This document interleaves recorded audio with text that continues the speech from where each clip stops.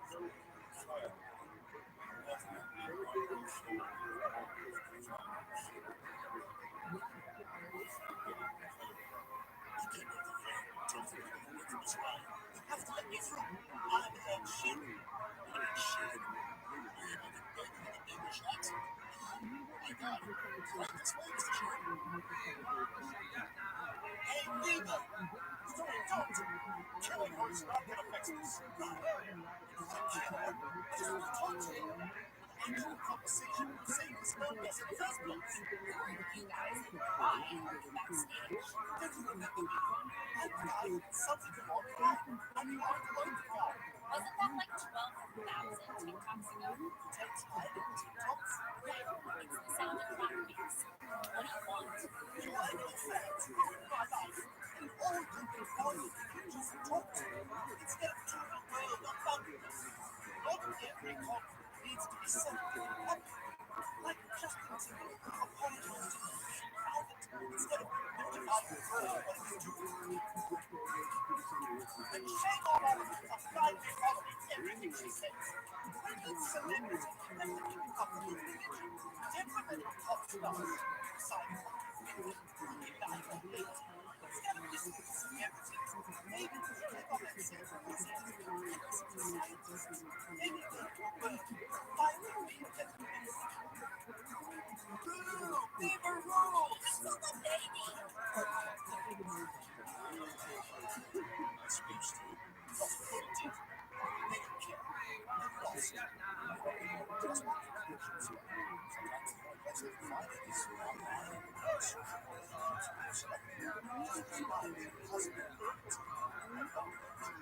We have someone on watching. I stitched your brother. He's pretty much himself except for next week. He lost his shirt.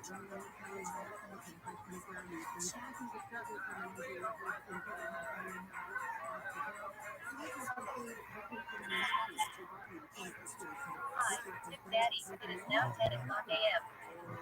Let's get you right. Someone else. Next time, just put a hand in the closet.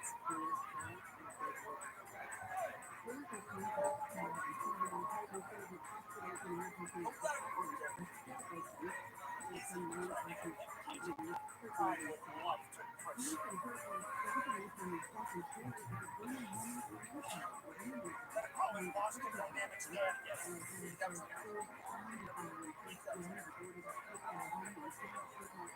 Yes, that's the future.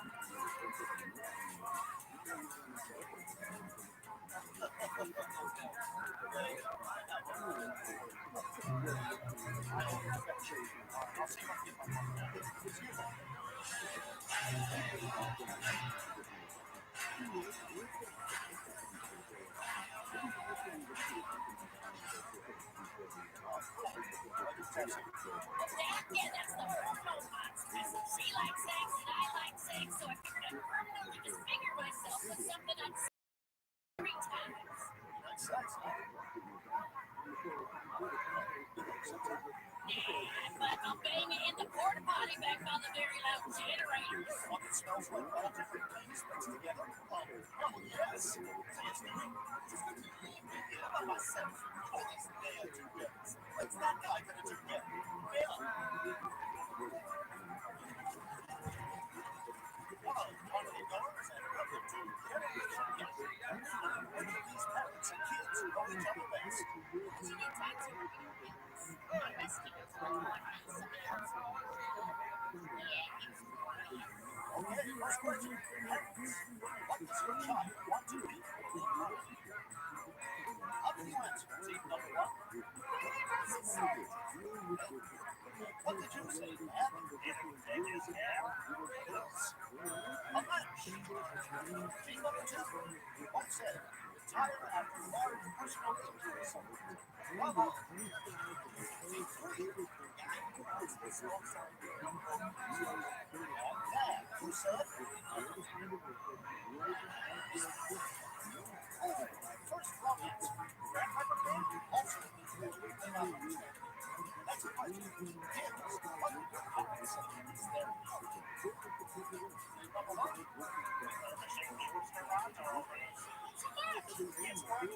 You just gotta fix the word. Okay,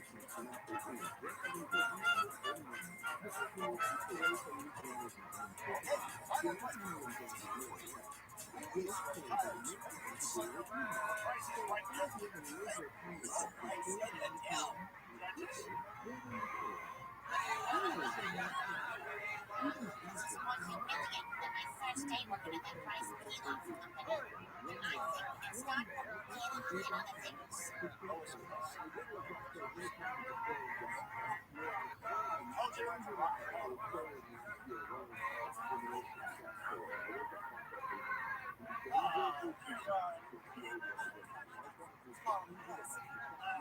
Amazing. I gotta tell you all about him.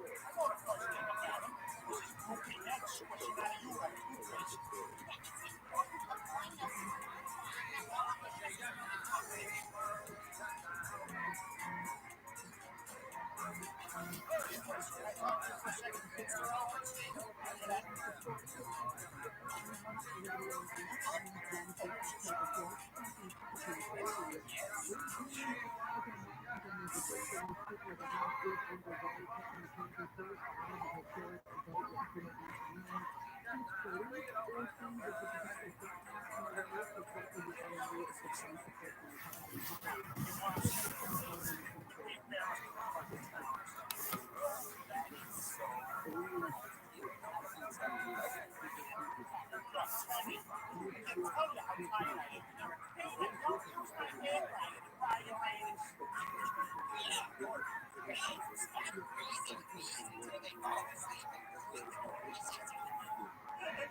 totally. Can't believe you noticed this stuff too. Oh, just let it go. Exactly. Sounds like logic. Looks like somebody works a pretty good mom magic. Never on my other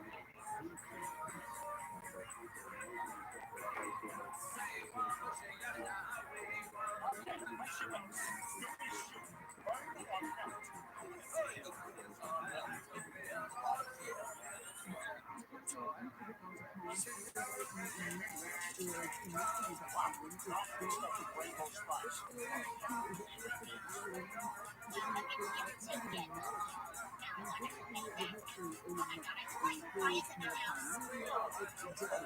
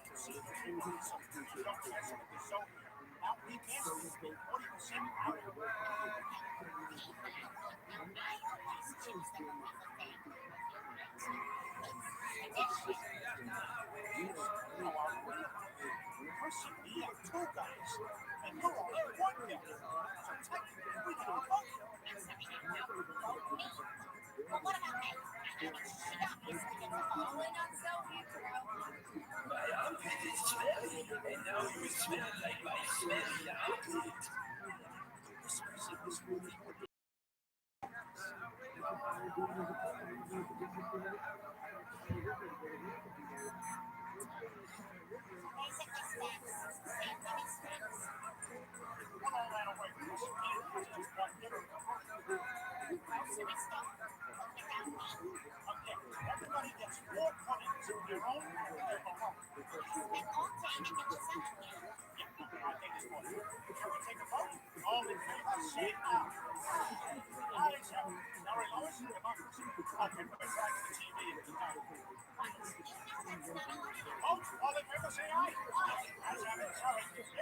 Damn it,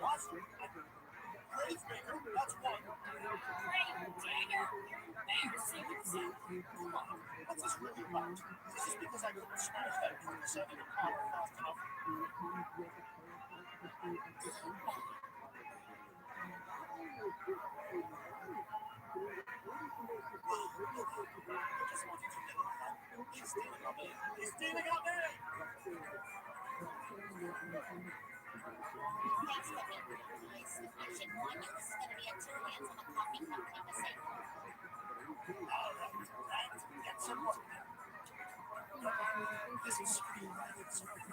Because I told him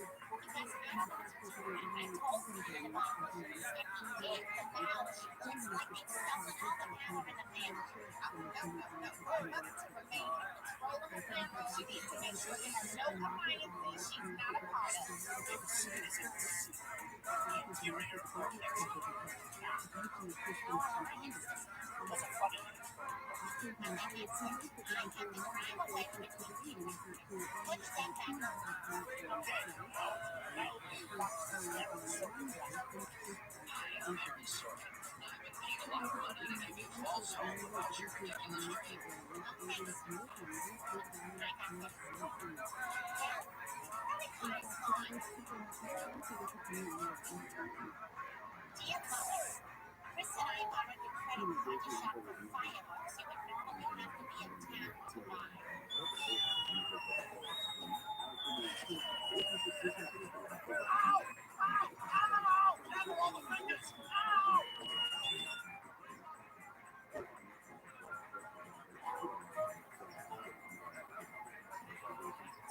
to put an end to this Peter Chris alliance.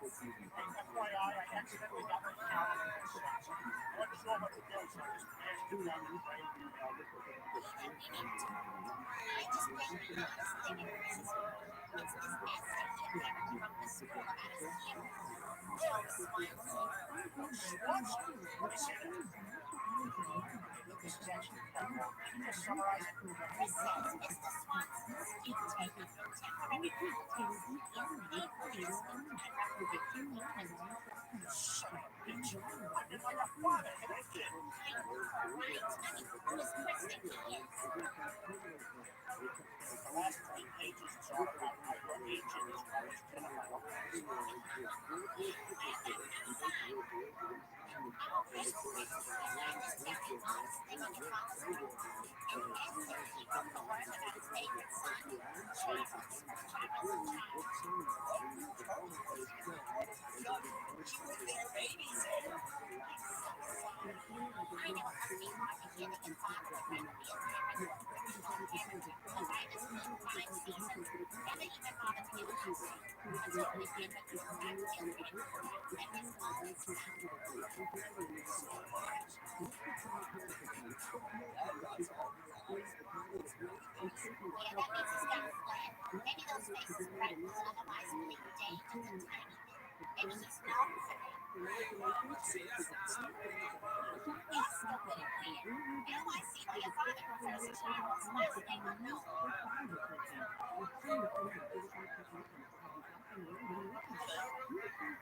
My name's Steve.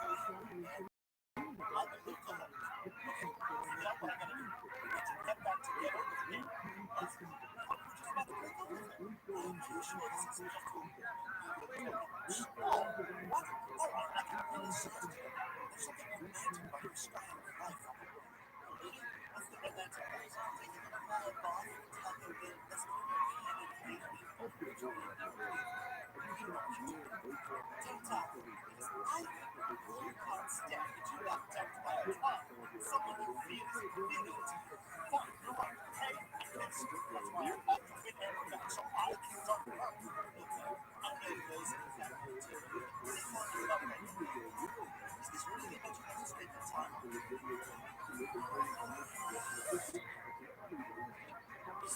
Well, why you said we were both gonna get top tennis now? This makes talking about the voicemail you left. Now I see it's all just really.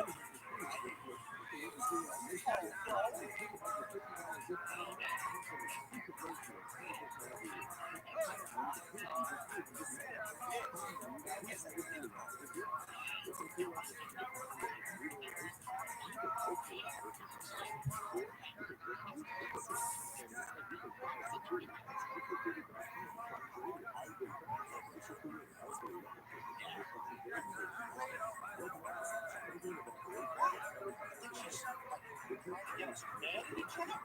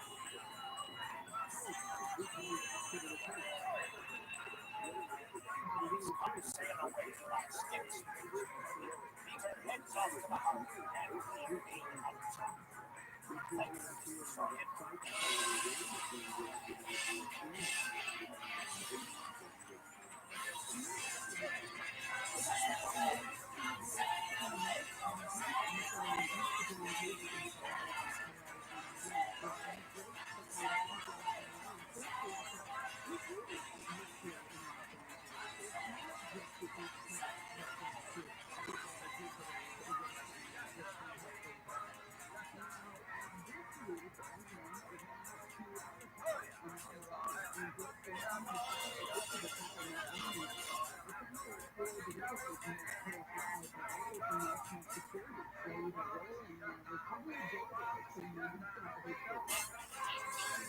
So first of all, we were on the current site with the and there are things that it's right. So I don't know.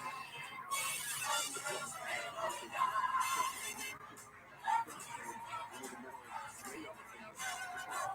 But as far as national security is concerned, because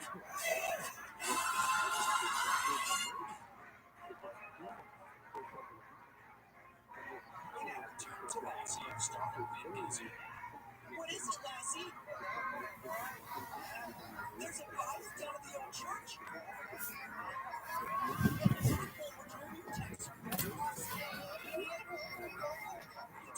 He went backstage at the kids' dreams and hits. Was he hosting or just presenting?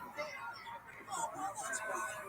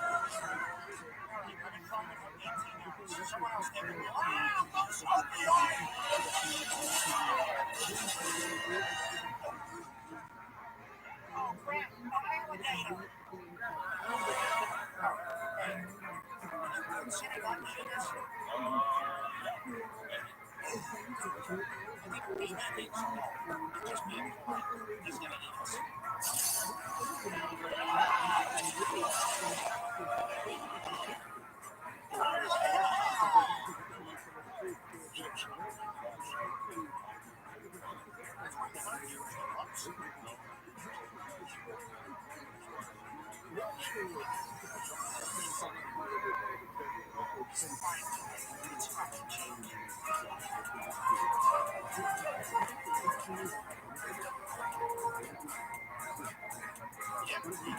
to space.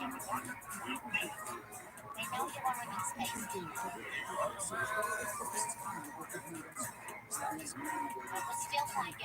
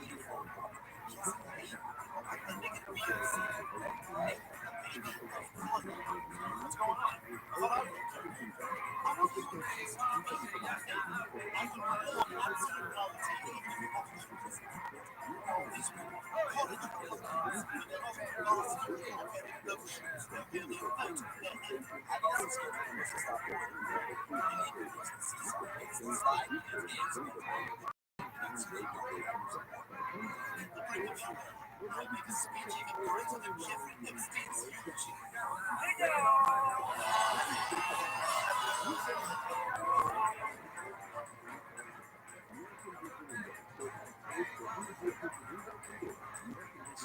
My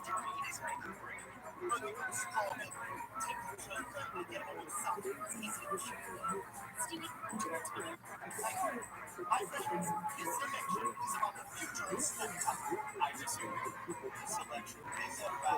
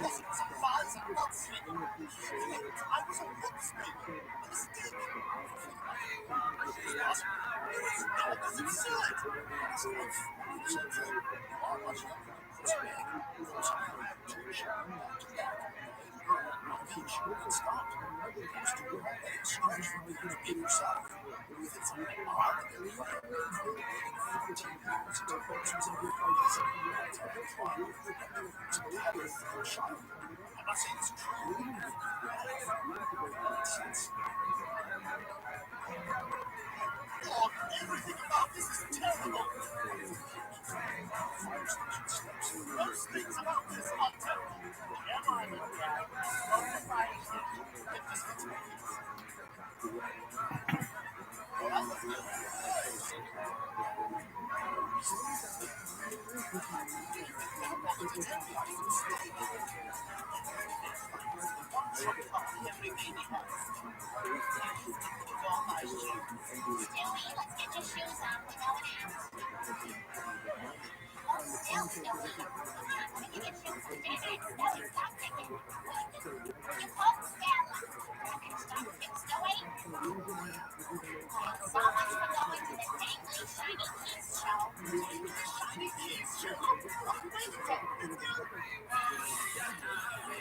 What do you want said about that? I don't know. I don't remember. Me neither, but this is amazing.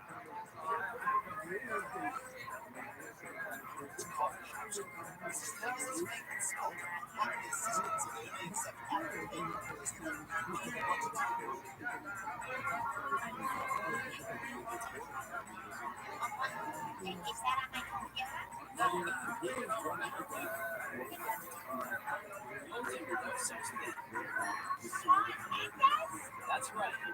So your mom is having trouble with the phone thing? I'll be there. Give me your phone. Here's your coffee. I'm afraid I'll bring it elsewhere. How do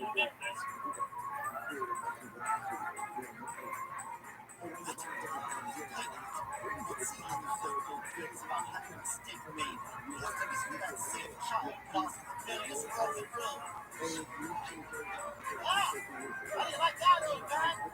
Too loud, you're too old. Hey, what's going on there? I like this show. What's supposed to be mad about this? I do have an issue with the volume. Well, hell yeah, it needs to be quiet. You're just a front punch. Damn, dude, this is supposed to be making you furious.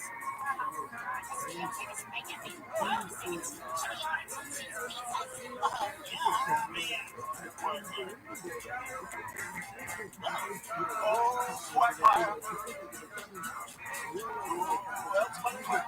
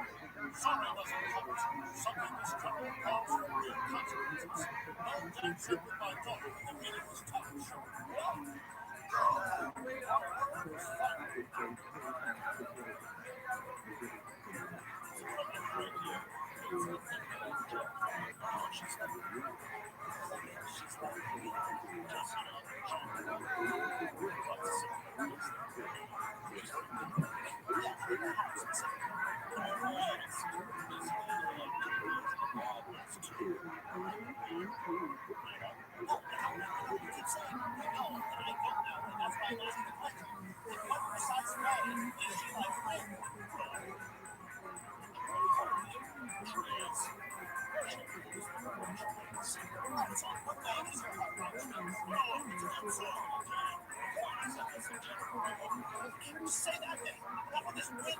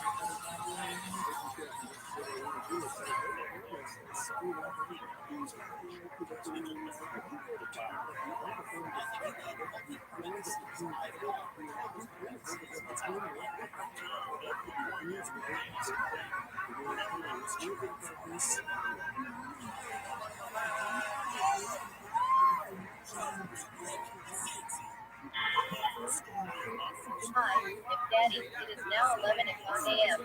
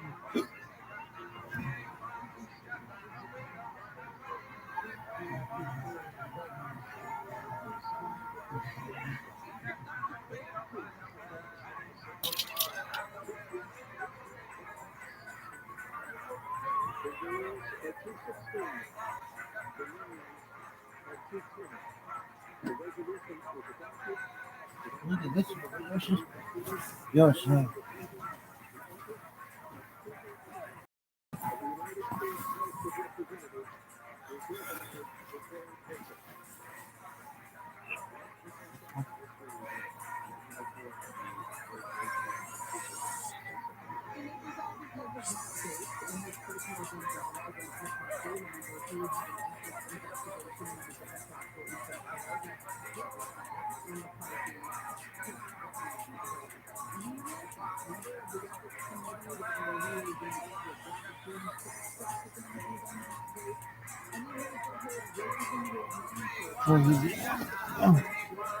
at this one.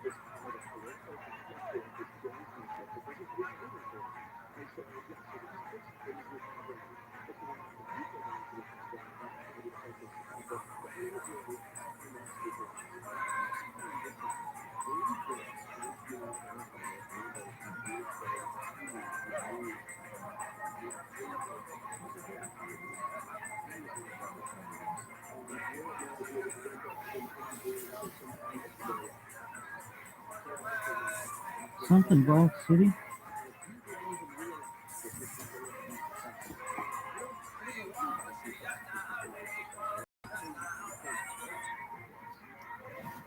This one.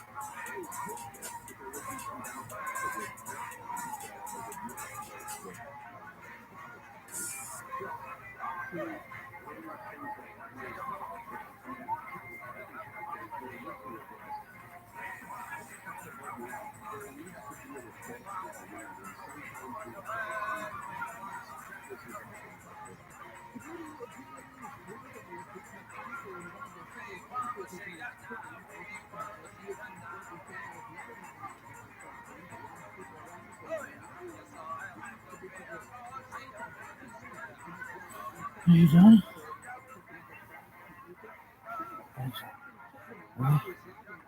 Could have been a defense. That's man. Like Sean Astin and Rudy. Where is he? Shows you doing. Got it down in the beginning. Take one with you.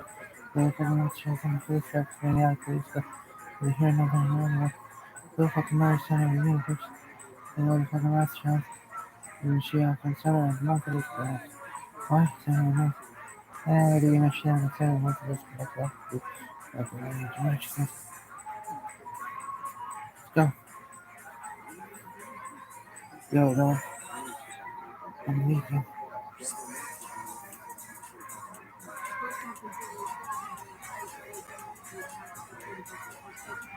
Less than 1 hour.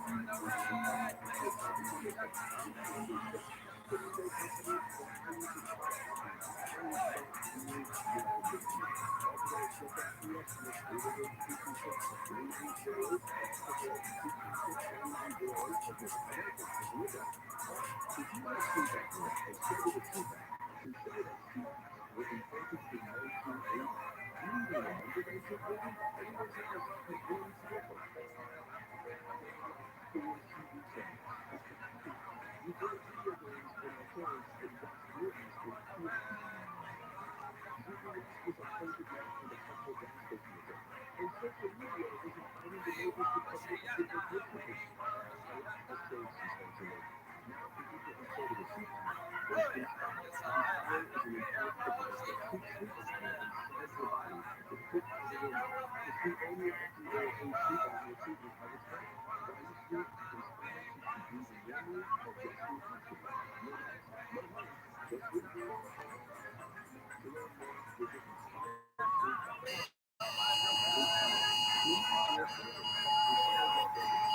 is annoying.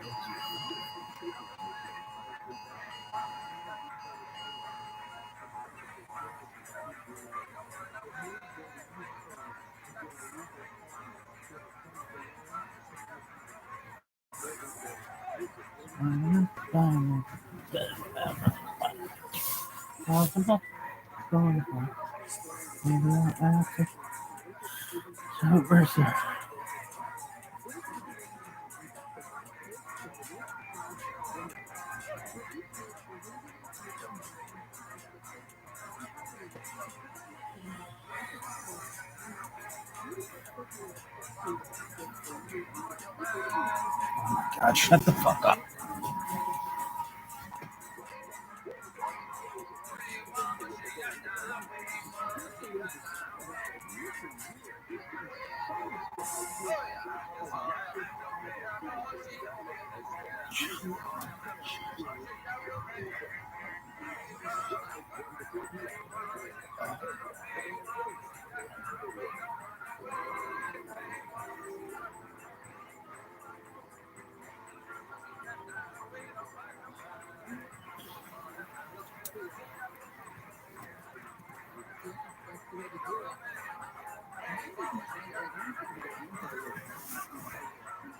No, pretty much you should be.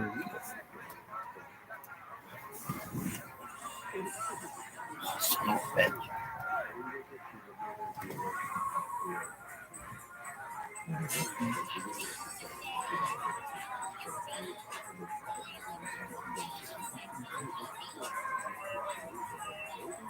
Yoshi. Yoshi. Yeah.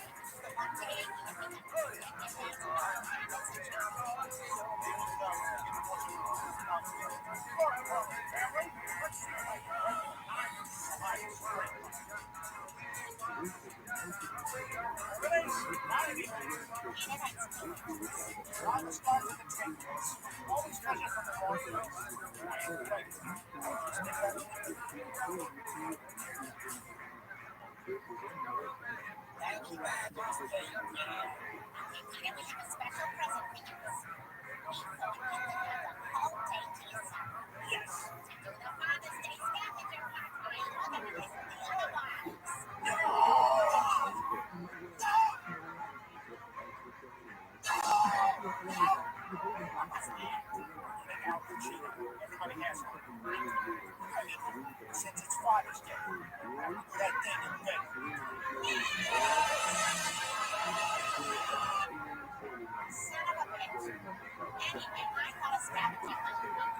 Dads don't want fun on Father's Day. They want to put their hand down their pants and watch a guy from a weird country win a golf tournament.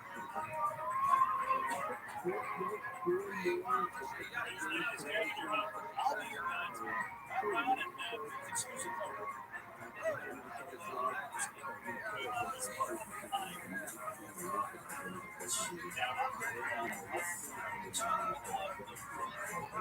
Let's open that first clue and start drilling.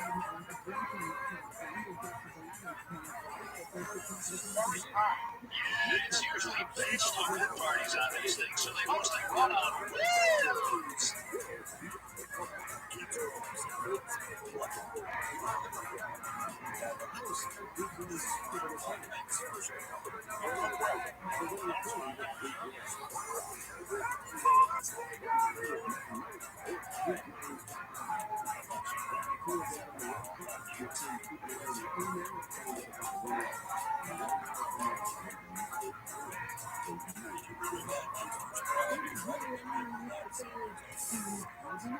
It's just a special way. How much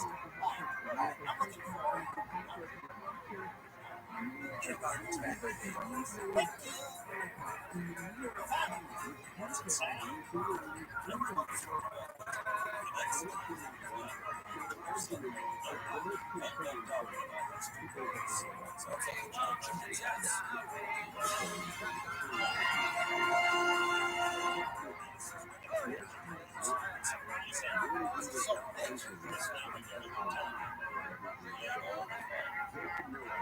Check this thing out.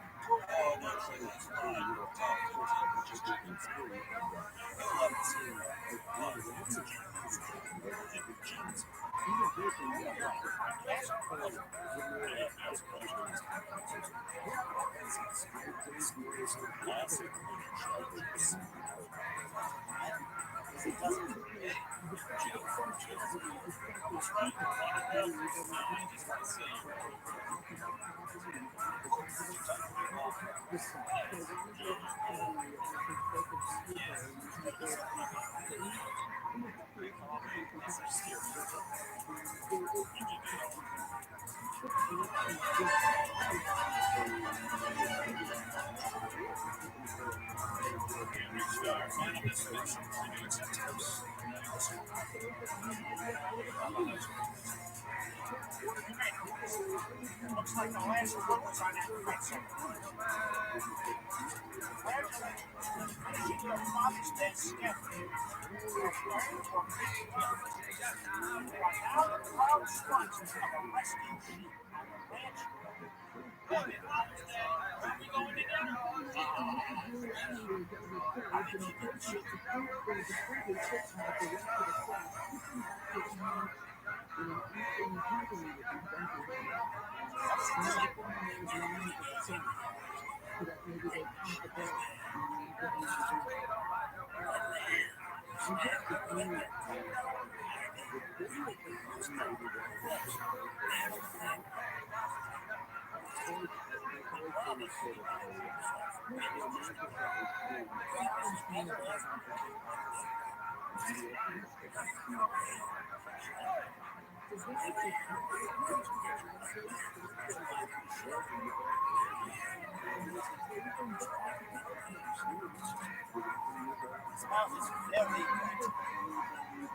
Just wait for the announcers like they're going to ask us some candy questions. Hey, hi.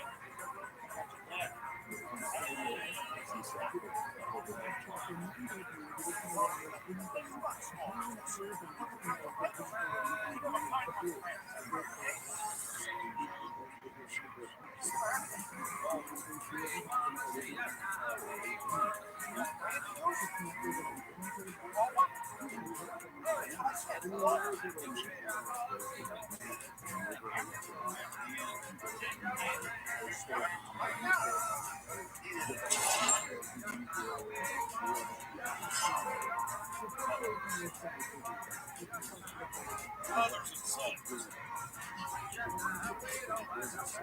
We talk about that all the time. Hey, you're Joe. Joe's gone. Guilty as I'm all fresh from down the park.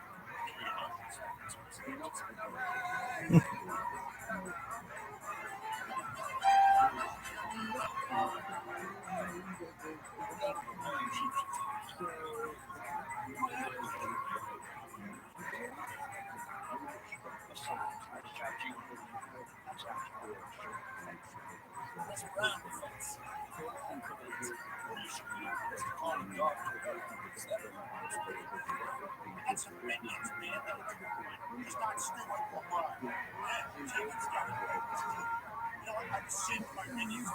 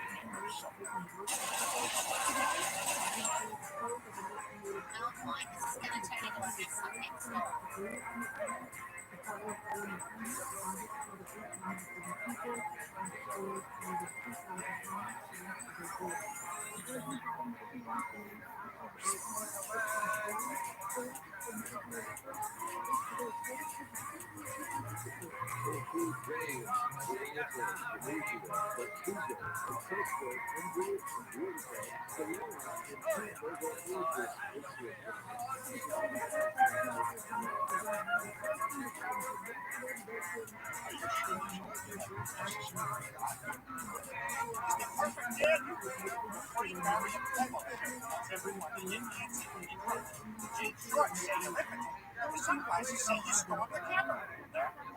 It's not like you were kneeling in a football game on a Sunday. Now you look like a man who's ready to be a kid.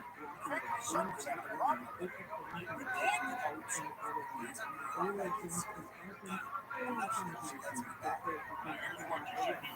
check out that machine dollar.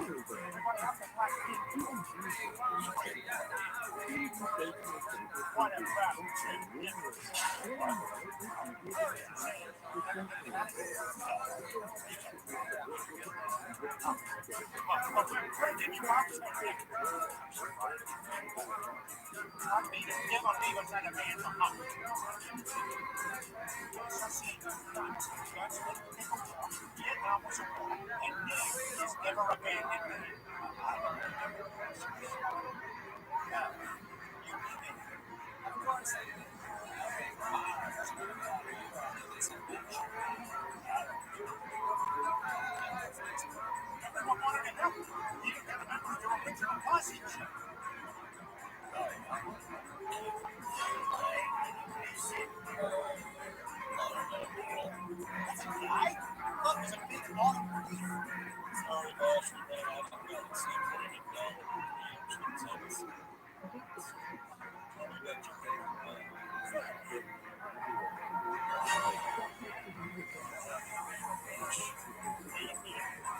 Expression, you know, open eyes, look flash,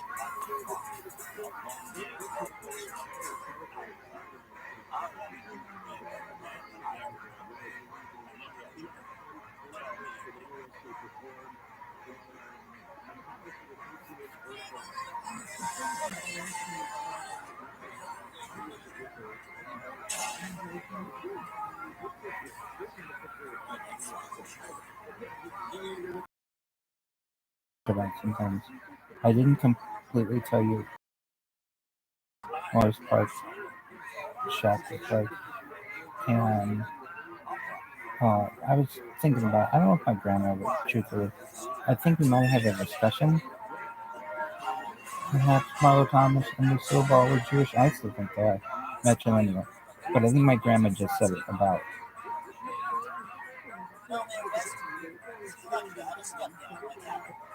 So Jesse Raphael and Ricky Lake.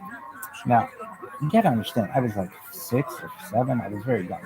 So I could see how I got confused with someone knowing that Lucille Ball was a redhead and Ricky Lake being a talk show host and Marlo Thomas being the spouse of the talk show host, and that got confused.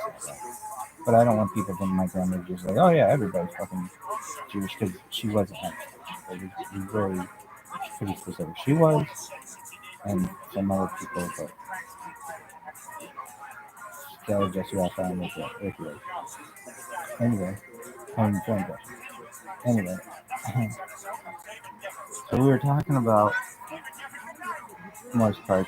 Do you have anything else to say about it? No, I remember it fondly, although I did not like the job. There have been jobs that I've had that I've liked. I did not like that job. It was a lot of physical work, but I didn't. It toughened me. It made me. I mean, it's good to get some shit from to get bullied a little bit. I think it builds character to some extent. What did you like least about it? As I recall, not so much the bullying, but the hours. The hours are really bad. Waking up every day at 3:30 in the morning, and I used to do. It made me really good at that too. But it made me a morning person, and to not fear the clock. Basically, there are a lot of people out there like, oh my god, I have to be up really, like, I have to be up really early in the morning. It's like, who the fuck gives a shit? Just go to bed early or whatever you can have to do, or just you're gonna be tired. I don't know how to describe it, but that's just some shit that happens. I would say that working nights really made me not fear hours at all. Though I would work crazy hours too. I'd be up crazy hours. But I did. I will say that I think I'm going to toughen on Jews. I think Jews probably would too. They have it too easily. We have it too easily. But I'm going to say your average Jew has it too easy. Why? I mean, generally, probably comfortable background and have, if they don't come in a two-parent home, perhaps both parents are involved. I'm not saying always, but a lot of times. And that's just not necessarily the norm for society. And so, I mean, people might say that I've been more comfortable back then. That isn't true. But it was a facade of a comfortable back then. And I did have a two-parent home. So people may be saying that you're the wrong person to be given the lesson, but I'm saying it the rest of your life online 24/7, 365. Anyway, describing, I'll say this though: the more people that you can have in a child's life, the earlier, the better. I mean, my parents would. I never had a babysitter ever. Um, I can say, kids would be like, "Oh yeah, that person was my babysitter for, or that person was my nanny or something like that, or my aunt there." Never had that. I think my parents were too cheap to have a babysitter. I did go to what we call nursery school, which was, it was not daycare. It was a school, as I recall. We called it nursery school. I guess it was somewhat daycare, though. But I don't know. It was a school. We learned things at it. It was not. I guess daycare to me is not as formal as this was. This is a school. It's called Rainbow Nursery School. Really? Yeah. And this is before Disney started suing all these um, like little mom and pop nurseries, like, I don't know, small businesses, from using their logos and trademark characters. So at least where I went to school, it had Winnie the Pooh on the walls. I remember that. It had this big mural of Winnie the Pooh on the wall. It was called Winnie the Pooh Nursery School or something like that. Maybe it was Winnie the Pooh Daycare, but I recall it was different than daycare. I mean, I know we had a class photo. I can tell you that, and maybe it was. I mean, we had nap time, but I mean, I think it was for kids ages like 3 to 5 or something like that. It was what I went to before preschool, and then I went to before, I went to preschool for example. You should learn all about that. Some rabbits me back on it. Yeah. We understand Sally Jeffrey Raphael and Ricky Lake. We get that. And who gives a flying fuck about the arrangement of the fucking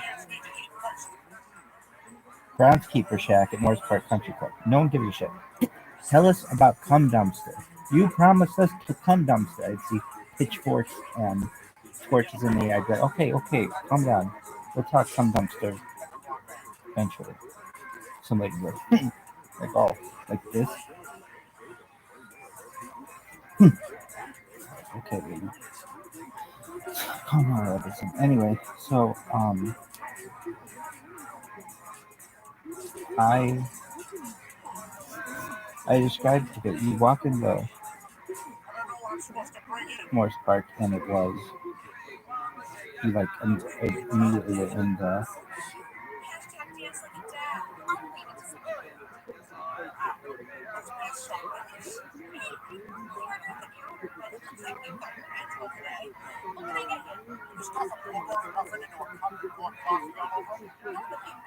where are you looking? There's this cord that's randomly moving that was moving like pretty swiftly. I don't know. Anyway, where it goes. Ooh.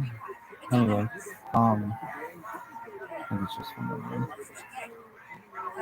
What did you do? I was describing Morris Park's club, not the clubhouse, because I don't want to say I was never in there. I was in there once.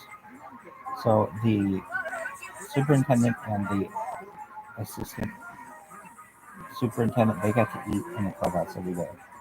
And for some reason, something happened on the golf course, and we had to go tell them about something. So that meant we got to go inside the clubhouse dinner area or neighborhood lounge. And we were always like, we always wondered, like, what was the food like? I mean, literally, this is a lot like, I don't know, Caddyshack or like how the other side lives. And, you know, what else was I going to say? I was like really thinking, like, did I cover everything? I covered just about everything.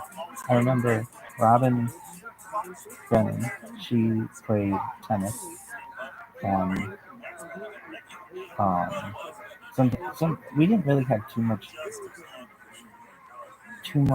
um,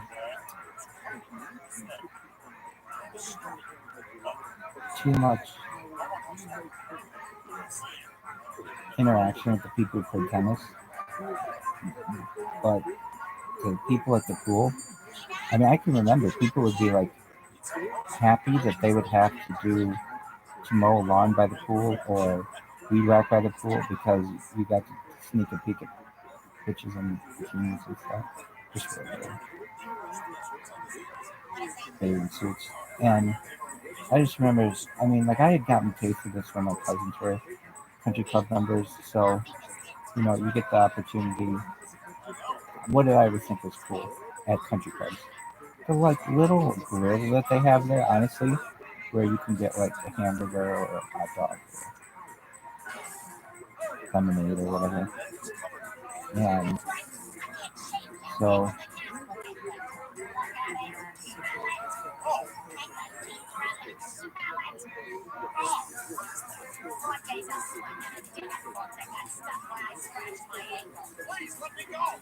I ended up I can tell you that the way that things would go at the golf course, you would work. Okay, there were like permanent people who were there, and who were the permanent people that you remember? Well, Ted Fujawa, and then the other guy, the nice mechanic, um, or Teddy Fujawa, the nice mechanic. 1 year was Ted Fujawa, and the next year was a nice mechanic, and I don't know what those numbers in comparison. I remember this one guy with whom I worked the first year. His name was Dave. He was that teacher. That was his name. And I was thinking, like, man, it's really amazing that I could remember all these people's names because I can't remember all the people's names of the people with whom I worked at other places. But I remember most of them. And did you like Dave? Yeah, Dave was a nice guy. He was a teacher. And, you know, again, I was always on the talk politics in the university. And I think I just annoyed the fuck out of people. I mean, I know I did. I talked to, I mean, they did that to be like, oh my god, shut the fuck up. And, I know they had to be. But anyway,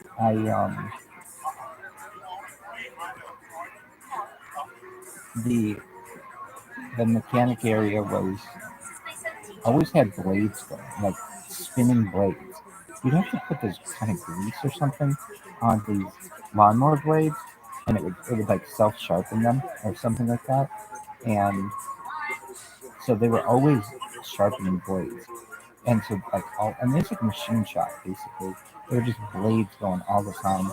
And it was just if you tripped or something, you could seriously, and again, I'm surprised really on a golf course, I'm surprised more people don't hurt themselves. They should really have that, whatever that technology is of the circular saws that you can put your finger in it and it'll just barely cut your finger. They should have that type of technology on lawnmowers. I know somebody who cut off part of their foot with a lawnmower when they were a kid, and I can tell you, I could have been really hurt with a lawnmower and other types of equipment. I think that equipment should be standardized. I know it would take a little while to do, but it just won't cause as much damage and amputations and stuff. But the equipment with which we were using was heavy equipment, really big equipment. We had, okay, so what did they have? It was, it was kind of, I don't want to say cool, but it was kind of cool how we would, we had a shack. So, okay, so you had this little this little break area where, and I was thinking, did we have hats? No, we did not have hats. But I remember my friend Peter had like this big like, it wasn't sombrero, but it was kind of like it's like a sun hat, and I don't think, yeah, I don't think those people wear hats. Well, no, everybody wore a hat. You just wore whatever. They weren't like hard hats. Um, but we did get shirts, and I got a sweatshirt one year, and I held on to that sweatshirt for a long time. And I don't want to say, it's not like the sweatshirt was brand new. It had a big tear in it when I got it. So, but I remember Jimmy going, "Didn't I give you a sweatshirt?" I'm like, "I don't know about it. It's really cool." Anyway, and we get um we get uniform shirts, and then what kind of pants did you wear? I think cargo pants. For the most part, everybody wore cargo pants, and then I remember some of the guys would roll up their shirts like so that they wouldn't get a line at farmer's stand here. They would roll up their shirts like this, and so that their arms would at least get tan. But all of our chests were just bright white, and um, what else did you do? Well, okay, so then we had the locker room that was off of the lounge, and then Jimmy's office, which was also off of the lounge. Then, so because it's like how was this? I, I want to say, I want to say that was a south of the building had 3 rooms. The far south was Jimmy's office, this little kitchen. It wasn't a kitchen, though. It's just it had a refrigerator, it had a microwave, and there was no TV. I think Jimmy had a TV in his. Jimmy have a TV in his house? Maybe. I don't think so. Might have it. And there was no radio. There was a radio in the other room. I don't think there was a TV. Honestly, I'm almost. I don't think there was a TV. And then there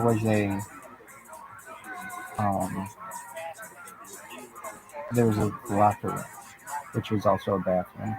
And they had this. This is the first time I met these people from a company like, what is that company?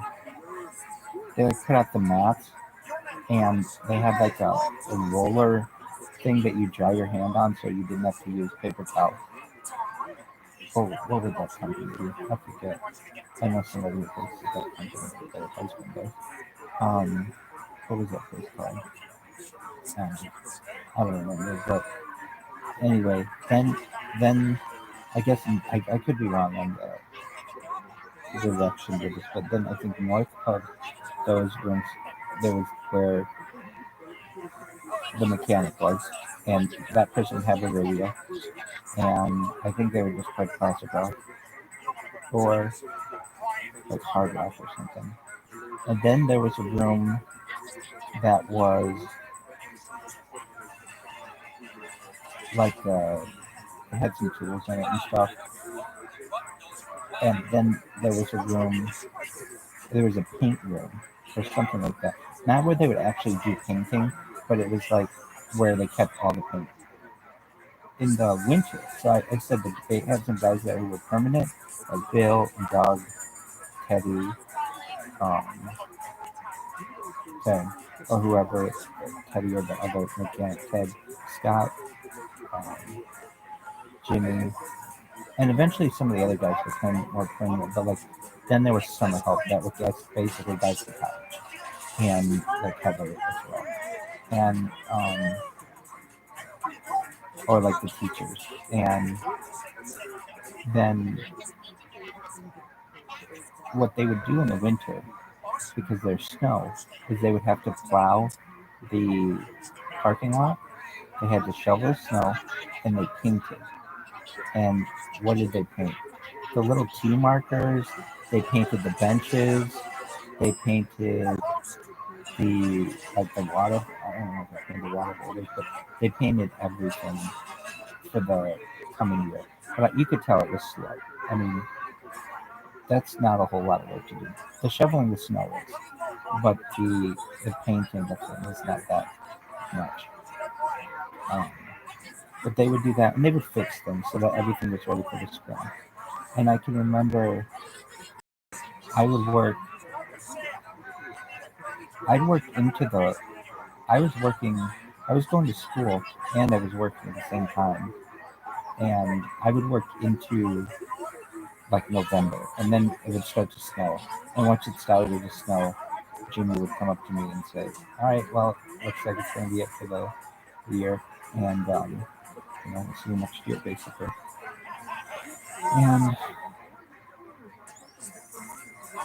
And I was fine with that. I honestly did not want to work while I was going to school. I wanted to just focus on something. But that's when he needed me. He needed, he didn't really need me in the summer, but I remember he needed me in the fall and in the spring because usually those college kids were all down going to college still. And I was in high school, so I was close enough that I could continue to work, and that's when they needed my help. And that's when I would mow greens in the mornings, and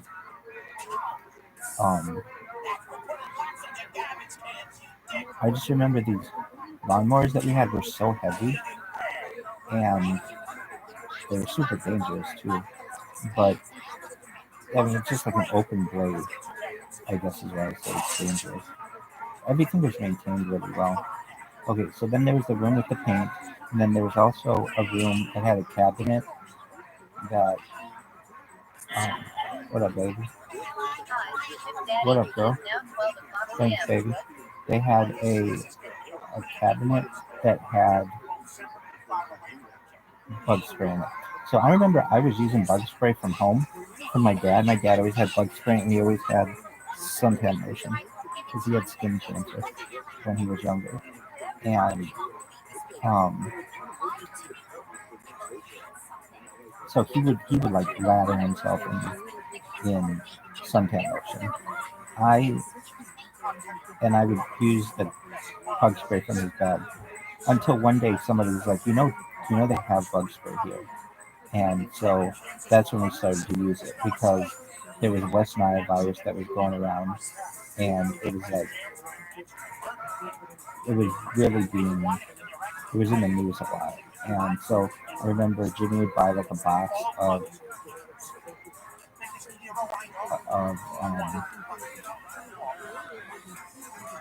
I remember it had his bug spray, and I remember Deep was really big on it. Either Jimmy or somebody was like, "Yeah, that's the stuff that you want," even though Deep probably isn't very healthy for you. It would keep away the bugs, but not that well. I mean, it did better than normal bug spray. However, we would fucking bathe in this stuff, and you'd have bugs all over the house. You'd have mosquitoes all over you. The mosquitoes there, I'm sure they're bad. I'm sure they're worse in like the swamp area, but it was humid, and these things were every. I can remember the worst I would get these. They were like, I think they're called sand mites or something like that, and they would chew up your like they'd be in the sand traps, and they would chew up your ankles and stuff. And I can remember. Okay, so just finish describing the fucking chat. So then there was a big like a big room, actually two big rooms. There was like a big barn and two big barns basically, and there was like some of them. There was like they had built like shelves or like a one big shelf so you could put stuff above. Like they would put like old trash cans up there that were ready if some of the other trash cans were gone or something, or like dented or something, and stuff they had painted was up there. Then there was then they had all of the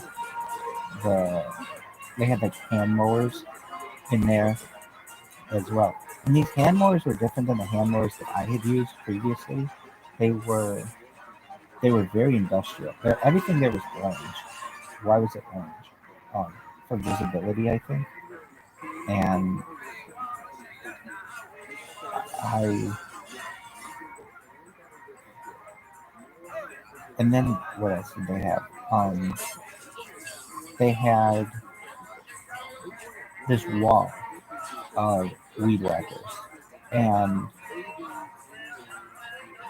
the best weed whackers that they had there were Honda weed whackers, and we only had a few of them. So whenever we had to weed whack, the guys who knew all the good equipment would go and grab those first, and it was like then the other people as I was weed whack, okay, I'll just grab them. We also had on the wall these we had the sharp rakes, and then they also had we had um we had blowers. They had some backpack blowers. Oh yeah, they had these big blowers that you use for a green, and those were underneath that shelf.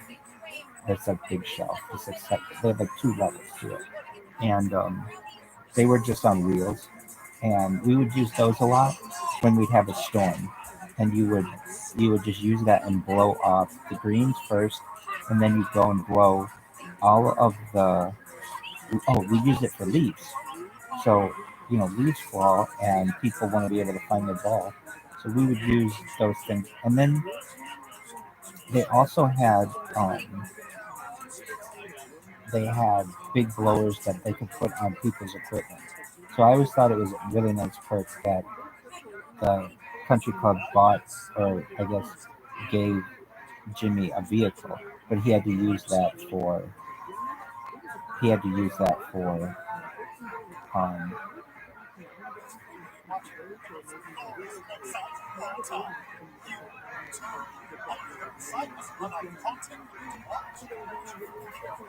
he had to use that for work as well, and so he could put a big blower on that. Then we also had a bobcat, which was like almost like a bulldozer like thing. Is that what it was? It was like wasn't a bulldozer, but it was like had a big shovel on it, and it had like one on the back or something. It was kind of like a bulldozer though. Anyway, and then you could put a big blower on that. Then we had um, the golf carts. Well, I shouldn't say that. We had the workmen, and again, I remember when we got the workmen, I remember asking Jimmy, "Why don't you get this equipment with automatic transmission?" And I did not know automatic transmission was more expensive. And since this is just work equipment, and the reason why was because I couldn't, when I first got there, I couldn't drive stick. I learned how to. That's where I learned how to drive stick shift. I would say I learned from this guy John, and I remember they taught me, and then everybody was like, "So how's it going?" and all that kind of stuff. They looked out for me. I mean, they bullied me, but they looked out for me, and we had rags because we were always having to check oil and stuff, and so we had these like red rags that we would use, and then I just remember it was so much fun on Friday on Friday at like from 11 o'clock to 1 o'clock, because normally all the work for the week had been done, all the greens had been mowed, everything was done, and we would clean the we clean the shack, and then we would park all of the equipment in the shack. And the way that we would arrange it, it was like every inch of the floor was taken up by a vehicle, literally, like every inch. And Um, really I mean, like a lot, like there were either mowers everywhere, and like we always had to wait. The first, well, there was like a certain kind of arrangement that you had within these barns of where all the equipment went, and there's just fumes going all over the place. And we'd all back everything in so that you could just drive it out. Everything was always backed in, and I can remember, like, guys would, when they come in for lunch, they would be on. They, like everybody had their own vehicle basically. Not everyone, but either like teams of two would have vehicles, or or you'd be on a mower or something. And I mean, maintaining a golf course is a lot of work. We also had this one vehicle that would not get parked inside. It was an old Dodge truck, this old blue Dodge truck that was a stick shift truck. I never drove that, but I did eventually have a manual convertible for some time, a little Miata, and the only reason why I knew how to drive it was because of horsepower, and it was like it becomes like second nature to you when you've done it enough. But when you're first learning, it's kind of a pain in the ass. And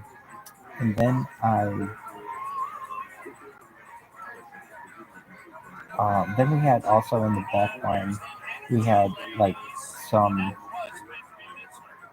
uh, we stored where the divot stuff was, if I recall. Or no, they stored seed in there. And then, I don't know how expensive the seed was. I thought it was so expensive. They told me like a bag of seed was like $1,000. And I just thought that was so expensive. And you could only use a little scoop of it in like a big bin. Anything else? Oh, so this old Dodge truck. Well, it's kind of fun. I mean, you didn't always do things safely there. I'm not saying like safety wasn't encouraged, but it was just different. I mean, I definitely don't want to say Jimmy ran an unsafe operation because he didn't. He had ear protection, he had eye protection. That's better than a lot of places. But and like he didn't want me using a radio. I mean, he wanted to follow OSHA as best as he could. But when you're on a golf course, it's kind of agricultural. I think I described yesterday what I was doing among lines of agriculture. It wasn't really done, it's more horticultural, but there used to not be a law, at least where I was, where so you could, when I was like a little kid, you could ride in a pickup truck in the bed. You could ride in a pickup truck in the bed without a seatbelt, and you'd see kids in the back of the pickup truck, the whole family back there. And that got to be dangerous because if that car ever gets in an accident, those kids aren't restrained or those people aren't restrained, and they'll go flying and perhaps get very hurt or die. But we could ride in the back of this pickup without. So there was a pickup. I don't want to say we did it a lot, but maybe like just across the golf course, never on the road, and no police officers gonna be on the golf course. I mean, I honestly don't think that the blue truck, I'm sure it didn't have insurance, and I'm sure it wasn't plated. It was like a work vehicle that we had, but it was really old. And I want to say this thing was maybe from the 50s or 60s or something, or no, the 60s or 70s or something. And this was the late 90s or maybe. I do remember some of the people's vehicles. Bill had a gold truck. I remember that. I think Ernesto had a. He had like some kind of little car. Kyle had a little. He had like a Honda or something. What did I rode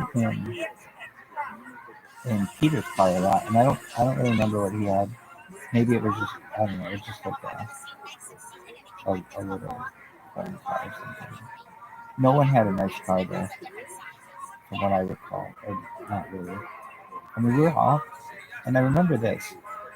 So I was making $6.15 an hour, something like that. $6.10 an hour.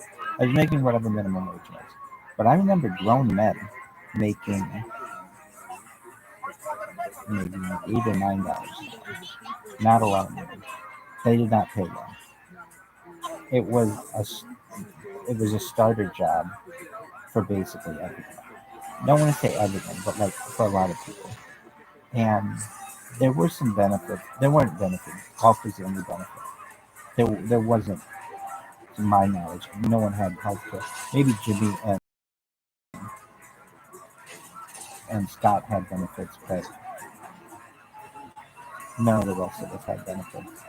Um, and I just remember we'd work 8 hours straight, and we'd get 15-minute break. 15. We get 20 minutes for lunch, but we would not.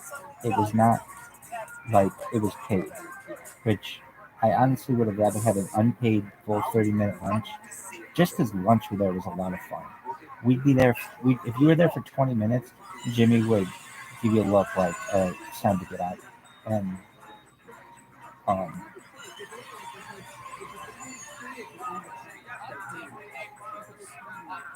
and there was no 15. Like I've worked in environments where the the organization was very strict on the 15-minute breaks and the 30-minute lunch and all of that. And you didn't disturb employees and all of that.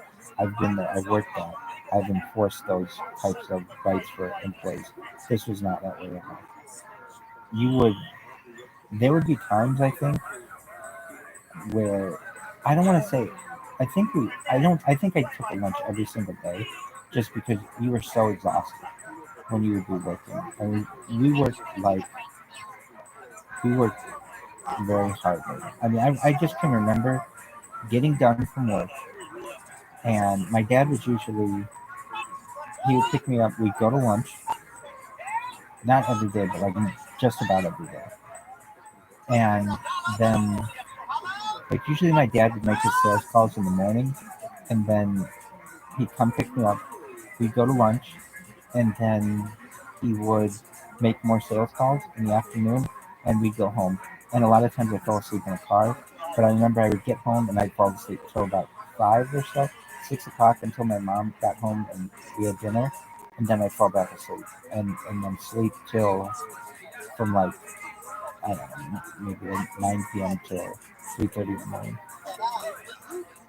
I remember being on um, the practice tee, and these fucking flies would be all over me, gnats and shit. Oh, I remember this too. This still impacts me. We were on the Workman. My there were some like little hills on the golf course. I forget what holes. Maybe like between holes.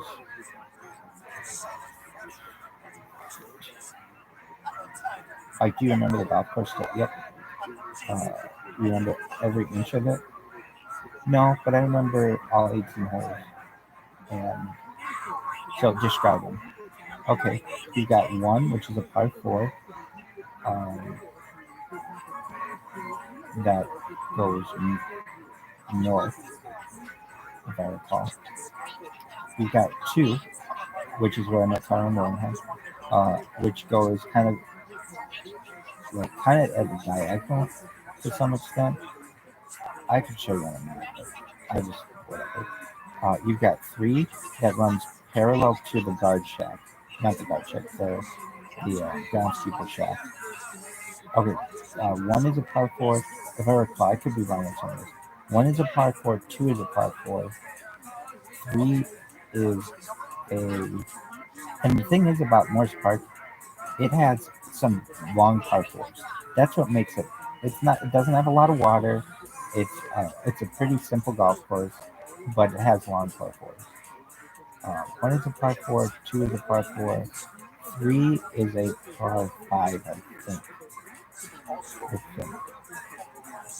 And three has some water on the right hand side. And the ponds there would have little fountains. I think all of them. And then 4 is a short par 3. That's where I put the ball like within a foot of the hole one time. Uh, 4 is a par 3. 5, I think 5. So where these mounds were, I think 5 and 6 are either. I think one's a par 4, and the other might be a par 5. 6 is, I think, a par 4. 7 is a par 4. That's like it's in the corner of the golf course. 8 is a par 4. Wait, think about it. 4 is a par 3. 5 is a par 4. 6 is a par 4. 7 is a par 4. Oh, yeah. 5 is a par 5, I think. 6, 5 is a par 4. 6 is a par 5. It's something like that. Where this par 5, one of the par 4s is very close to the par 5. It's like not that different. They're kind of similar. Um, 7 goes like perpendicular to the practice tee. 8 is in the corner, and it's like 8. The biggest hill on the golf course is either on hole 8 or hole 10. Oh, other people I saw there one time. I don't know. I think it's the Tiger, the Basing guy, whatever that guy's name was. That he was a nice guy. He had this fucking. I don't know if he's a nice guy. His daughter did it. But what was his name? Jim Basing or something like that. He owned. What the fuck is his name? He owned the Honda dealership. Basing Hondas, and that's a fact at the end of his commercials. Um, who else members there? The lady who owned the Vine, which is a restaurant that I would frequent, she was a member there. And my mom's friend was a member there, Rachel something, who was a very good golfer. So shout out to Rachel and her friend. Really, yeah. And Rachel was, I would say, one of the. I think she's married now, but she was, I think, the first person I knew who was. She was very pretty, but I think she's a lesbian. She's a lesbian. Is that offensive? She's lesbian, not a lesbian. Like she's not a gay. She's lesbian. Um, but I don't know if you know before the action. Like that makes sense. Christian people are fucking bisexual, but that was kind of a lesson to me when my mom worked. Uh, what's her name? Rachel. Um, she sat 2 seats over from my mom, and that was never a big deal. I remember thinking that this lady was pretty, and she is, and she's a very good golfer. But it was never like it was never considered a bad thing, and not that it should have been. But that was my mom. They were like work counterparts, and Rachel's a very good real estate agent as well. Um, I don't, but I mean, it just goes to show you, like my parents. I'm sure. I don't know if they have gay, like really close gay friends. I don't know that, but sexuality is never really discussed. But um, I think Rachel probably would have been the first person who I know was openly lesbian. And she's a trailblazer, when, especially there, it was like not a thing. But and she used to play golf, and again, I think she's very attractive. She's very pretty lady. Um, and anyone else that you remember playing golf now? No. Anyway,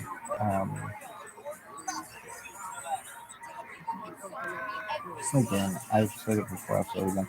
We used to watch these ladies in the women's golf league on Tuesday, and we never wanted to piss them off. So what we do for any member who was there, this was kind of a perk.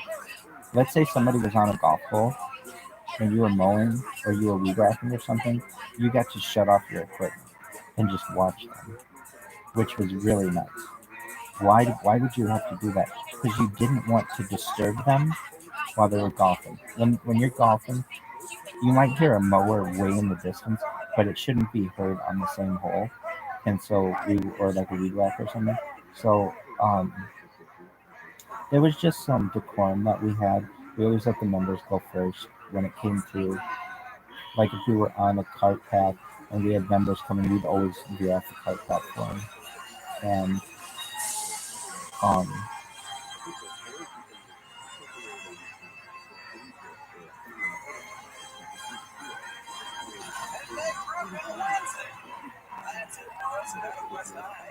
and I remember, I don't know if Rachel learned something, I forget. But something like that. Anyway, we would, and we were always to be very considerate of the members. I remember that was something that was different. It was like if you were working, you got a little break whenever people were golfing, but they would surprise you because they're in electric golf carts and they don't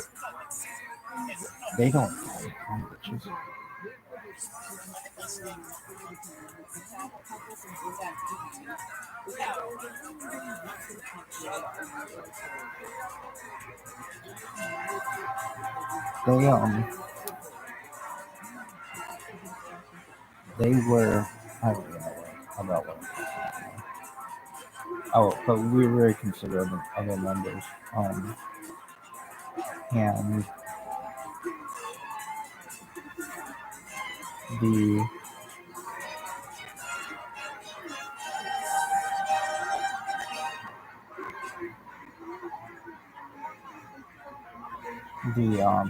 one of the perks is that if there was a member on your hole or a member close to your hole, you got to shut off your equipment. And then, I mean, you didn't have to watch them. You could inspect your equipment, see how much gasoline you had. But a lot of times we watched them golf, and we just wondered what that life was like.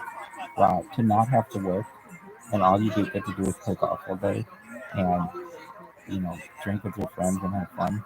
Now, that's something. They did not have like a drink girl. Oh, dude, the drink girl at a golf course is like the hottest thing.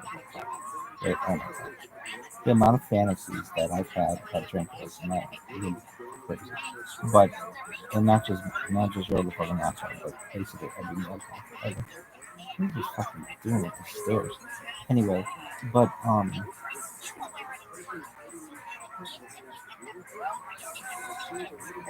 but during the invitational, they would have uh, I think 2 or 3 drink stations, which were amazing. What were they? They just had beer at these drink stations, but they also had Gatorade. And I never had I didn't know how the place worked, so I didn't want to get in trouble. But I remember working with some guys, and they'd be like, "Oh yeah, you can go up to them, and they'll give you a Gatorade."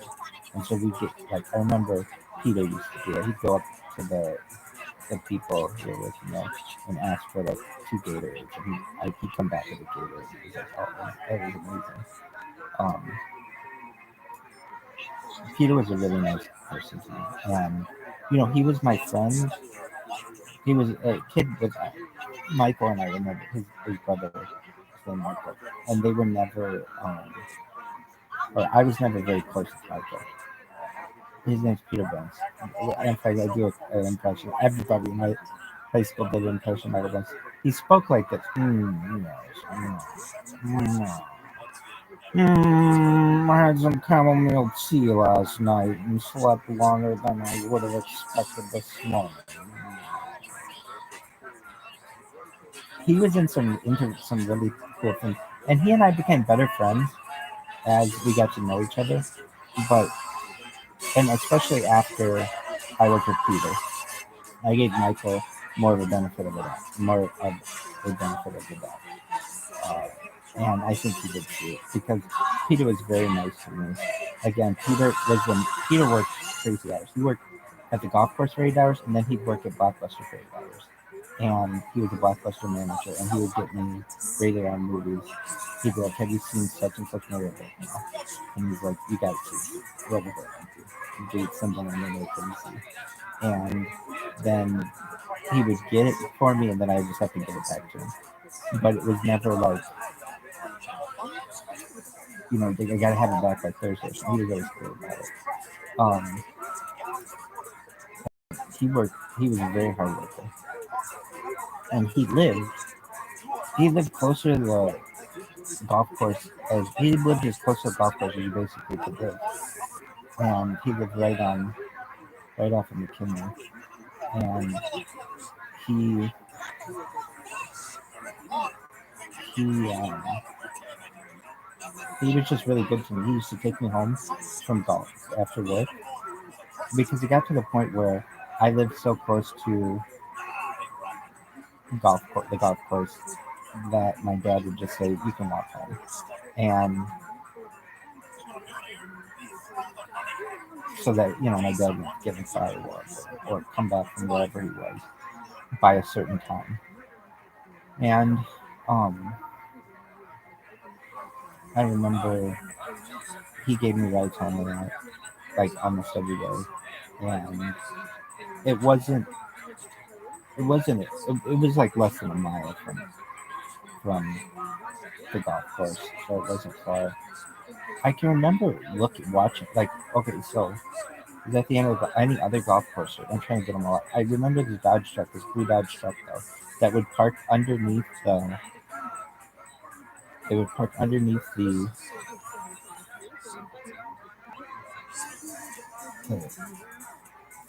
like like where we worked. It was like in a forest basically. There's a huge canopy of trees, and like it would have sticks and stuff that would fall on it. But this truck would work. I mean, and it had a bed that had like it wasn't metal. It had like wood, like plywood in the back. I remember that. And again, I did not like this job. It was a lot of work. I mean, I liked other jobs that I've had more than that, but it was a good job for me. It was a really good job. And I said it before, I'll say it again. I would always appreciate everything Jimmy has done for our family. He'd have a very special place in Judaism. And for many reasons. For what he's done for me, but he also helped my dad a lot. My dad would have customers or friends in town, and Jimmy always let him play at the golf course for free. And um, he, so long as it was a Monday, and that was always very nice of him. Anything else you want to say about the golf course? Oh, I was describing the holes. So eight's in the corner by Tuffy and by Dr. Walk. My friend David Walk's grandpa, which is where my grandfather went. Sometimes there's eyes. And then 9 is a short par 3 into.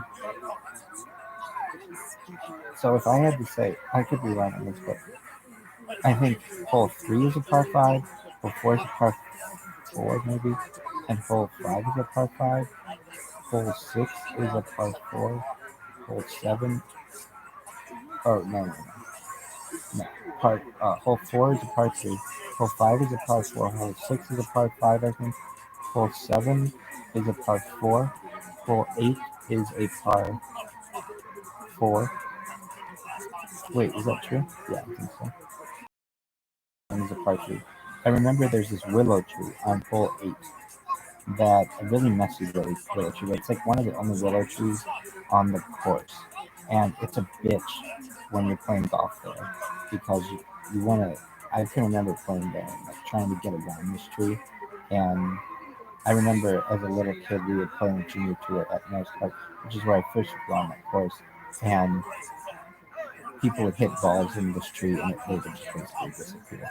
But there's like it's kind of an iconic tree on the 8th hole. Okay, then there's the 9th hole. I think 9, so either hole or the 9th hole is a par 3. Then there's hole 10. I think hole 10 has the longest, but the steepest hill, and it isn't very steep. But they would, I remember hearing in the winter, the members would go tubing with their kids down the 10th hole. And that's where that's where I saw Mr. Dragon. Um, the 8th hole, though, also had, we would pop the clutch on the 8th hole using the Workman, and we'd go as fast as we could in one of these vehicles. And I think the maximum, we go like maybe 20 miles or 25 miles an hour, maybe, at max. Maybe less than that. Anyway, you do the same on hole 10, and um, hole 10 was a par. Hole 10 is a short par 4. You can, I would say, I don't know if I can, but maybe I might. I don't know. I drive. It's probably less than 300 yards par 4, maybe a little more, but it's pretty short. Um, and oh, I remember the bees that. Okay, so there was a hornet. These like hornets that had made a they had made a nest on the 10th hole and the 11th hole. So bees would be really bad at the golf course. Although I can tell you that I fortunately was never stung by one there. And but there would be like such big bee infestations, we'd have to close down part of the hole and put up ropes around it so that people wouldn't get stung. And there was this foam that we would use. We would find wherever their hole was, and there would just be bees just coming out of this, or hornets, or some kind of insect, and they would just fly around. They'd be all over this. So you take this foam and spray it in there, and it would fill up the hole, and either kill the bees or whatever. But I can remember this one of the summers. It was really bad. These bees were really bad on hole 10, on the right side of the green, right before the green, and then hole 11. There was the same thing. Hole 11, you can see from hole 11. You can see from Ironwood, and I used to pass hole 11 every day for something. Usually going to my grandparents, that's all I recall. But I always wondered what is going on over there. It seemed like people were golfing, but they put up these strips in the chain link fence so that it wouldn't distract the golfers. The road wouldn't distract the golfers, so you couldn't always see what was going on. But I just remember wondering what that was, and I would eventually get to the point where I would ask my parents what was over there, and they said it was a golf course. So hole 11 is a par 3. Amanda to address his grandparents, but they lived on that hole, um, right by the green, but also by the hole 12 T. Hole 12, if I recall, I think is a par. I could be wrong. I think it is. Could be wrong. But and hole 12. Yeah, I think so. And so hole 12 goes towards the clubhouse. Hole 13, or maybe hole 12 is a par 4, and hole 13 is a par 5. Something like that. 13 comes back north, and then there's hole 14, and the Brennans lived off of 14 or something like that. I don't know exactly where their house was, but it was something like that. Because I remember she was on Country Club Jazz, the Country Club Court or something like that. Country Club Circle, something like that. 14 is a par 4, I think. 15 runs along. Hole 15 is a par 3. That's where I met Mr. Flynn, or just hiding or whatever. Hole 16 runs along Corby, and people, when you're working on a golf course, I mean, you get this a lot when you're golfing, but people yell 4. They just think it's funny to yell 4. when they're driving in their car, just like asshole kids and stuff. And you'd always hear it on that hole. So that's 16 runs along Corby. 17 comes back, I guess it would be west. And so 14 to par 4, 15 to par 3, 16 is a par 4, 17 is a par 4, and 18 is a par 5. And 18 has water on the right hand side. And that's where they put that spot. Anyway, and there's one putting green.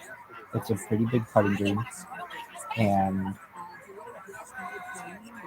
I remember, do you remember the routes that you'd have to do for mowing lawns? Oh, not. Yeah, I mean, I remember, okay, so like 9, the putting green, 18, and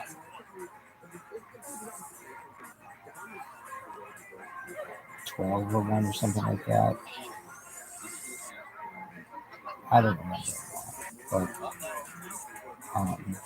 they were just routes that you would do. How many fucking times does this guy come upstairs? This is crazy to me. Anyway, one day when this becomes big, which I don't really fucking know if it ever will, but if it does, I'm gonna sit him down and say, seriously, what the fuck were you doing downstairs? Anyway, anything else that you remember about the golf course?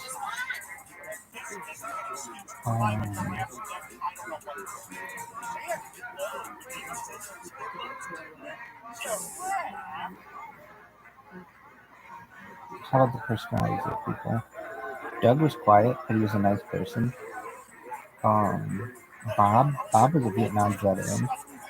He was everybody there except Teddy was nice, and people didn't like Ted, but I never got into it with Ted because he was always so quiet. Ted was kind of, Ted had been there many years. He had worked there a long time. Teddy, not as long. The other people, I don't want to say that a lot of them were assholes to me. Really, yeah. I mean, I can remember Kyle, the guy whose wife I used to fuck. He could be really mean to me, and the other people though were, they understood I was young and immature, and they just wanted to get through it. Honestly, Dave was nice, Heather was nice, Peter was always really nice, Bobby and I. So Bobby and I were the two youngest. He was like 18 and I was 17, or something like that. And he was, I would say, he had worked there one summer previous to what I had, so he had more experience. And it was like you had to work there a few years to get on a mower. And like the job that, I don't know if the job everyone was to ride on a mower, but at least you were sitting. Though riding on a mower is not that great. Oh, so there's also fairways. I haven't talked about mowing fairways. I never mowed fairways. I would mow. You never mowed fairways? No, I never. I was only like 17 or 18 when I worked there, and they had other people who were more experienced at that. I never did the sidewinder. I didn't want to though. Here's the thing: if you fuck up, major. I can remember, like mowing a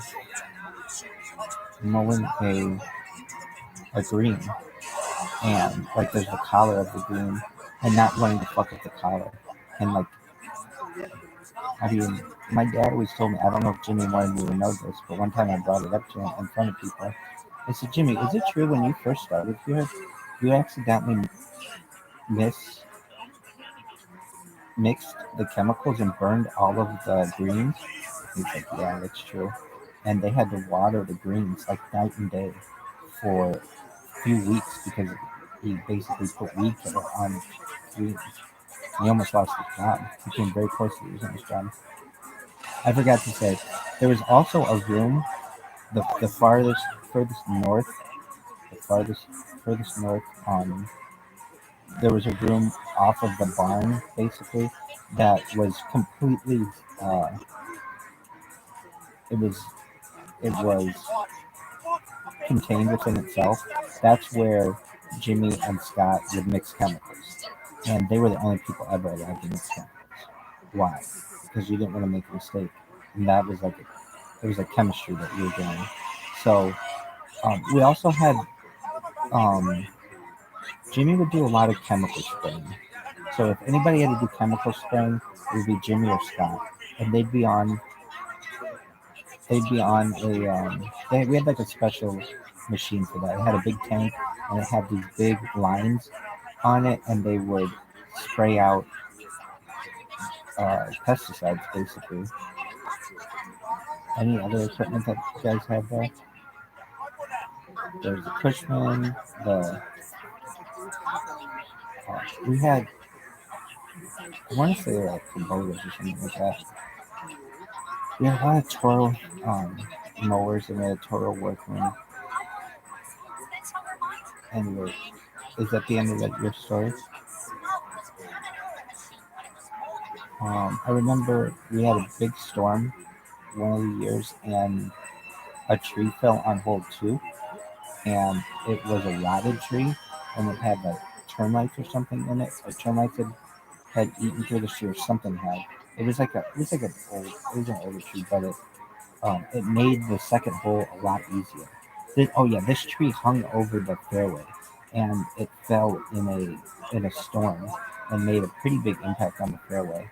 But also, it made the hole much easier. Hole 2 was like a dogleg left around this tree, and it made it a much more difficult uh, second shot to the green. I remember. Did you mow every green there? Yep, including the practice green, including the first green, 18th green. I mowed every green. Oh, there's the practice hole. So I even said that's the last hole on which I worked. I was always so envious of golfers though who were members there. They had a whole practice hole where you could basically take balls and hit and just work on your short game and stuff. And I used to like doing that at the university. The university had a practice hole, and I would go there sometimes and just hit balls at different lengths, just so I could work on how far I could hit balls to be accurate. That's a really good way to learn how to golf.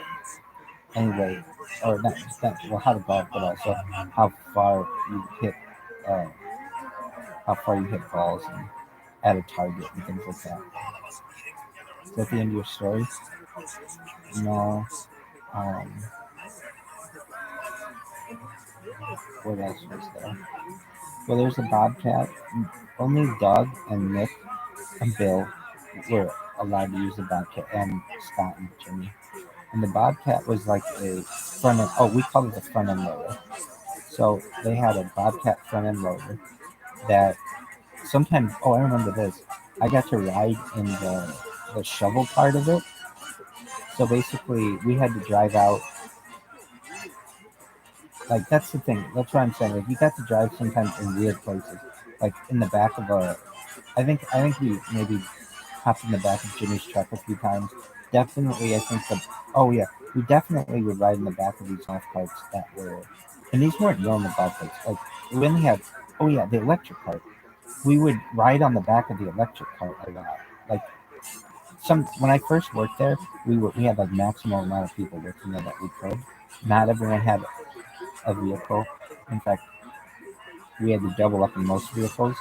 But in the electric cart, um, I would jump on the back because I was the youngest person and hold on, and then we'd go from green to green. And, I mean, that the amount of time that we spent, that was always the thing. I would just be like, oh my god, it is such a waste of time and resources for us to be in these sand traps every single day, raking sand traps. Like by hand and putting patterns in them. That's the thing. We would we would put patterns in sand traps that were so that they were blind. Like everything had a pattern there. What else? I think if I recall, you wouldn't just mow a green however you wanted to mow it. It was like Jimmy would put he'd have like a picture on this whiteboard. And this whiteboard was really good. It told you everything you had to do throughout the day. And he would say which way to mow it. So if we were doing it at an angle or up and down, left and right, I think that's how we would do it. And that was what was your favorite thing to do there? I think I said this. Filling the water, teas, and trash. Believe it or not. Why? Well, trash kind of sucked. Dude, how many fucking times you coming upstairs? That's all right. Trash kind of sucked because it was dirty, but well, actually, picking up sticks was my favorite thing to do. It was everybody's favorite thing. That's when we had absolutely nothing else to do, and we could just drive around wherever we wanted on the course and pick up sticks. And we get to the point where we pick up. There were no sticks basically in the entire golf course. Um, what else did you like to do? I liked setting up the range, and I think my dad liked that I did that because I got comfortable on a range, and it would be hard to mess up the range, and that's why I would. You don't want to give somebody a job for which they're not ready, so you don't give them the mowers and things when I first start. But I'd fill the divots on the range, and I remember when I first started, I would do that with someone else. I was able to do it on my own, and they had. I remember they had a clock, they had trash cans, they had like a spike in them, they had bag holders. What you had to do was move all that stuff off of the range, and you had to move these poles with the ropes around them off the range. You had to make sure all the trash was off the range, and all they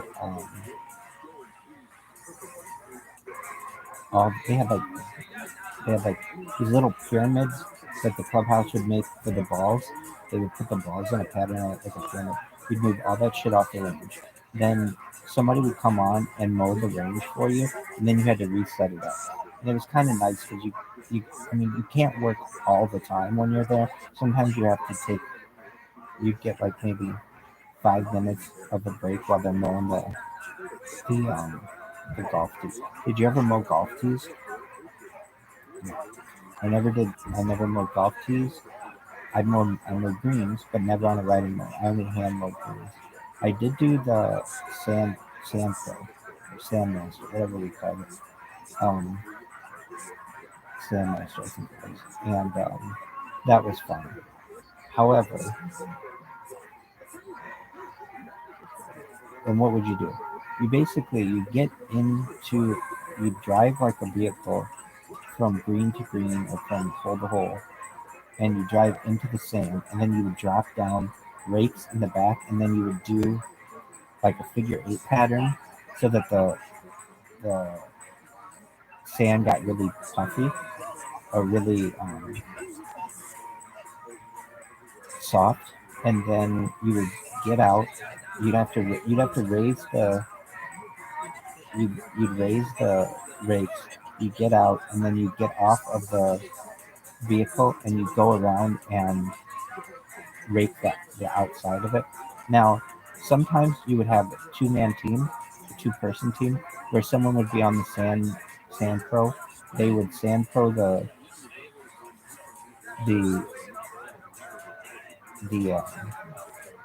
sand traps, and then somebody would follow them in a golf cart and then do the edges because you can't get the edges. And I remember you had to be really careful to not have the rakes on the back of the sand pro get on get caught on the edges of the get caught on the edges of the sand trap, or else you could damage the vehicle. To my knowledge, okay. So I was talking about something that happened to me. We were going over these mounds um,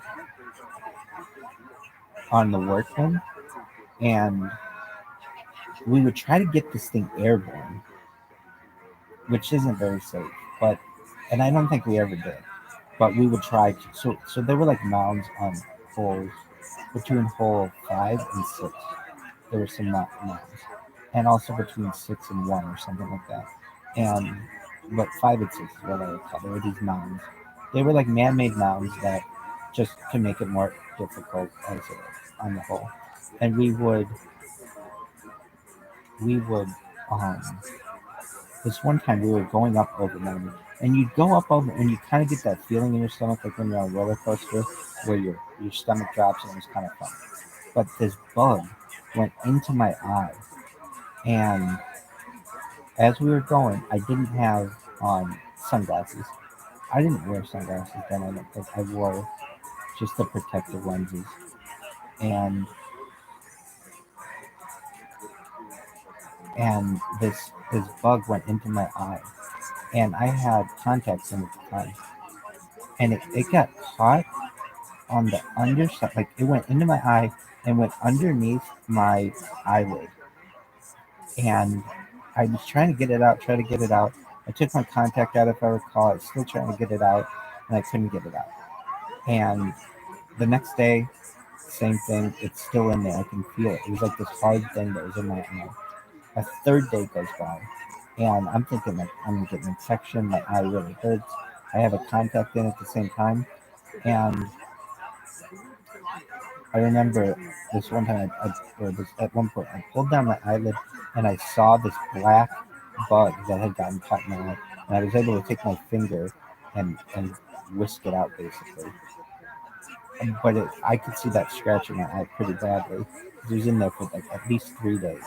But I remember we were going over these mounds, and I almost saw this bug, like almost like a motorcyclist who doesn't have glasses. It just went right in my eye.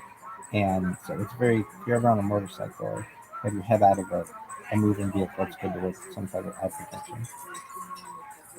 But this thing went right in my fucking eye. And I'm going to have a parrot one day, just like Peter Griffin in this fucking episode. Hi?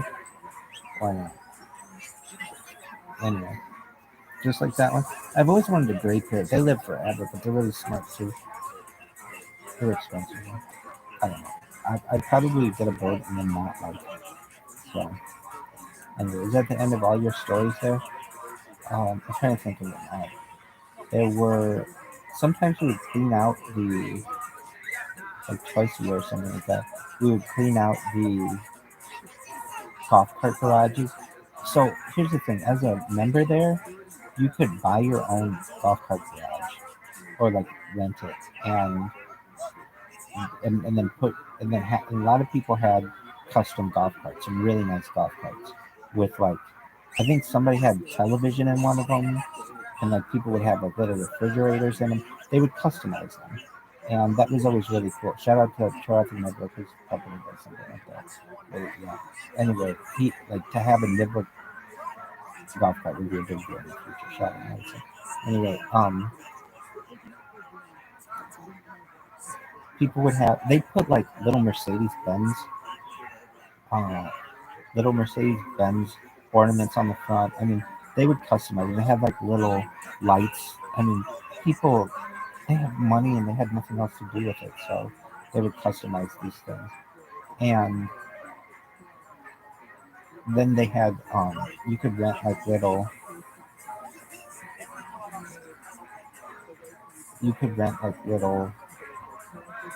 garages there and put your golf clubs or whatever. Or you could rent a golf cart. So they had electric golf carts that they could use as well. Now, electric golf cart wasn't as strong or powerful as the um, gas powered golf carts, and so we all used gas powered golf carts. I remember we'd lift up the seat and we put gas in it, so the gasoline was actually under your seat.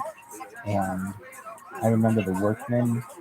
Um, I mean, we'd go from hole to hole, and you'd be so tired, you would like fall asleep over the course of 20 seconds.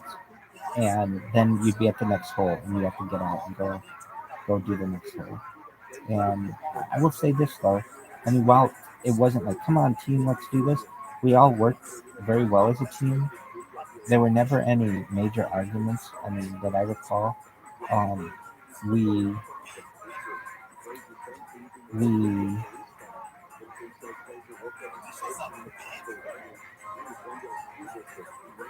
oh, this is what surprised me.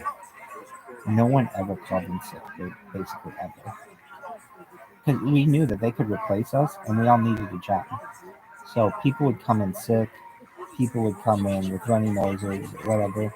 Everybody, but you would not. I didn't miss that for 2 years there. I didn't miss a single day, and then the next job that I had for 2 years, I didn't miss a single day. And I want to say for the next, I went like almost 10 years of work, not missing it, not having ever to call in sick. Really? Yeah. In fact, more than that. First time I really had to call in sick was hospitalized. If that I recall. Really? Yeah, I'll have to think. I don't think I've ever in my entire life had to call in sick for like 2 years. No, I don't. I drove every single unless I was hospitalized. But for being hospitalized, I um I'll say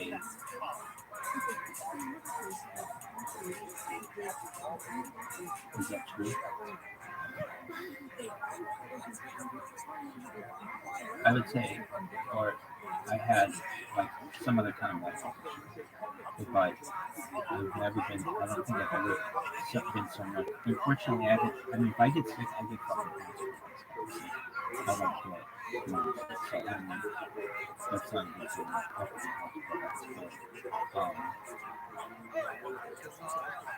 I there was one day that I was gonna have to call in sick, but I actually had already taken a personal day.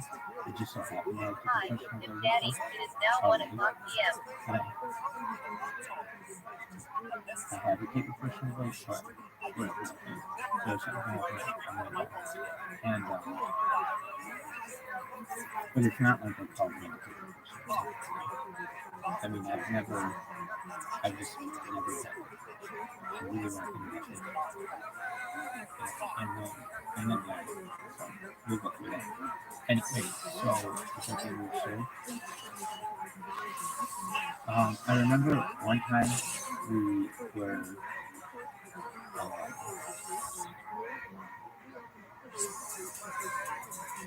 I had to mow for the farm. One time I had to do it on my own, or I had to do Corby on my own. And if I hadn't done anything wrong, but if you had to do one of those things on your own, it was kind of really fucked up, basically. But I didn't do it. It was just they would do it. It was not for me to do it. And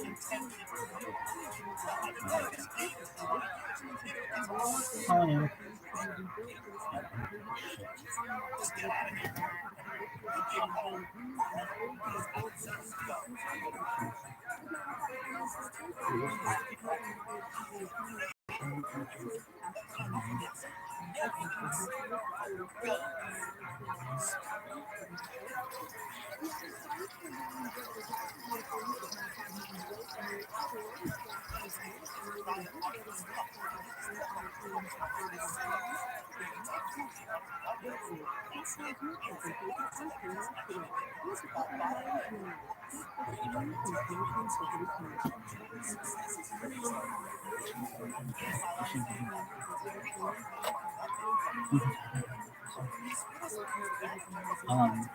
Did you ever?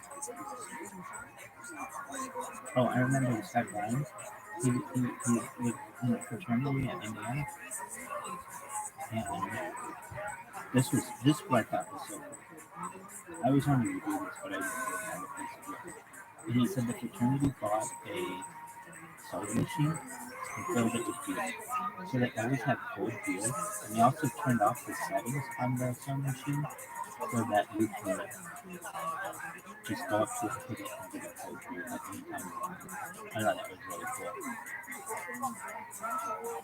I think that might be something in the future where they can scan your ID or something and you'd be able to buy. Because they have it for can of beer. So I don't understand why you can't have it for can of beer. Wait a minute, can of beers. They have it for can of beers. I don't know why you can't have it for can of beers. Anyway, I was saying,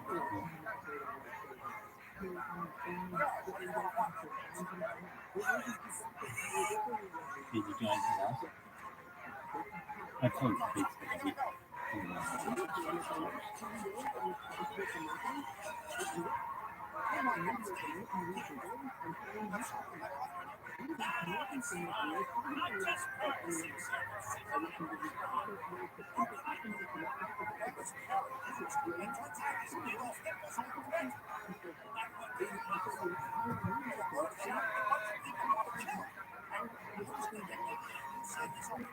Anything else?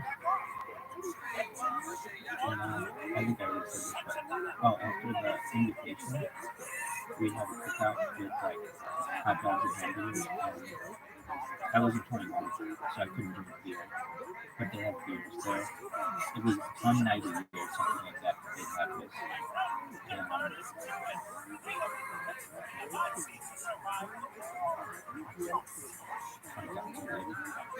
and and I remember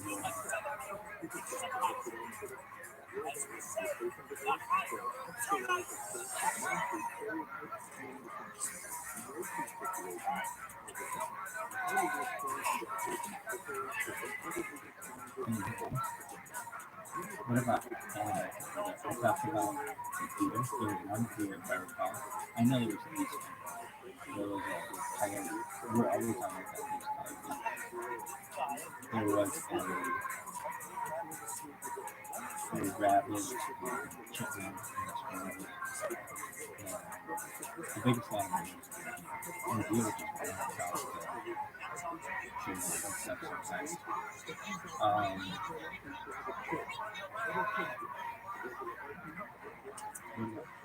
There were ducks, geese, like attitude. This kind of stuff.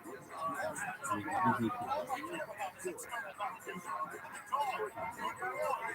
was it the nicest of the golf courses that were there? No, it was the second nicest. The nicest was second. Why is that? It was older. I don't know. I'll say this. Southern Country Club had. Well, here's why. The Southern Country Club ran public no one would remember.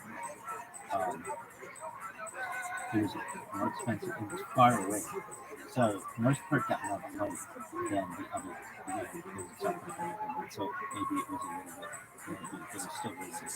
And the thing that made it really nice was we took very good care of it. But I would say of anything that made it a signature. Its signature hole was 18, but it's really simple. It's just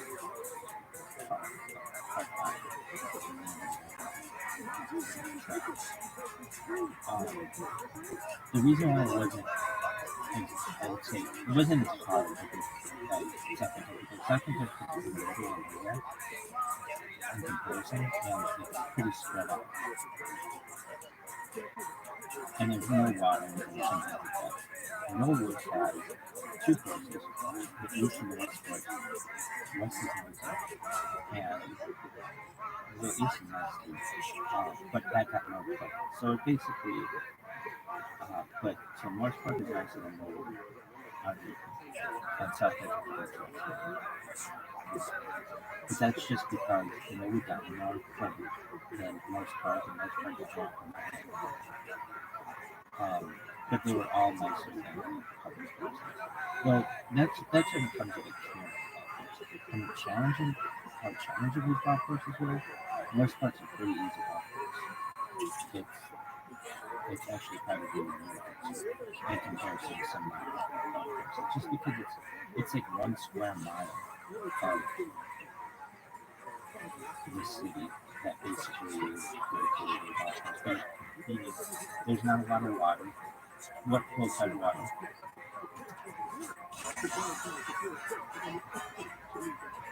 3, 4. Worst again is like unbelievable. You don't have to hit it unbelievable. 3, 4, and then I think it's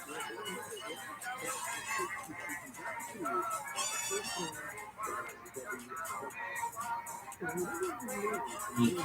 Basically, like I think perhaps if you really love the shot, you might come into play.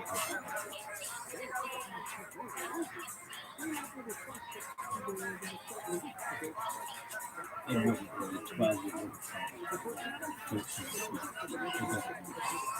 It's really those 18.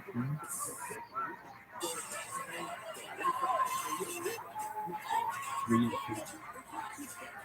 You know what other photo does it come into play? And then there's no like lateral water boundary. It's really it's a super golf course. Is it hard? In comparison to other golf courses that I've played, no. It's not. It's a fair golf. It's a very fair golf course. It's very fair. Well, I don't know. It's actually arguable that some of the park players that they have is so long that they should be quite high. But so the only thing unfair about it is the length of the park. Okay. But it's known for its park players, which say. And what would you say it's known for? I say it's known for its sand traps. It has a lot of sand traps, and they're it's a very good thing. And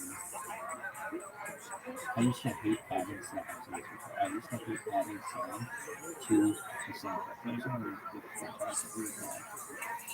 but we had a big thing of like it was almost like place that was located pretty far.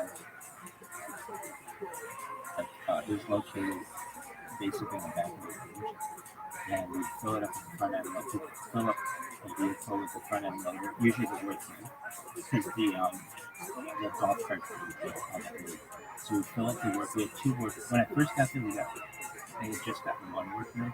Where I want to say they hadn't even gotten it yet, and they got it with somebody and they got to work because then the second year they got a second. And we used to ride in the back of these things sometimes. And I don't know why I think it's fun to ride in the back of pickup trucks sometimes. It was kind of like a little pickup truck. Oh, and this is the thing. They had a hydraulic back, or at least one of them did. So the back would raise up, and then we would take the sand and pull it out. But I can remember they would fill up the workman with in the sand trap, and they would fill up the workman with sand, and then we drive it to a sand trap, and they would tilt the back end and then drive it out as quickly as possible, and all the sand would pour into the sand trap, and then you had to move it around, and just moving sand is great. And we have to move it with like rakes and things. We had plastic rakes. We had the metal ones, but we also had plastic rakes for the we had metal rakes for sand traps and plastic rakes. And I don't know. If this ever becomes a thing, I'll spend a lot of time with the golf, and then I'll do my best to be the first one to land for Masters, and the morning of Sunday at Augusta, when I have a lead, I'm gonna go to the 18th hole and see somebody who's gonna be known to be in there, and ask them if I can do it. And then I'll be the first person to win the Masters as an amateur, and also I will the Korean language I will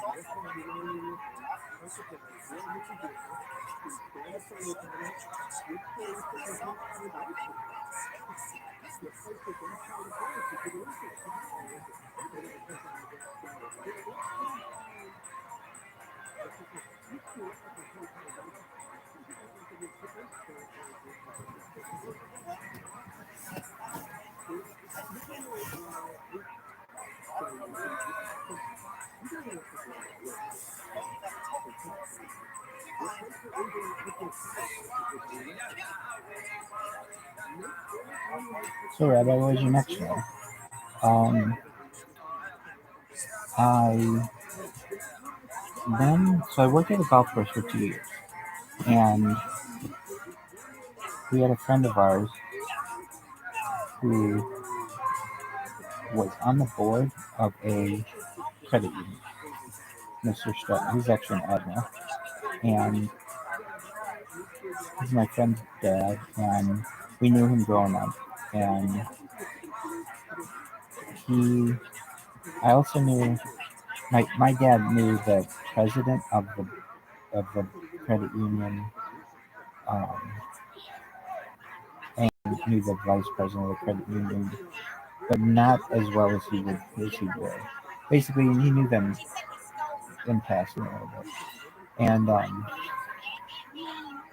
my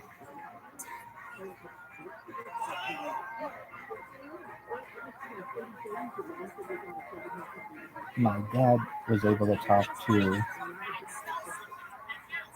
Mr. Shetner, I think, and get me an interview at Community by Federal Credit Union in Western Miami. And I have not gotten into university, but I was going to attend college. I was going to attend college at the university there. That fall. So this is between my senior year of high school and my first year of college. And I was 18. You had to be 18 to work at the credit union. And I was able to get the job and start working on Western Avenue. I remember my first day. This is the first office job that I had. And I remember some of the people with whom I worked. There was Sarah. She was in the vault along with some other lady there. And I don't remember the other lady's name, but that lady, she would end up moving to Utah. She was the first person I would move to Utah. She moved to like St. George's, Utah. She was really into Shakespeare, and I had just been in Shakespeare the previous summer, and I was in like 3 plays over the course of 2 years or something like that. And what were Rosencrantz and Guildenstern are best. So that's like Hamlet. I was in Julius Caesar. I was Caesar Augustus in Julius Caesar, and then I was in Richard II. I was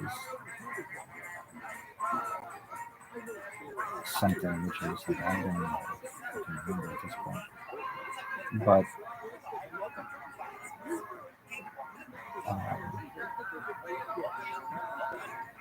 so she and I had that. Who else was there? April. Okay, so April. I still remember where everybody sits. Stephanie was like the receptionist. She sat in this like little cube. I'll talk about that range. I'll talk about every room in this fucking place. But she sat right next to the like when you walk in, she was in this like little glass cube, and she would answer the phones. And oh my god, the amount of phone calls we got first couple, which had to be like a record somewhere. So she sat there.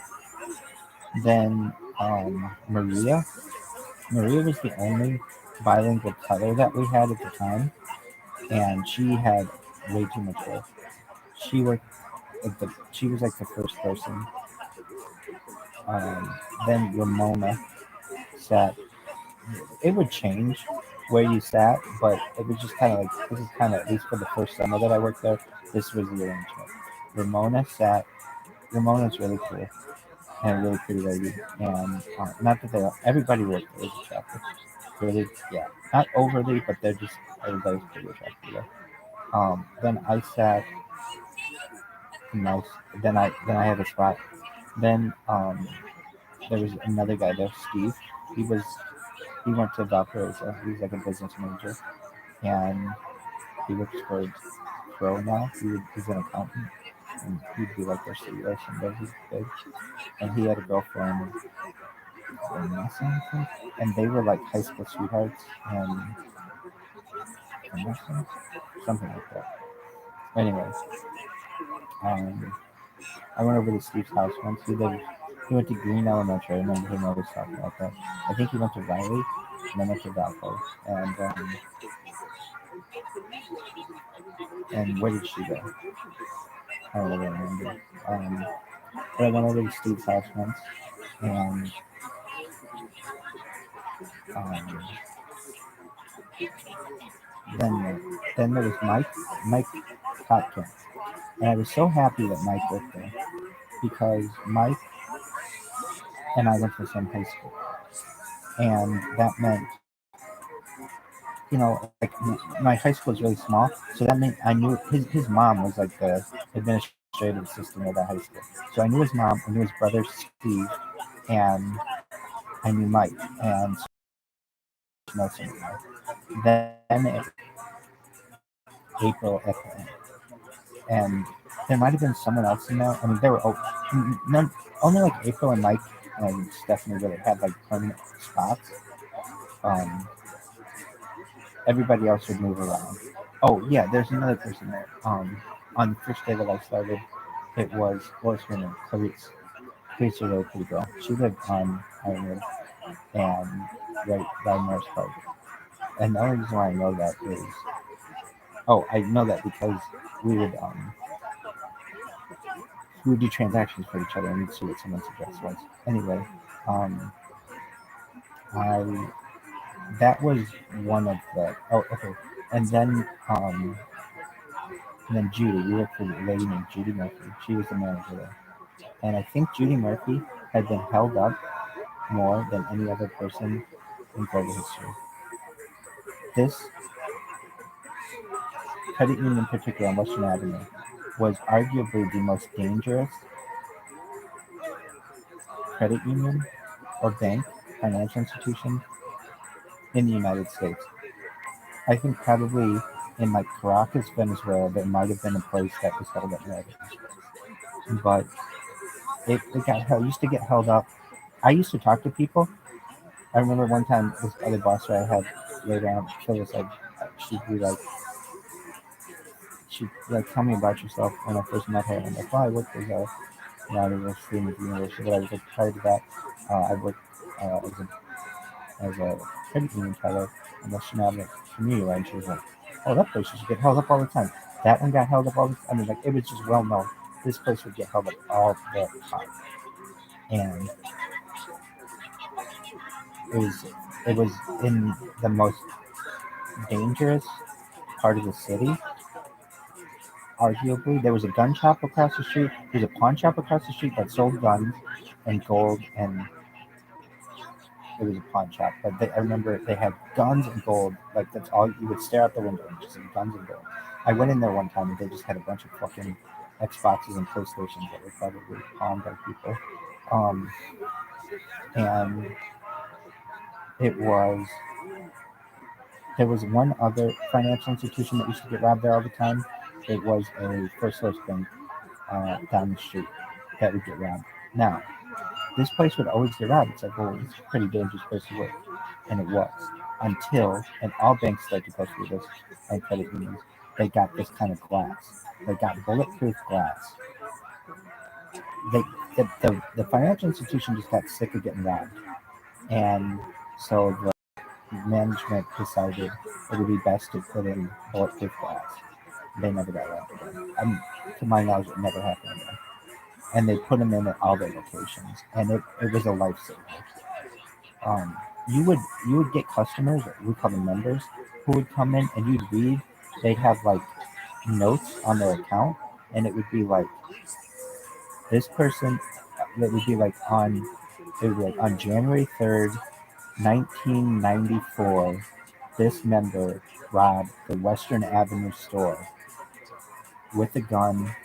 Blah blah blah blah blah. They served 8 years in prison, and there's and this was the most forgiving financial institution in global history. They would they would allow people who robbed the place to continue to be members. Why? And I've learned this. If you fuck over enough financial institutions, you won't be able to bank with anyone. And basically, this place would always give people a second chance. And the people who worked there had very good hearts. Um, so then who worked there? Okay, so then you had um, like private booths for like the loan department that did not have glass, but they had like little bars. But these bars were really cheap, and I always thought it was dumb of them to put in this glass when you could just break through, like you could just get over these bars and still rob the place pretty easily. And they wanted it to be more personal when you were speaking to someone, that you didn't have this glass wall between you, but it would still be pretty easy to rob. So, but it would be more difficult anyway. And these glass bars were like very weak. They were like you could. They were like plastic glass basically. Um, who else worked there? Then you had the loan department, and I don't. There were like four women who worked in the loan department. I don't remember them all, but there was one really really pretty lady back there. I don't remember her name, but she was really pretty. Um, then you had the safe or the vault. Sarah worked there, and this other lady worked there. They worked there full time. And then we had Doris. Doris would come. She went to Riley High School, and she'd eventually go to the university. And I knew Doris when I was in college. And Doris, really nice person, and really smart. And Doris had some kind of. There was some kind of arrangement. So like my parents, the reason why my mom originally worked at the university is so that I could get free tuition. But there was like some kind of thing that if you went to school, it's like something in Pawnee and some other places. If you went to public school and vowed not to do drugs or drink alcohol until you were 21 and not do drugs ever, and you had to like sign this thing when you were, it was like a pledge when you were in like fifth grade or something. They would give you free tuition to any school within the state. It was something like that because they wanted to keep counting kids within the state. So even though it was a private school, she went to the university and tuition free, something like that. And that was a good program that they had. I was never eligible for that program because it was for public school kids. So it was kind of like, there are a lot of perks to going to public school, a lot of perks. And there are disadvantages too, but that was only the perks. Okay, then here. Then there was a lady, she always looked like, I have a thing for Monica Lewinsky. She always looked like Monica Lewinsky. I don't remember her name, but I remember I would just walk back in this hallway just to check out this lady sometimes. She wasn't exceptionally pretty. She's pretty, I mean, but like, I always check this lady out. I thought she was pretty. Anyway, there was Deb. Deb had worked there for a long time. Deb's a pretty older lady. I'm sure Deb is retired by now. Deb worked there. And she was like, she helped with loans and things like that. Then they had maybe some other people, but then they had Andy. Andy was the vice president. Andy and I, we went to the same religious location. His kids went to my school. I knew his daughter, what's her name, Christine, Tana, and she's very pretty, very beautiful eyes. And Andy had, I can say this, Andy had 2 wives at the same time. He had um, a wife with who was Connor's mom, and then he had another wife. I forget that lady's name. I don't remember it. And that other lady was actually the manager at another one of the locations. Um, and that lady was very pretty. Um, and I guess people might have that more. I mean, like to me, it would be like you had to be like my parents. You had to be married for 40 years and only had one spouse. Blah, blah, blah, blah. But I guess my dad had 2 spouses. My dad was married before my mom. But what I only ever knew. Um, but um, but it didn't always be like that. Andy had a marriage for like maybe I don't know 10, 20 years with one lady, and then had another marriage with another, and had 2 families. One that was grown, and then one of younger kids. And then there was Lauren. Lauren was the president of the bank, and Lauren, his name's Lauren Rock, and would say to the Roth IRAs and that. Anyway, Lauren, not Jewish, has a somewhat Jewish name. Um, well, he is Jewish, but matrilineally, he doesn't know it, basically. Lauren was blind, legally blind, and to be able to manage a financial organization as a blind person is difficult. Lauren's glasses were thicker than mine. I mean, way thicker than mine. And um, he's a nice guy though. And then his wife, he and his wife, everybody there like got married. It was a very weird place where they would tell you it's like a family, but a lot of people there were related because they get married. They'd fall in love there and they get married. So Lauren met his wife. I don't know. They were like on the board or something like that, and they got married later in life. And I knew Lauren's wife. I can't remember her name, but I remember her license plate. She had an Indiana.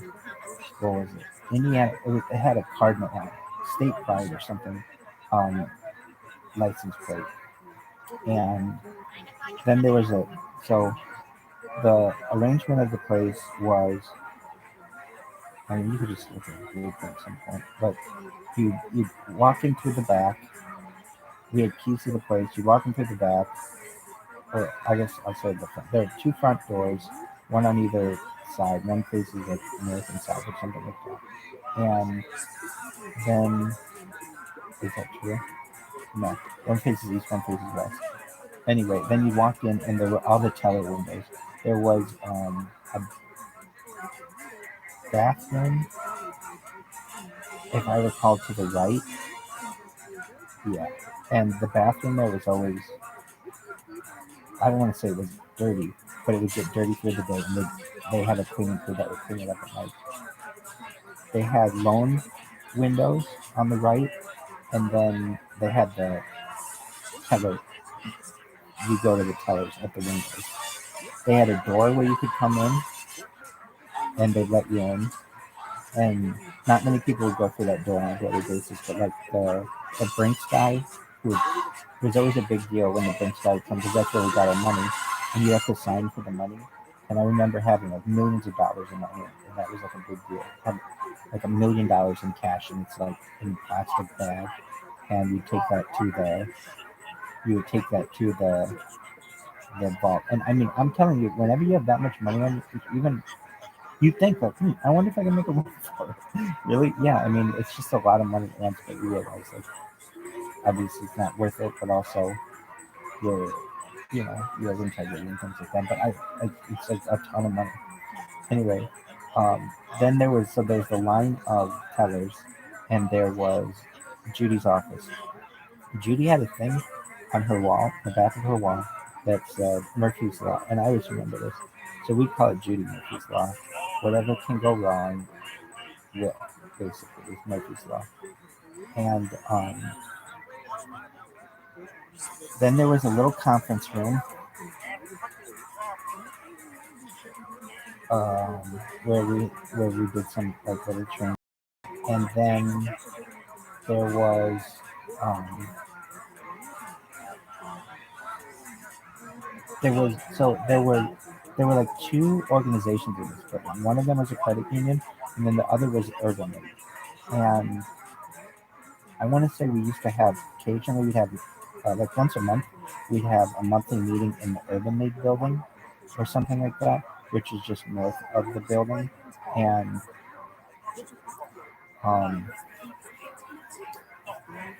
it was just like I remember we had like, it was just like a circular room, not a circular room, it was a square room. We sat in like a square there, and they had like coffee and some kind of pastry there. I remember that was a big one. Anyway, but that's one of the locations.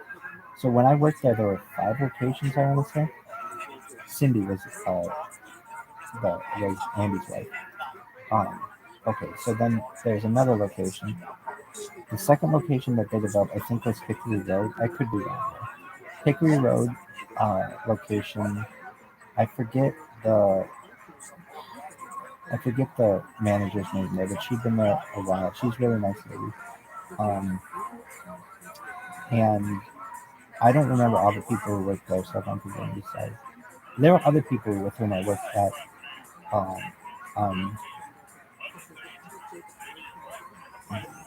Western. There was I forget, but anyway, Jamie Shed, I think her name is. I think it was Shed the Town, I think it's Shed, something like that. She worked there. Anybody else? I'm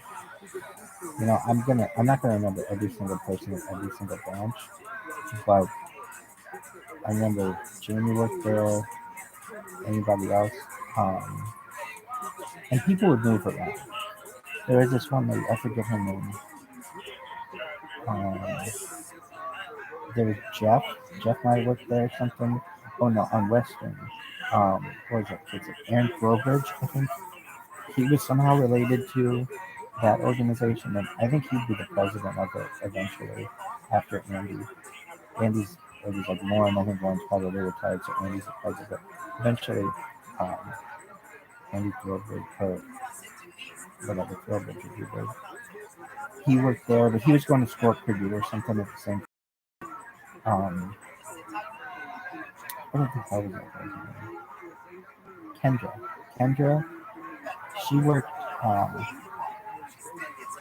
She worked at one of the locations, and she was married to. Kendra worked on Western with me for a while. Oh, there's another girl. What the hell is her name? Christy. Christy worked on Western with me as well. And we have stories about all these people. We have. And then there's another girl. What the hell is her name? Christy had a cousin who worked there as well. Or not cousin. Christy had her sister-in-law. Yeah, her sister-in-law worked there. And I forget what her name was. She was a cute girl. Forget what her name was though. She was like a goody two-shoes, and Christy was not. They were kind of polar opposites. Kendra worked. So like Jeff and Kendra were married. I think they eventually got divorced though. But Jeff works on Lincoln Air, stuff like that. So we had Kendra who worked on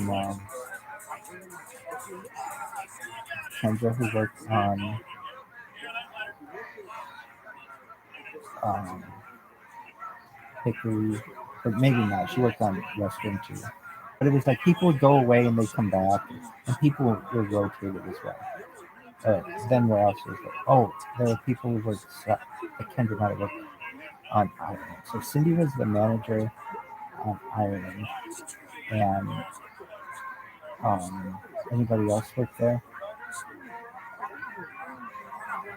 that I recall?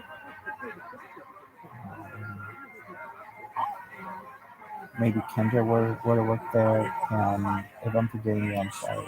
I don't recall. There weren't a lot of guys who worked at these places.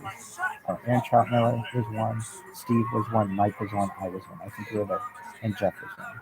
I think we were like the 5 guys. So it was like 5 guys and maybe 70 women who worked. Well, and Andy and Lauren. But aside from that, it was like 5 guys and 70 women who worked at this organization. Then there was Lincoln. Lincoln had Molly. Molly's a huge Jimmy Buffett fan, and Molly's a cool girl. Who else worked with Molly? This what April? No, Jamie. Jamie worked there.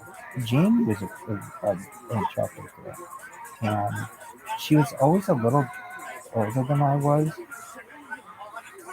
but we flirted. Um, all these women we flirted with me. But it was ever like if I was ever gonna maybe, I Jamie was just a pretty girl, but she was older. I was 18 or 19 at the time, so it was like, and they were probably in their late 20s. Most of these women who I'm saying were probably in their late 20s, or mid to late 20s, really. But there was, wait, what's her name? Jamie? Can I say Jamie? Wait, there's Jamie, and then what the hell was that girl's name? Were there two Jamies? There was one girl who worked at, what was her name? Maybe not two Jamies. What the hell was her name? She's really pretty.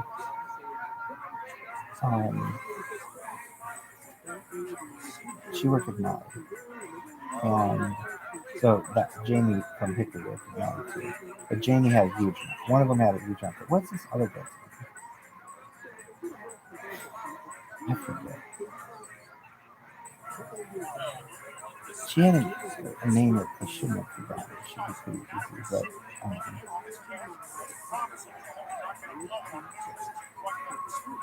I think there maybe were two Jamies. Maybe not. No, I forget. Anyway, she was really pretty. Oh, there was, I remember a girl at Hickory. She's pretty, it was, she was pretty as well. What the hell was her name? Was the manager at Hickory Carrie? Or something like that? No, there was some girl there though. She was pretty. She was like a sweet lady. I forget her name. It was at the start of the T or something. Anyway, I remember her. She was cute. But all these people had boyfriends or married or something, but they flirted like crazy. What the hell was her name? Anyway, and then like Kendra would work at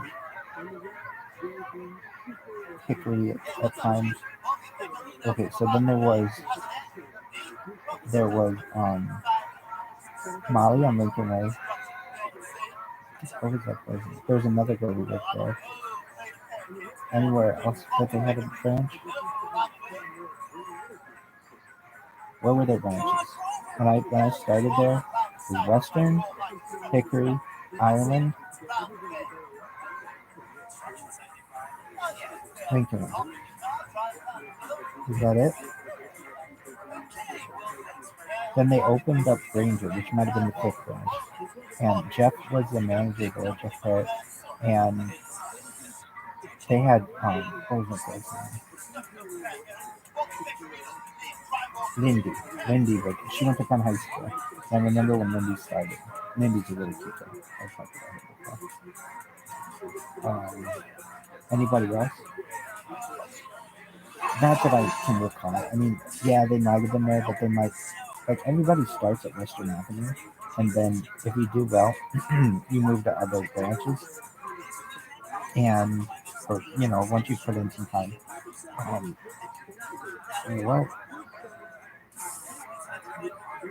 What were there any other branches? They'd eventually open up Lincoln Way. I'd go to Lincoln Way a lot, but Lincoln, not Lincoln Way. 933. There was some girl. 933. That was a new one. Did you ever work there? I don't think so. I would just go there a lot of times. Maybe.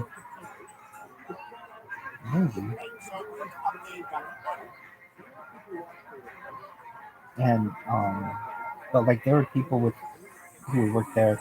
April was the manager on 933 for a while. But and I'd meet other people, but we weren't. Um, we didn't start together. But when I was there, that's basically who was there. And for me to remember all these names, it's pretty good. When the hell was that girl's name in history? It was like, I don't know. Her name wasn't Carrie, it was something like that. And Tamara. There was a girl, Tamara. Tamara was really cute. And the manager there was nice. And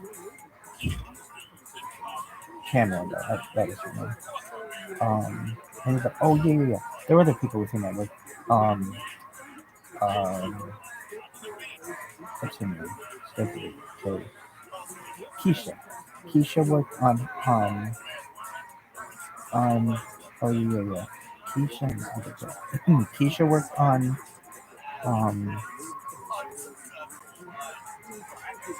on Western Avenue, and this other girl worked there. I forget the other girl's name, but she got terminated, check typing. But she was really nice. I don't remember her name. I think I was involved in that, and I didn't realize it. How are you involved in it? Basically, what is check typing? Okay, so they had an employee work there who was, it wasn't her fault really. She had a boyfriend or something who was low on money or something. And so what you do is you write a check. Let's say you have checkbooks from Bank A and Bank B, or Credit Union A and Credit Union B, but they have no funds. You write a check from Credit Union A to Credit Union B. You have that check deposit in Credit Union B, let's say for $100. And then you write a check from Credit Union B to Credit Union A for, let's say, $100. And you try to cover them. And you keep running back and forth to basically keep covering the money in each account. And it doesn't last very long, but basically it's a type of fraud, and you can go to jail for it.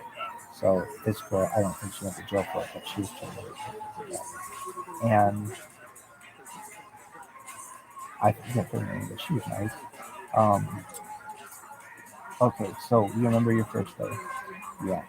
I went through the front door and through where the cube was, where the receptionist was. Now Stephanie was the receptionist, and she did not, she could be a teller, but she was more the receptionist. And she was always having issues with her kids. And she was always on the phone, but not with her kids. She was always taking, a lot of times, but always taking calls. The bank did not, when I first started there, did not have online banking. So in order to check how much money you had in your account, they had this like touch tone system, or you could go to an ATM, or you could go to a you could go to the you could go to a teller, or you could call in and just ask and give them your social security number, and they would tell you how much is in your account. Which I don't think is probably that safe, but back then this was in 2004, 2005. Like people weren't stealing each other's identities yet as much and stuff like that. It would happen, but not as much. And you could put a password on your account, which made it a little safer. Anyway,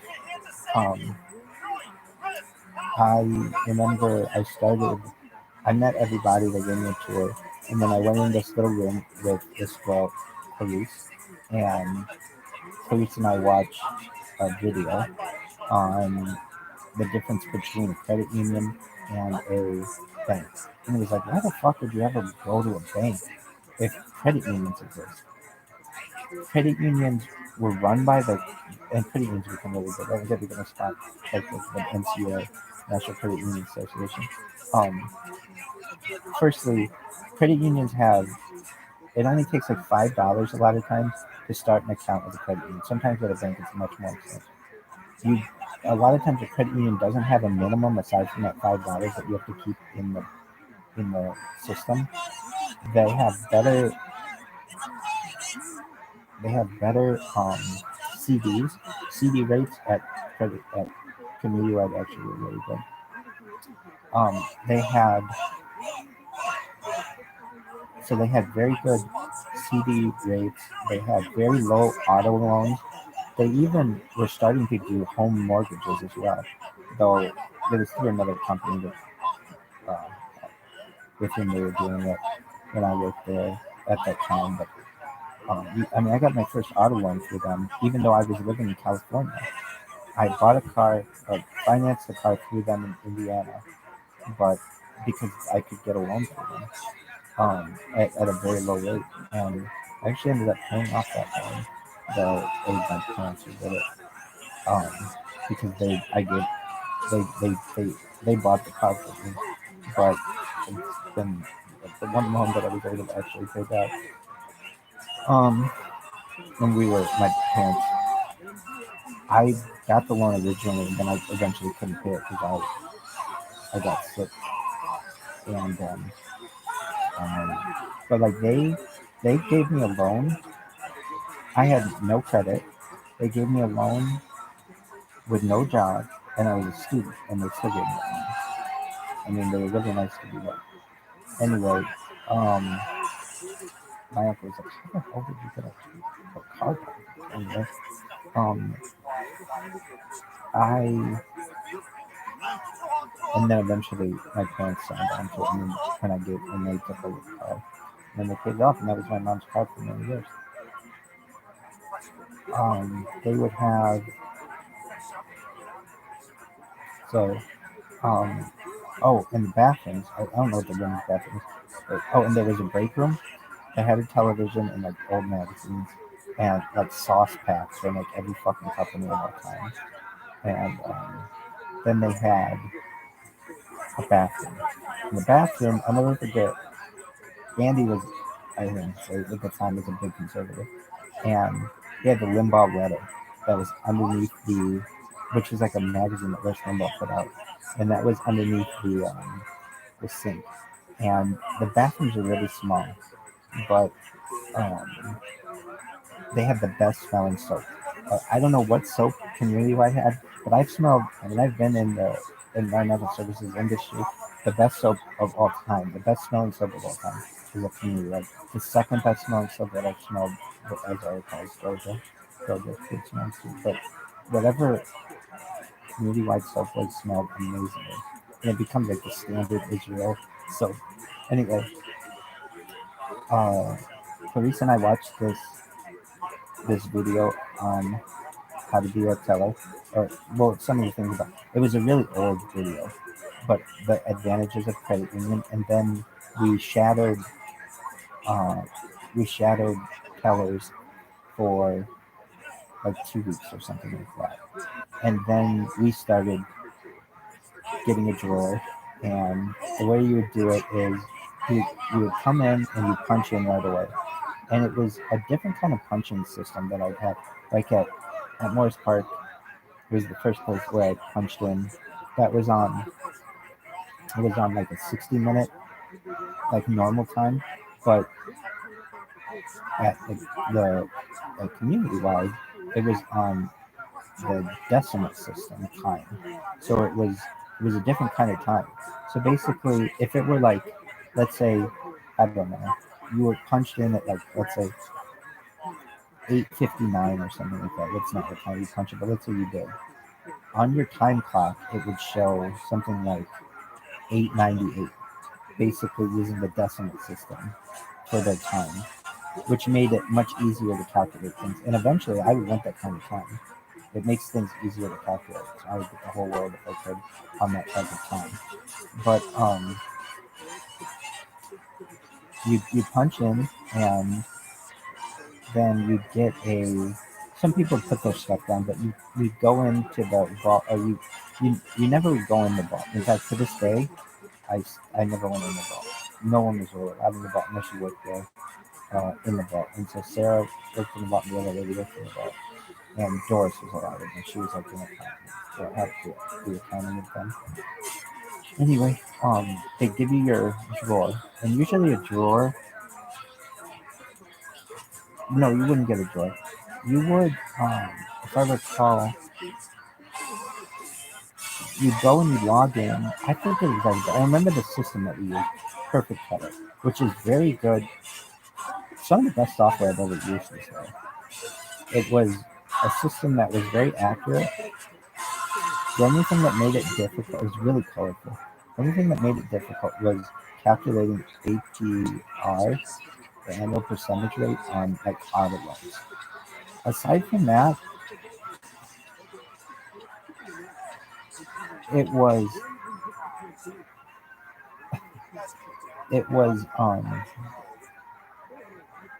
seemingly pretty pretty good software. The computers would go down there sometimes, and then we could still do like we could still cash checks and things, but that only happened a few times. Anyway, you would what would you do? There was like a slip. You'd fill out a slip for how much money you wanted on a given day, and they would tell you like, okay, it's going to be a normal day versus a busy day. Like you'd get like I don't know, $2,000 in 20s, maybe $4,000 in 20s, and you get like maybe $1,000 in hundreds. You get like $1,000 in hundreds, maybe $1,000 in fifties, or maybe $2,000 in hundreds, $1,000 in fifties, because people didn't really want those bills as much. You get like maybe two, four, six, or $8,000 in 20s.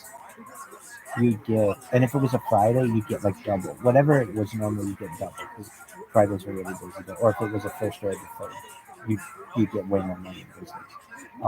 Then you get like tens. You get maybe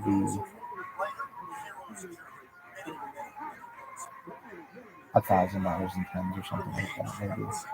Maybe not. Maybe like $500 in tens, and then you get like maybe $500 in tens, $500 in fives, and then like $100 in ones.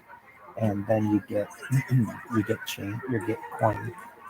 So you might get like a few rolls of quarters, because a lot of times people who want quarters, they would go to like gamble, or they'd go um, to the arcade or something. Or there were people who had their own businesses and they would need change, and they would want quarters.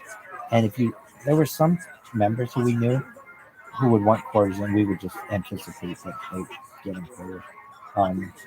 So you get maybe, I don't know, a few rolls of quarters, maybe like three or four rolls of quarters, something like that. You get maybe a roll of dimes, a roll of nickels, and a roll of pennies, something like that. And then you'd break them open, and you'd put them in your drawer. Well, so you would put all of this on your, and this is as I recall, and it's been more than 20 years since I've done this, but you would put all of you would fill out a money request form, and then you would go back to the vault, and they would fill your order, they'd count all the money with a money counter, and then you would count it as well, and you would both do it on camera. Everything here was on camera, and I loved that. Absolutely everything was on camera.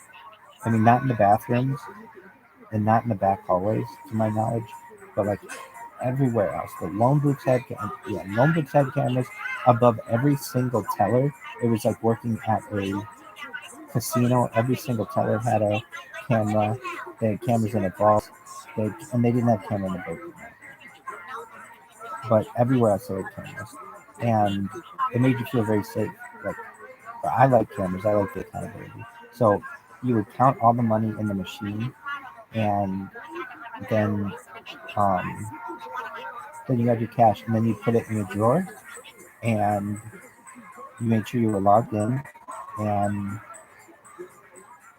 I remember when I first got my login credentials, you put in your initials, and then you had to have you had to have a password. And it was a different place, meaning like people, I mean, I'll talk about major situations of sexual harassment, and people kind of overlooked it unless you were gonna blow the whistle on it. Like you kind of just put up with it. And as like a guy, a single guy there, what so what was your? I made a request to be so everybody was you had your initials and then you had to have a password. And as I recall, my password was 69, something like that. Really? Yeah, it was like 069 or something like that. I remember it was 69, and everybody thought that was funny because I love the number 69. Anyway,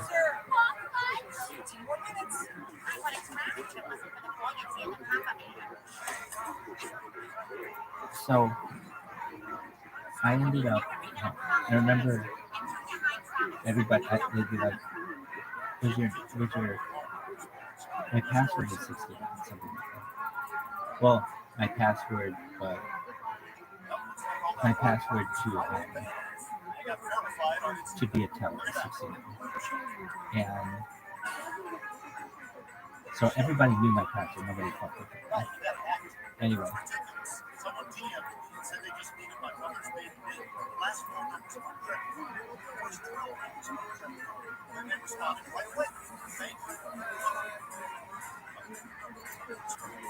and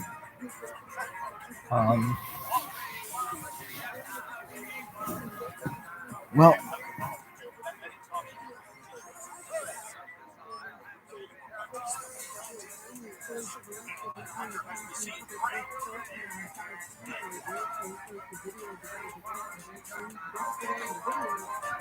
Angie.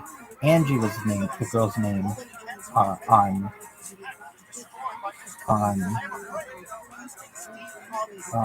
Lincoln. She worked with Molly. Angie was very cute. Not Jamie. And I mean, Jamie was funny. Angie, but they both worked there at points. And I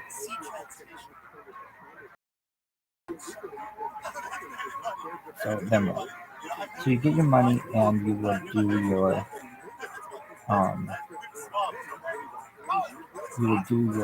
you would like well when we first started we had people who would oversee us.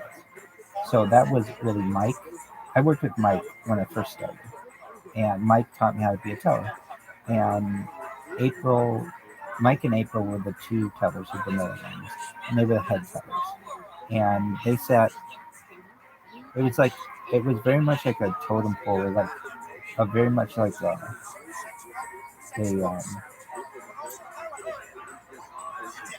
like the new person. They were usually the first person, then the second newest person was the second. Third. You never wanted to be the first person because that meant every single person would come up to you, and you wouldn't be like, "No, you can't come to me. Go to the other person." You wouldn't do that. You would just whatever come on up and I'll help you. And the business knew or the organization knew that I was only going to be working summers and part-time during the school year. But I did work. I worked on the weekends or on Friday. I could work on Fridays. I worked like at least 12 hours a week there while going to school as well, and was able to pay for my first year of college with a lot of that money for the most part. They had a thing, if you worked on the weekends, it was double. Nobody wanted to work weekends there. So it was a very smart thing that the business did. If you worked the weekend, you were going to make double time. Not time and a half, you made double time for the weekend. So, and you only had to work 4 hours. So, if you worked from like, let's say 8 to noon, is usually what it was, you were making double time. But then everybody out working weekends. Because if not, no one would want to work weekends there. Even if it was just time and a half, nobody would want to do it. But double time, yeah. So you got into double time on the weekends. Then what? Well, I what could you wear? We didn't have a uniform, though they'd eventually come out with uniforms. Everybody could wear what they wanted, but it was very business professional. It'd be business casual. So you could wear like, I wore like polo shirts with button downs and khaki pants, and that was fine. The other guys wore that as well. You couldn't wear. Oh, and then on Fridays they had some kind of thing you could dress down on Fridays, which I never necessarily wanted to do, but you could wear. I think you could wear jeans on Fridays if I remember. And jeans on Fridays would be really good at some workplaces where I feel super big. Sometimes it's a fundraiser, sometimes it's just makes it easier, but people would be much more casual on Fridays, which is fun. Um,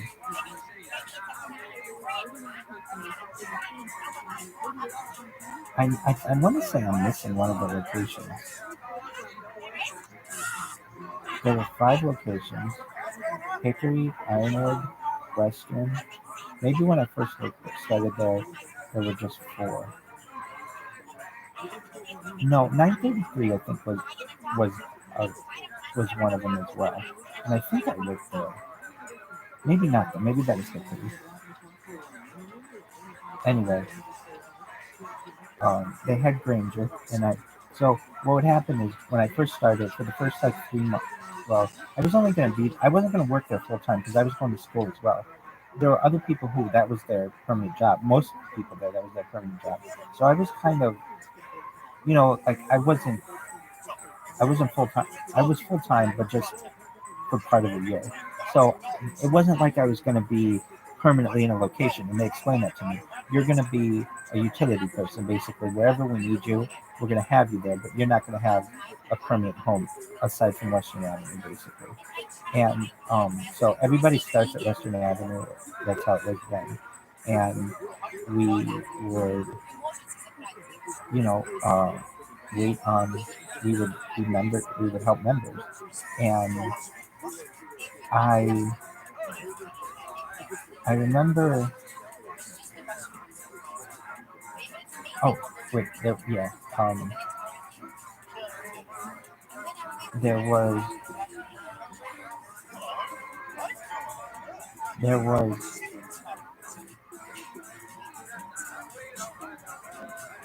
so like Western Avenue was very busy. Second busiest was Ireland. Third busy or Hickory. They would both get pretty busy. Um, but they did a lot of loans out of Ireland, and they sold cars that could be repossessed in the parking lot of Ireland. They Hickory was pretty busy too, and I would say Hickory I think maybe overtook Ireland for how busy they were.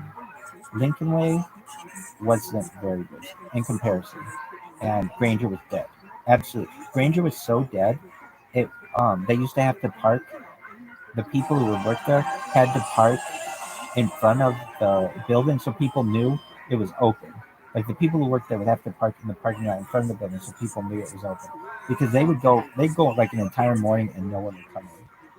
And it took a little while for Granger to get busier, but then it eventually became busy like the other ones. So when I first started there, I did not have an account, and that's the first thing that they do is you learn how to take a new account. And it would take like 30 minutes to open up an account for someone. But basically, there were a few ways that you could, I forget what they qualify to be a credit union. It's a union. So basically, you have to be associated. They had this big binder, and it was like, are you a member of like all of these like organizations? And he's like, I wasn't a member of any of them. So then they're like, okay, well, do you have $5 on you? Yeah, and you give $5, and you could uh, open an account with a donation to Goodwill or Urban Food. And so you give $5, and that's how Mr. Strucker. He was one of the heads of Goodwill in town. He was an admiral for the movie as well, but he was on the board. They were adjacent buildings. So basically, you get $5 and you could open up an account, and then they'd run your credit. And like I didn't have any credit at the time. And basically, then you have an account, and that's how you would get paid, and you have direct deposit there. And that was the thing. Like a lot of places were just starting direct deposit. A lot of guys didn't trust direct deposit, didn't want direct deposit. So what they would do is, particularly like the biggest checks we would see were usually in general checks or trucker checks. And this was the first time I would start to see what people made. And when I worked there, I made a little more than minimum wage. I think I made like $7 an hour, something like that. And it was very, people did not make a lot of money there unless you started to move up. Basically, to be a teller, I don't want to say anyone can do it because you have to be good at math. Oh, well, how could I forget? When I first went in to apply for the job, they gave me a test. And it was just simple arithmetic. I hope they still have that test because I failed this test so badly. It was one of the worst tests I ever did. And why did you fail simple arithmetic? It was like long division, and I hadn't done long division by hand. I was using graphing calculators, and I was into matrices. So for me to do long division, which is probably what the standard was for a high school graduate at that time, was not something that I had done in like 5 years or so. And I just did not do well on this. I think I was nervous as well. But I know I failed the test. I remember Stephanie looked at it and she graded it and she was like, this guy sucks. He's not good at math. And I explained to Andy, the vice president, I'm very good at math. I just haven't done this type of math in a long time. And, they still hired me, unfortunately. Anyway, Clarice and I we started next to each other. Clarice, I remember, she had a little baby, and she could do a really good Cartman impression from South Park. And Clarice was a pretty girl. She had a boyfriend. I think everybody there had there were like no single girls at occasion. I think Angie maybe became single at some point, but everybody had somebody there, except I didn't. And that made me a little different because here I was, like Steve had something like that. And Mike had somebody probably, and Jeff was married to Kendra, and Andy had Cindy. So all the guys had, a lot of them had people who were working there. Her name's not Vanessa. I don't know. She would eventually end up working there too, but I did not. And so that meant girls they flirt with me a lot. I can remember some of our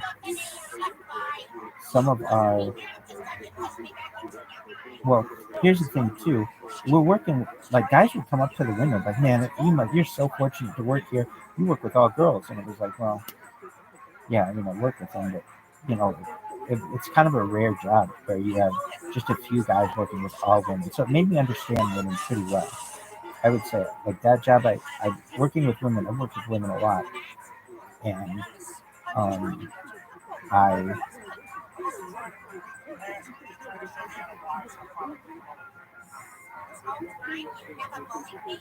I would say that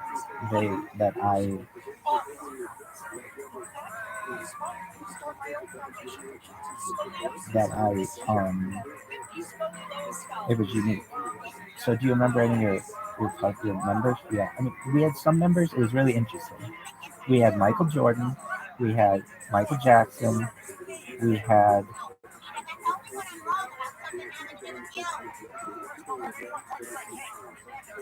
people with like famous names, not the real Michael Jordan, Michael Jackson, but they would come in with that was their name. It's like, but I do remember like, oh wow, this is Michael Jordan. It's just funny to see that. This is Michael Jackson.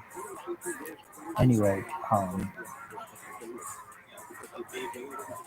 I remember this one girl came in. She's really pretty, and she would come to me at my window, and she was my age, and she asked me out, and made my summer basically. But I didn't. I didn't say yes, and it had nothing to do with her, but I just didn't want to date. Um, um, I think I was even advised that you shouldn't date a someone who's a member or something like that. Even though people, I don't think I was advised that, but it was like she was really pretty, and I had nothing against her, and it was very unique for a girl to ask a guy out. But she gave me her number.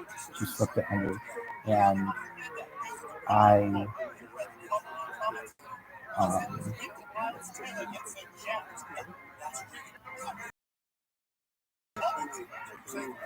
I actually I know what it was. I didn't want to get in a relationship because especially before I got to the university, I didn't want to be tied down to it. And so to that girl, it took a lot of courage to ask me out, and I thought you were very pretty, and I would have in another world said yes, but I didn't because I had my focus on the university, and I didn't want to tie myself down, and I think that's respectable. Anyway, I worked with a girl. I won't say who this girl was, but she used to flirt with me a lot. All the girls used to flirt with me a lot. I don't want to say all of them, but a lot of them. And they were kind of just open about it, some of them. And, um, well, I'll say that somebody gave me some very good advice. So I was, I would party really hard on like Thursday nights, and it's Thirsty Thursdays at the university. And I would sometimes party so late into the night, and I had to go to work. I had to be at work at, I think we had to be there about 8 o'clock, and we opened up at 8:30, and we'd work till 5:30, something like that. And so we worked till 6. So we worked. Did you work 10 hours a day? We were open like 8:30 to 5:30, and yeah, so we worked something like. So we got some overtime every week for that time and a half, and then double time if we work weekends. But I all the ladies there started to find out I'd be coming in. Sometimes I'd come in hungover. I was pretty hungover, but sometimes I would drive to Western Avenue or whatever branch at which I was working, and just park in the parking lot. I would let's say I'd party until like 3:30 in the morning, or 4 in the morning, or five in the morning, let's say. And I knew my dad would take my mom to work. I would just drive her car to, if I recall, maybe sometimes I didn't do that, but I remember, or if I was working weekend or something like that, I would drive to Western Avenue and fall asleep in the car, and they would have to knock on my window and be like, "Hey, it's time to, like, we know you're here. Why aren't you coming?" And I would just I'd been falling asleep, just fucking passed out basically. But I'd come in and I would dress nicely, and they always said I smelled good, and because I smelled good, smelled good. I I had cologne and things, and they'd always comment on it, and um, they would ask me what I did the night before, or whatever. I was like, oh, whatever. I was with so and so, or some friends, or whatever. Anyway, this one girl, Sarah Navy's her name. Shout out to her son. Hope he's doing well. She loves you very much. She gave me some very good advice one time. She she was like, so what do you do with these? Come on, tell me, what do you do with these guys? I'm like, oh, and everybody knew I was a virgin. That was another thing. But maybe I might get blown by chicks. And she's like, so you you just let these girls blow you? I'm like, yeah, and maybe allegedly. And she's like, you better be careful. I'm like, why? It's like I don't have to worry about anybody getting pregnant. And she's like, that's what you think. She said, I knew someone who would like a guy like you, who had high aspirations, and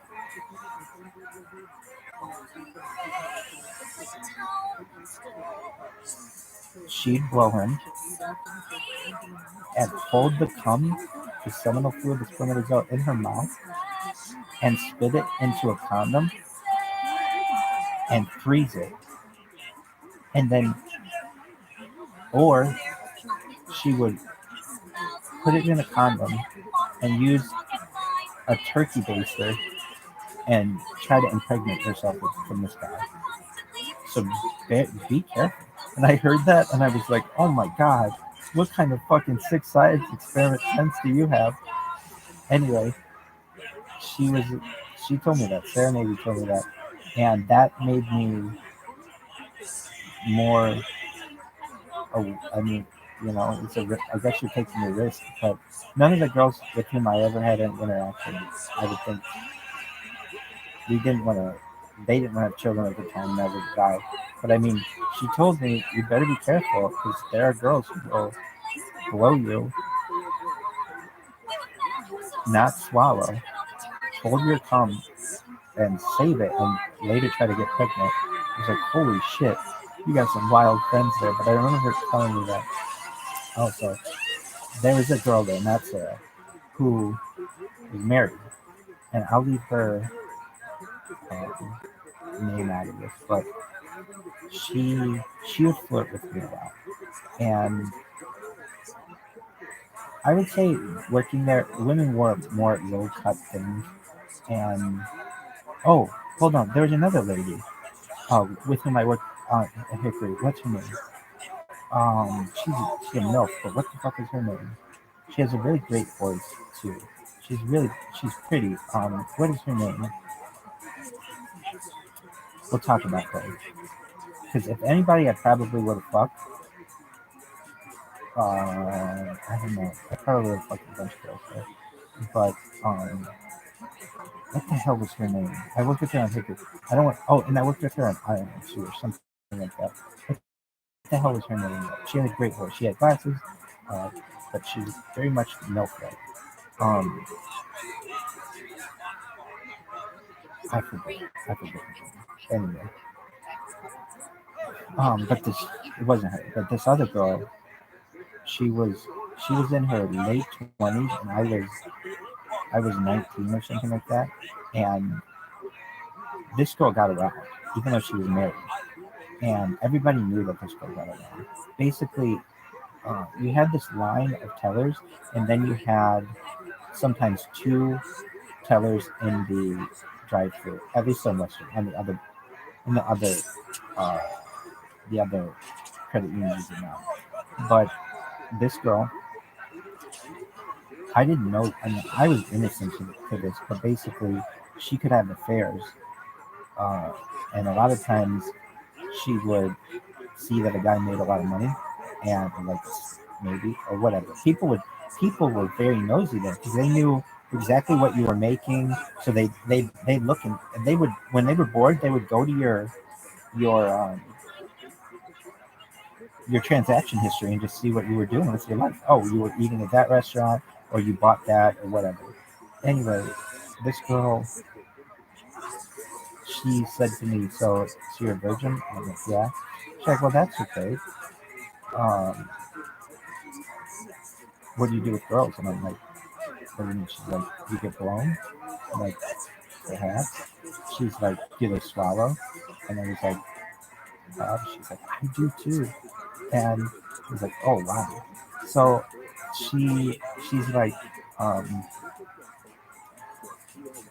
she writes me this note that was like, I think it's really cute, and yeah, like I'm married, but if you wanna, um, like she's like, I'm interested in you or something like that. So I wrote her a note back, and truthfully, you're pretty bored at this place. So I wrote her a note back, just saying like, you know, it's a really nice offer. Normally that's sexual harassment, like boom, you get somebody fired over that, but nobody was doing that at this place. Anyway, I wrote her a note back, just saying like, that's a really nice offer, but like really focused on university, and I um, And let's see here. Yeah, I really focused on the university, and let me think. I worked there when I was actually between my junior and senior year of high school, maybe, and then my senior and college year. So is that right? No, I worked there the summer after I graduated from high school, and I worked there between my first year and my sophomore. Yeah. Anyway, so I wrote his note back. She writes me back a note that was like really, really sexual. How she wanted to fucking blow me, and she wanted to swallow my cum, and anytime I wanted, all I had to do was name the time, and she'll blow me, and it was very sexual. This note was very sexual, and I remember just basically saying to her, I don't know. I don't. We worked together, and she was like, "Are you sure?" And I'm like, "Yeah, I'm sure." She's like, "All right, anytime you want, though." And so, I remember I was hanging out with my friends one night, and I was telling them, "This is this girl at work who wants to blow me," and probably a bunch of them do, but this one in particular, really badly. And she wrote me notes, and they're like, "Do you have notes?" I'm like, "Yeah, read them." And I gave them to my friend, and he's like, "This is the hottest note I've ever read." And I have this. I'm like, "You can have it." It's like, I'm gonna whack off at this fucking note. Yeah, I gave it to him. I was like, "I don't want that fucking note." Anyway, he's like, "This is the hottest fucking." My friend Matt, he's like, "This is the hottest fucking note I've ever read in my entire life." I remember he was reading it. He's like, "Oh my god, this is so scandalous." It was very, very sexual. And I now, why didn't you go and say it was sexual harassment? I just, I mean, I don't know. It's kind of, I wasn't really offended by it, I guess. Maybe it wasn't getting to the point where it was like bothering me. I mean, it was so boring working there sometimes that it was just like something about what you think, I guess. But in another world, it's sexual harassment, and probably, you know, she shouldn't have done that. Anyway, I remember I was 19, I think, and she was, let's say, in her mid to late 20s. She was in her mid 20s, and I just thought that was so much older than I was. I mean, she was in her 20s. Oh my god! And so I just wasn't. I wasn't. And she was married. That was the big thing. She's married, and I didn't want to get in the middle of that. But this girl wanted to blow me so badly. I'll never forget her face when she's like, "And did they swallow?" I'm like, "Yeah," and she's like, "Me too." And I was like, "Holy shit." We're talking about this. Anyway, um,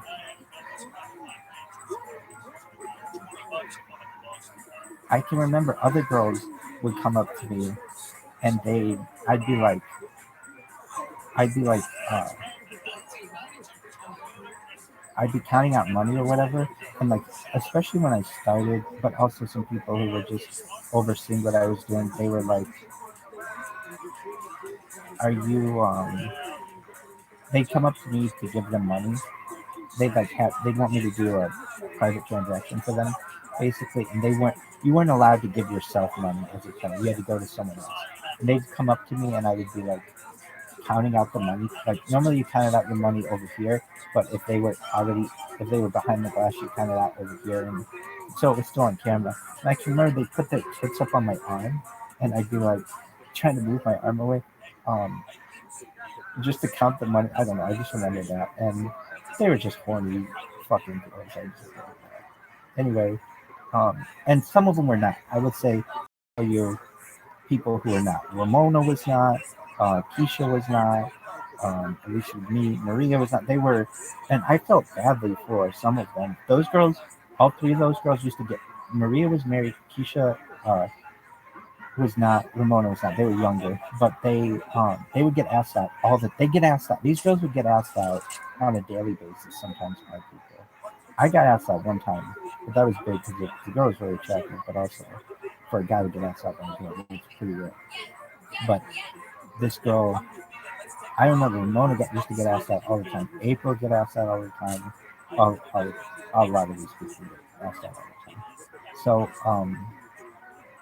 I then um, I worked there for a summer, and I I remember this one time. So they had an ATM machine in the parking lot that people could use, and I remember one time I used the ATM machine, and I took out $100, and it said that it gave me $100, but it did not, and I had to get out another $100. And somebody came in the building one time and complained about it, and said, "Look, I was just at the ATM mouth. I didn't say anything. I was like, oh, I didn't even notice it in my bank account, but it had said that it gave me $200. Basically, it said it gave me $100, and it didn't actually disperse. And then I pressed it again, and it said it gave me. And then it did give me $100. I I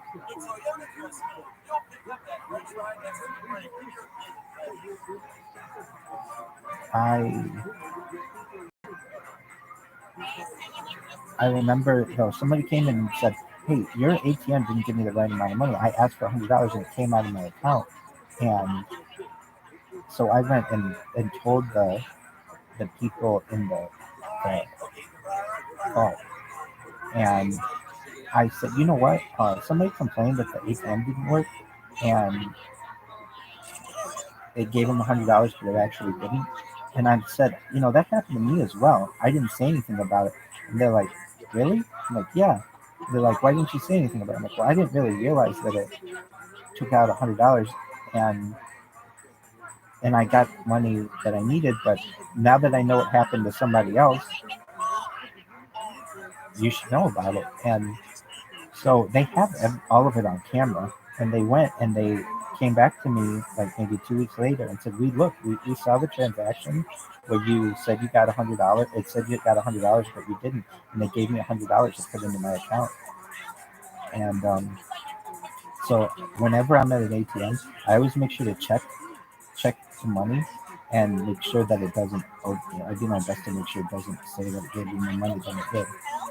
Um, so I worked at Western Avenue my first summer, and then I was going to a university during the school year, but I was a good enough teller that I could travel, and I became a traveling teller. So I would go. I worked sometimes, uh, usually at Western, but I'd work on Hickory. I'd work on I'd work in um, Lincoln Way, Ireland, and a couple times maybe in Granger. But Granger really never needed anybody because it was very slow. Oh, this one girl, I was working in the fall, and this girl, Lindy. Lindy went to Penn High School, and if anybody had probably with him, I would have better than Lindy because she's a attractive girl. Anyway, she's quiet, but who's perhaps. Um, she was like the next new person to start after I did. And I remember asking her, I didn't ask her out, but I asked her if she went tailgating, and she said sometime, but she didn't know anything about it actually. And I explained to her, well, if you want to go, here's where you can find me, yada yada yada. Anyway, years later, I would see her at the bar, and she was, I don't want to say all over me, but for a moment she was. And then she realized she was there with her boyfriend. But she was there with a friend, and it was really good to see her. But she was just pretty tense. Anyway, but I just remember her. She was just really happy to see her. Anyway, um, Lindy started, and then other people would start, but I don't really remember. Oh, and then Vanessa started. Steve's girlfriend. Was her name Vanessa? I think so. It was. It was something like that. Something with a V. She was really nice. And I remember. So here's the thing. There's so much to do as a bank teller, or as a credit union teller, or bank teller. You have to look. Everybody. You know, you would get people who would come in and give, like, they would tell you all the ways that people are going to try to steal money from the credit union. They'll be check kiting. They will post date a check. They will not have enough, like somebody will bounce a check. They will have a counterpaid check. What is that? Where it's actually written from that organization, and the organization should be guaranteeing the funds that they don't have to guarantee the funds, but the person should have funds in that account, as opposed to it going to a clearinghouse and taking a few days. And I learned a lot about financial institutions. You had to do money orders for people who didn't have checkbooks. You did cashier's checks for people who didn't have checkbooks or had larger amounts of money that would be guaranteed funds by the organization. We had these old ass printers. I'll never forget. These, like, I forget what you call it, these printers, but they're like, we would do the people's we would have their invoices on them, and I remember the vault would always want these things very organized. Never could you have like little paper hanging off of, like, you'd tear the paper off and it was perforated, and they wanted them like perfect. And I remember mine were mine were never as organized as I wanted them to be, but I got better at it. Um, I used to not be that careful as a teller, to be honest with you. Meaning, I was very careful counting out money, and at the end of the day, once I was done for 2 years, I had the best. I had the best, and I'm very proud of this. But I think all the bankers are really good as well. I'm like the only person to have worked as a bank teller or a credit union teller that actually made the bank or credit union money. And what do I mean? Usually, tellers accidentally give out too much money. They'll give out a 20 too much, or $10 too much, or a dollar too much. I actually, at the end of my record, I was plus $100 for the credit union, for the bank, which no one is basically. I was told, I wasn't always the fastest person, but I was the most accurate when it came to saving people money. I remember this one time saving the credit union money. Everybody always loses money. It's not always a lot, but I was able.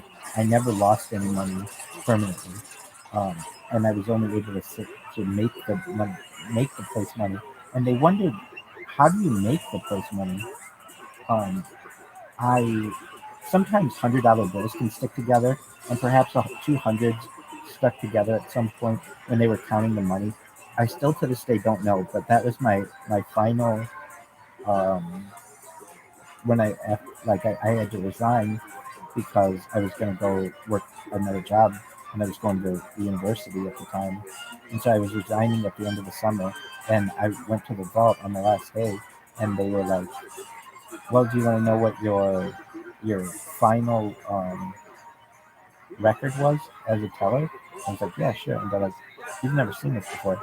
You're positive $100. We've never had that. Everybody's always down a little bit, $100, $200, something like that." But to be now, one time I did make it. I used to. It was complicated what you had to do, and I don't want to go into all of the different kind of transactions that you had, but like basically, you always had to look at certain things on a check, and a lot of times I would just see the check, see the amount of money, and pay it out. I mean, I was just not always that careful, but a lot of times you'd have to counterpay a check, and the vault would check and make sure that you had counterpaid everything so that you didn't make a mistake. And they would have to come up to me sometimes, and I wouldn't have counterpaid it. Basically, somebody would come in and cash a check for $100, and I would give them the $100, but I wouldn't realize that it was written on our bank and or our credit union, and I would have to take it out of someone's account as well. But that wasn't ever a major issue. I would catch it most times. And but I did make a mistake one time where someone came up. They had a very complicated transaction, and it was uh, a long time member, fortunately. They had a very complicated transaction. They had like 3 transactions to do, and I paid them out $1,600, something like that. And then they came in and did a couple more transactions, and then they did another transaction, and I didn't clear. It was something like I didn't clear the original $1,600 transaction. So then after we did a whole bunch of other transactions, I had to give out whatever it said in the ultra times or the ultra times generic kind of system I use in the perfect teller system, and I gave the lady or the man, I think it was, $1,600 again because it didn't clear out. And as I was balancing my drawer that night, I'm like, I'm off by $1,600, and my drawer would be off a lot. Not that I was incorrect, but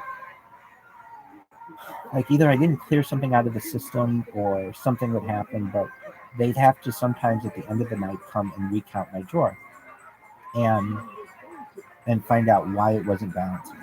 And every single time we figured it out. But I remember I was there really late one night with Judy Murphy, my boss at the time, and she was going through the cameras watching what I was doing and saw that I had given out $1,600 too much. And she said, we're fortunate that this is a long-time member and we'll get this money back. And so she called them and left a message saying that you had a teller gave you, for whatever reason, gave you $1,600 too much. We're going to remove that. We're going to deduct that from your account until you can come back and pay us what it was. And they came back the next day and repaid it. So that didn't go against my record. Basically, if you got the money back, it did not go against your record, even if it took a day or two. That was the only time that ever happened where we had to wait. And, tellers make mistakes a lot. So that's a very common thing to happen. Everybody told me things like that happen, whether it's for $200 or $300 or whatever. And it happens less likely. I think it's much less likely to happen now for a few reasons. One, there's a lot more direct deposit. Back then, particularly, I have to go this. How much? People have direct deposit, and so a lot of things are much more ACH. I don't know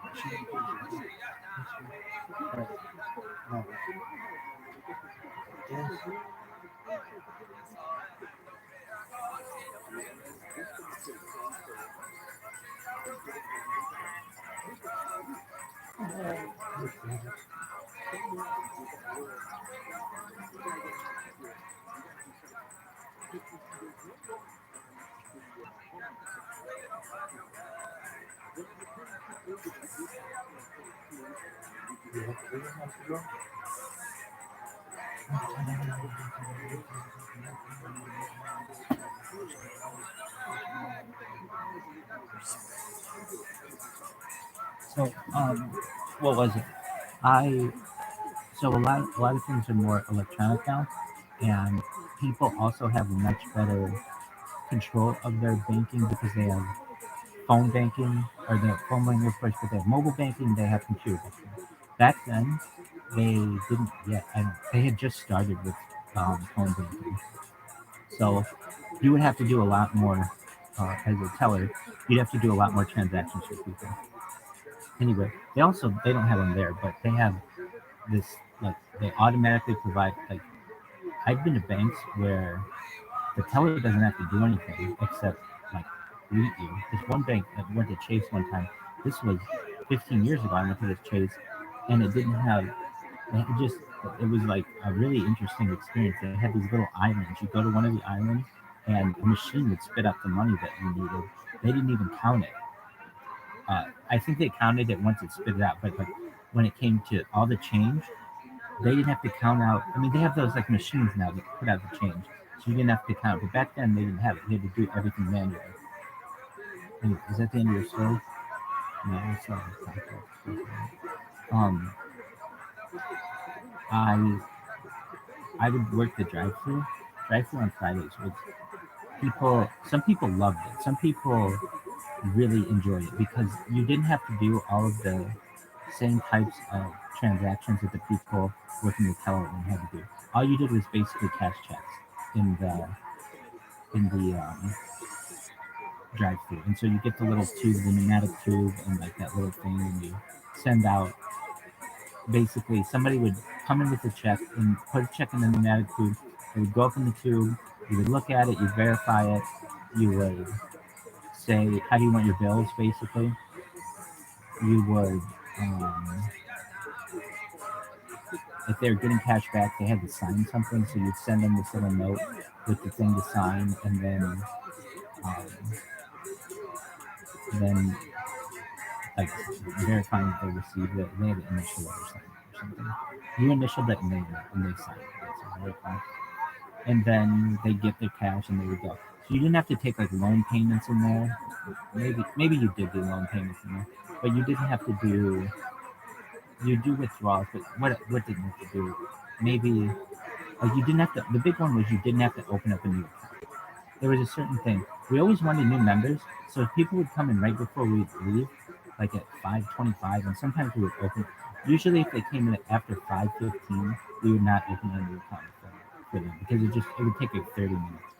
But um, that all could be automated. And the other big issue that we had was people with IDs. People would not come in with their IDs. It was and there would be people like, dude, they know me, that person knows me, that person knows me. And it's like, if I don't know you and I'm a new person, I don't know that it's you. I come in here all the time, and they get pissed off. I come in here all the time. So you'd have to say, do you know this person? It's like, yeah, that's them, or whatever. Now that place, they scanned your ID once, and then they always had a picture of you. It was so much better. That was half the issues that we had there was people not having their ID, and that was a huge issue. Anyway, um, the first and the third.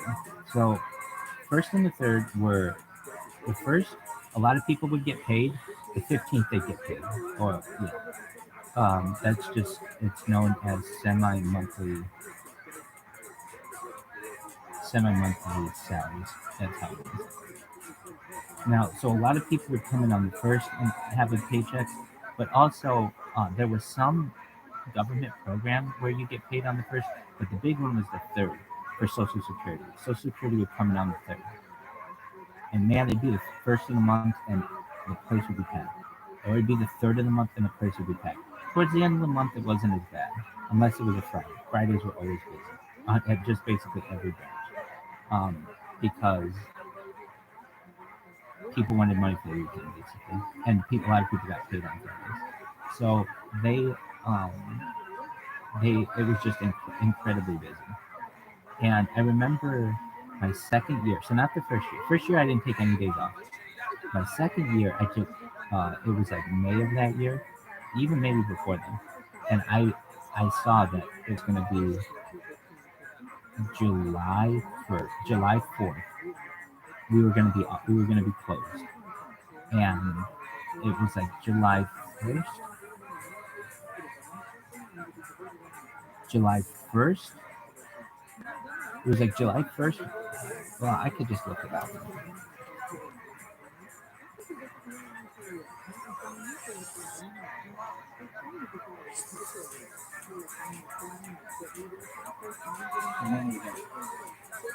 July 1st.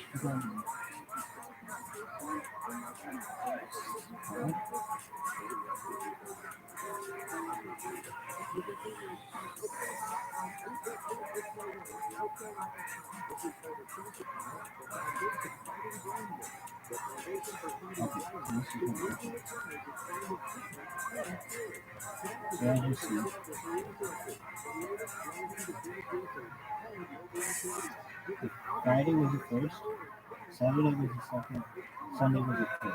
So that meant all of the business, and Monday we were closed on. So that meant all the business that you would have gotten Monday on the 4th, Sunday on the 3rd, second and right on the first day, all hitting at once. It was the perfect storm. I remember this. I remember this very well. And I never took off any days that I was there. But I saw this was going to be the perfect storm day. I saw, oh my God, this place is going to be so fucking busy. And I was working on Western Avenue at the time. And so I saw like months ahead of time. Maybe it could have months ahead of time. You could put in. You didn't get vacation time. At least at least I didn't as a like a part time worker. But even though I was working full time, um, but I saw that this was going to, and I had just gotten into university, and I think I could get my ID or something like that, maybe to use the facility or something like that. Anyway, I saw this was going to be the perfect storm, and I didn't want to work it. I just was like, you know what? I work every other fucking. I work all the Fridays. I work all their weekends if I needed to work. I work. I work during the school year, and I work more than 40 hours a week during the weekend. This is one day I went off, and I put in for it way in advance, way early, before anybody even saw it on the calendar. I remember saying, "Holy shit, this day's gonna be really good." And as that day approached, I remember my boss coming in and saying, "Hey, I know you've got that Friday off. Are you doing anything special?" And I was like, "Yeah, I'm going to the beach." And and they're like, "Well, is there any way that you could work?" And I'm like, "No, I've got plans to go to the beach. I'm going. It's important that I'm going to do that." And they're like, "Yeah, but and I'm like, "Look, I don't take off any days, and it's not like I'm calling in sick for this. I'm asking way in advance, and you've approved it. So I'm pretty pretty set on that." They're like, "Okay, well, are you sure you can't work it?" I'm like, even the vice president of the bank came to me on the day before, the Thursday before. He's like, "Is there any way you could work it?" And I'm like, "I'm going to the beach. I have plans, and you guys know I haven't taken off a day. I've been working here every single day I've worked here that I've been scheduled. I've never called in sick, and um, I work Fridays. I work the weekends for you guys. I've never done anything for myself. I want to take a day to go to the beach, and I have plans." And they're like, "All right, I guess you're not working." And they knew I wasn't going to be working there after. I was only going to be working there for like 2 months or something like that. And if that, maybe like a month and a half. And so it becomes the Monday of July 1st, that Friday.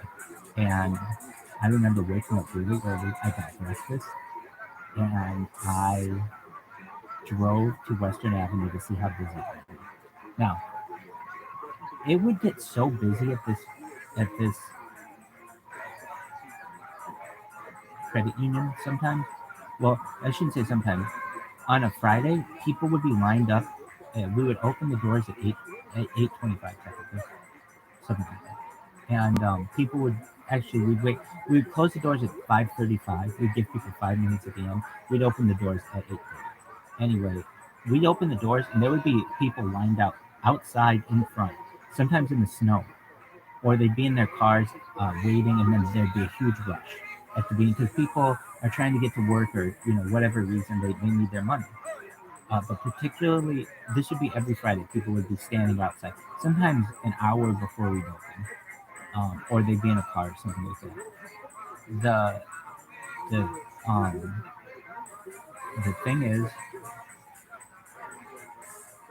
if it were the first or the third, sometimes they would be outside, and it would maybe be like on a normal Friday, there'd be like 10 people outside.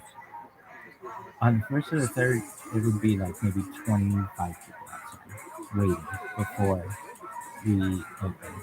But on this particular, the perfect storm day, I'll never forget. This is the busiest I've ever fucking seen. People were lined up, and they were into the parking lot. Like they were lined up around the building, basically, try and get in.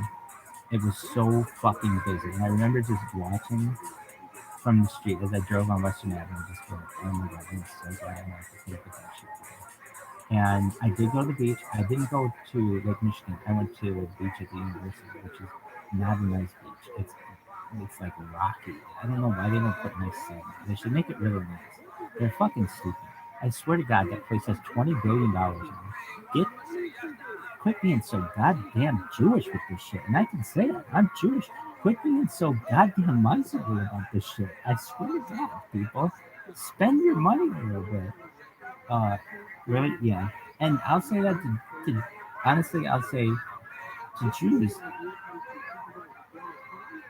it's okay to spend your money. It's okay to invest in things. And not to say that we don't, but a lot of times we are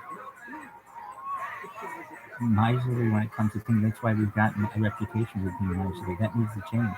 We need to be good tippers. We need to be very charitable.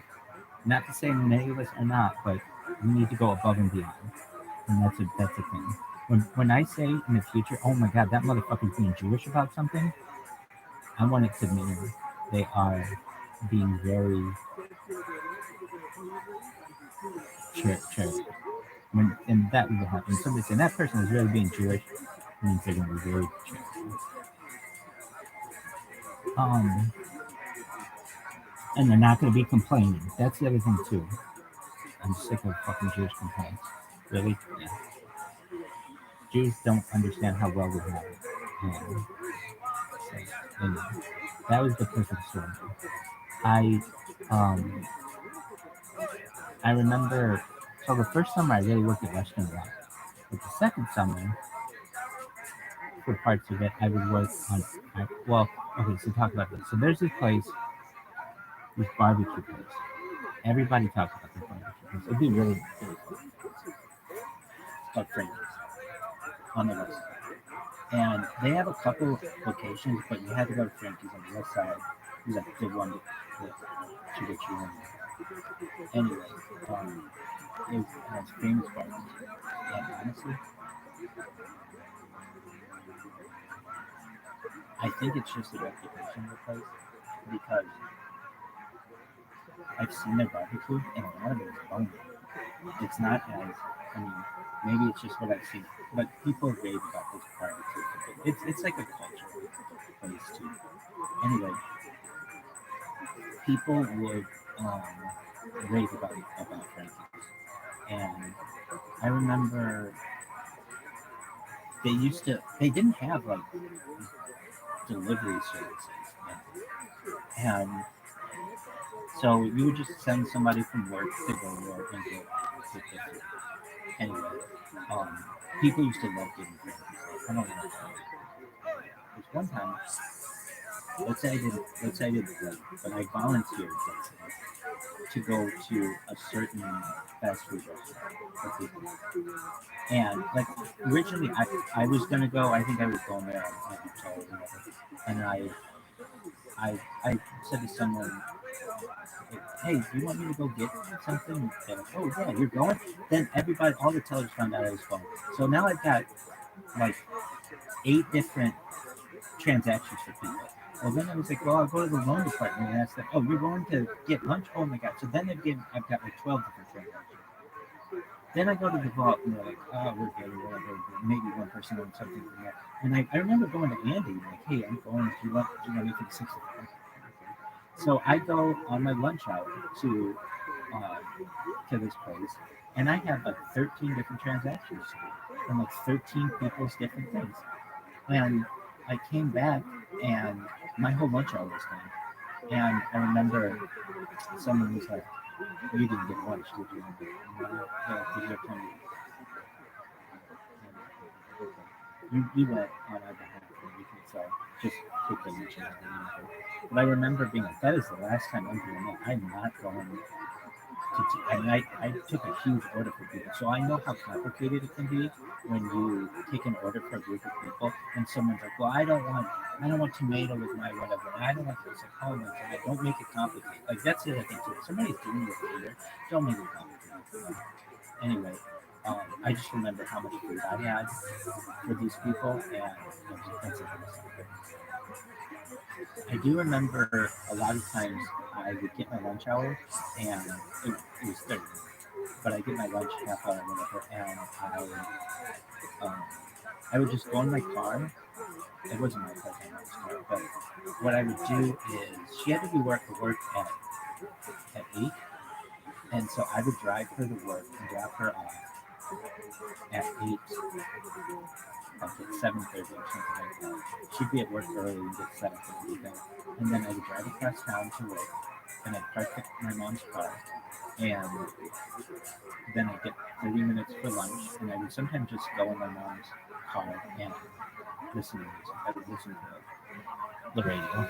And they had like lunchtime movies or something like that. And it'd be fun. Anyway, on Western Avenue, they did not let you listen to music, and they didn't think it was professional. However, and they wanted you to be listening to the member. There's the other thing too. They're not customers, they're members. Anyway, like banks have customers, but credit unions have members. Anyway, but the other branches you could listen to music, and so I you couldn't listen to your own radio, but they have like one radio in the back to which you could listen, and they'd listen to like lunch. Oh, you could listen to music in the drive-through. They let you listen to music in the drive. That was supposed to be like a bonus in the drive-through. So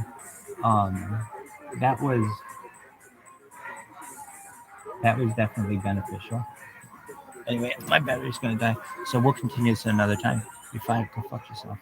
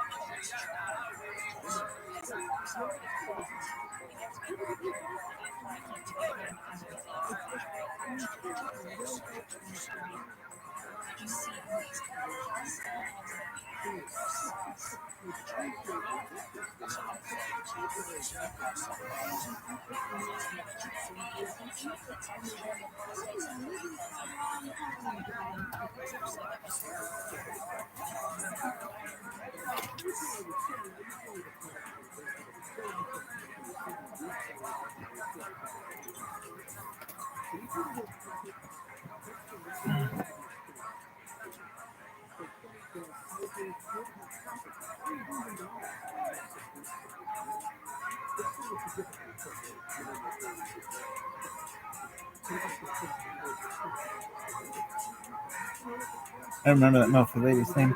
Where did you work with her? I think on Western. So her name's Laura. Really, yeah. And I never hooked up with anybody from this place.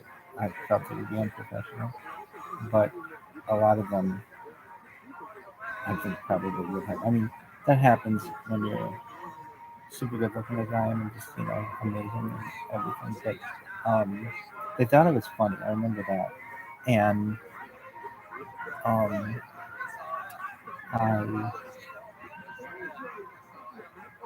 but I thought I worked with Lori Hickory. I could be wrong. Hold on a second. I'm gonna adjust the pillow.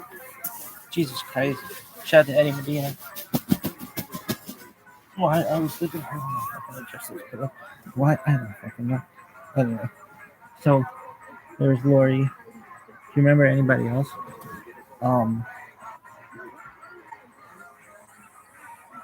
Do you remember anybody else?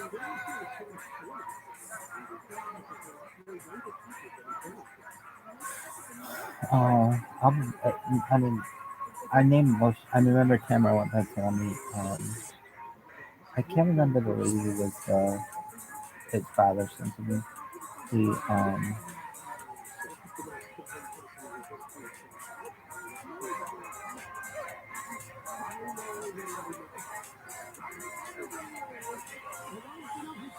manager. I think her name started with D. I could be wrong. I don't remember her name. But she was really nice. Maybe it was I don't know. But okay, so I worked there I worked in Western by far the most of any place. But then what would happen is it's like a manager would have someone call off sick, and so they would ask me to drive from Western Avenue to whatever location they they may have had. So sometimes I would go to Hickory, sometimes I go to Lincoln Way, sometimes I go to. I don't think 933 was open yet. Sometimes I go to Lincoln Way, Hickory, Ireland, or Granger. I think I only went to Granger one or two times, and it was fucking dead. And maybe only one or two times, yeah. And I can remember that even though sometimes they had to count my drawer after we had closed, they like me and they want me to come back. And people would be mad if they found, I don't want to say mad, but they'd be like, and that made me feel wanted. But also I was a guy and I was pretty funny, so I was entertainment basically.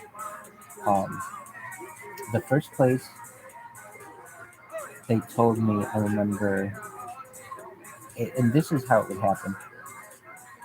Andy would come up to you. He would, like, I did a lot of transactions for Andy. He'd come up to you and you'd go to his account and, give him cash or whatever. And, um, but he'd come up to you and he'd say something like,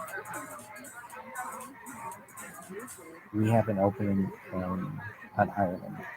Would you be interested in working there for a temporary basis, but until so and so had a baby or, for whatever reason?" So I worked on Ireland for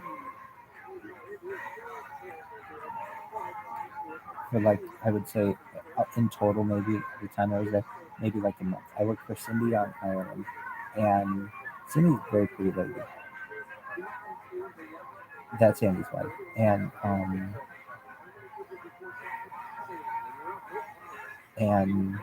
they met. She was a teller, and he was a vice president, and so it was a very incestuous credit union. And people told, I don't know why this is freezing up. People told me, uh, everybody ends up with someone from here. It's like a family, and um, when you think you're gone, when you think you're gone, everybody always comes back. And a lot of times that was true. Um, I know Lori had come back. I think like Kendra had left for a while. She came back. Jeff had left for a while and came back. It's just that's kind of how it had happened. So I worked on Ireland. Well, the first place that I worked, actually, before Ireland, I worked on Lincoln with Molly, and I really liked Molly. Molly was funny. She was nice, and everybody there was nice. And I never got paid with them. Um, they would they would call me. But so Mike was the Mike Codcamp. He went by Mike. So they call me Michael, I think, or Mikey. Some I think. Um, just to differentiate. And um, and so I went to, and it was considered a good thing if you were going to another branch. I mean, it showed that they had my video calls reconnecting. They had um, confidence in you, and so and the other branches were easier. And so I went to Lincoln Way, and Lincoln Way was the least busy of the branches aside from Danger. But it would get really busy on Friday because and they get these AM General guys who would come in there. And the AM General guys made a lot of money in comparison to most of the other people. They would have checks, like larger checks usually. And a lot of those guys would work overtime, and they um, they were proud of their checks. So they'd come in and they'd be like, they'd give you their check and you give them the cash, and they would go in there a lot of times to impress the tellers who were there. Um, and so you give them their money, and um, but it would get busy in rushes. Uh, I remember I was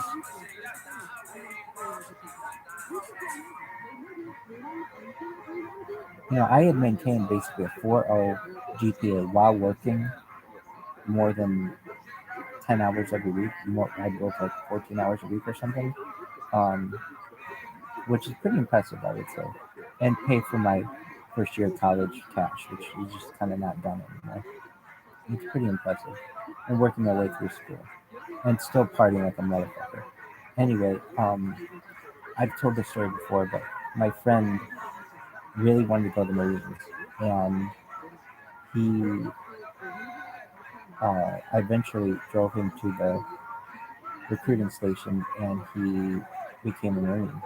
And I wrote him every single day that he was gone while he was at boot camp, at Camp Pendleton. And I remember writing him, I would just write him what my day was. And it's a lot like these video blogs, like whatever about which I'm talking. And or whatever I'm thinking. And so I would write him, I would take a piece of printer paper and just write him. And then I would buy stamps and then send it out to him. And he got a letter from me every single day. And I remember working in the drive-through on Western on a Friday, and I would just write him a little bit of this letter, and then I would do transactions with people. Once there was a little bit of a lull, I would write. Usually on Fridays there wasn't a lull, but I was working I was working that maybe it wasn't a Friday, but there was whenever there was a lull, I would write a little bit more of this letter to him of for the day. I put it in an envelope at the end of the day and put it in the mailbox. And it just I had a very rigid life basically, and I was never late for the shop. I was never late at not once at Morris Park. I was never late, and I never called off once, and I never took a day off at Morris Park. At community wide, I was never late. I never called off. I did take one day off that day that I was talking about when I went to the beach, and but that was the only day. I remember the day that I went to the beach when I came back on that Tuesday, so it would have been July 5th.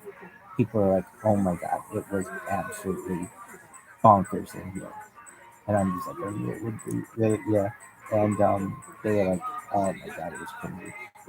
People would call off at community wide, but not in crazy amounts. Pretty normal. But that's to be expected when you're dealing with money and people have there's all kinds of germs all over. I mean, you deal with money so much that your hands would get black from the ink on the money. But I never called in sick there, and I took pride in that. It's like I'm gonna try to go my whole career without ever calling in sick. And I mean, there are perhaps some people who can do that. I know, but like, at least in my case. Yeah, I did my best to do that. Anyway, unless I hospitalized, but I think that's a different story. Anyway, or having this, well, I didn't call in sick, I had surgeries at foodporn. Anyway, but I'd have to miss for that, like for surgery or something. I worked, I remember working, the first place I went was, I worked with Jamie, Angie, and Molly on Lincoln Way, and Jeff. Jeff was there too, I think, at points. And then Jeff became like the manager at in Granger, something like that. I think when I first went there, it was just Andy. Jamie was on Hickory, Angie, Jeff, and Molly. And so they had somebody who had quit or something, and they needed some support. So I started working there. And I remember at points, well, they were getting more business, but at points they wouldn't always get that much business. The newest branch, it always takes people a year or two for it to catch on. So it would get pretty busy in there to the point where, you'd be a teller working as accurately as possible. And then I remember a few times Molly would have to go get, had to be a teller, but usually she didn't have to be. And it was just the people who were there. Is that the first place where you were? Yeah, I think so. I think one day Andy came up to me and said, "Would you mind driving to, do you know where Lincoln Way is?" And I said, "Basically, yeah." And he said, "Would you mind working there today?" And I was like, "Sure." And I said, "Do you know for how long?" And he said, I think it was like for 2 weeks or something like that. And so I worked there for 2 weeks. Then Molly really liked me. I like Molly too. And I like all the people. In fact, Molly was married, and I would say she was not. Um, she was like more of a boss. She wasn't like flirtatious or anything like that. But some of the girls would be, I mean, obviously pretty flirtatious. And I remember Angie was pretty, and but she had like a boyfriend or something. I don't know. I didn't want to get involved with these people's lives. I really figured like I was very focused on the university, and I wasn't going to date anybody, and I didn't want to just hook up with people there.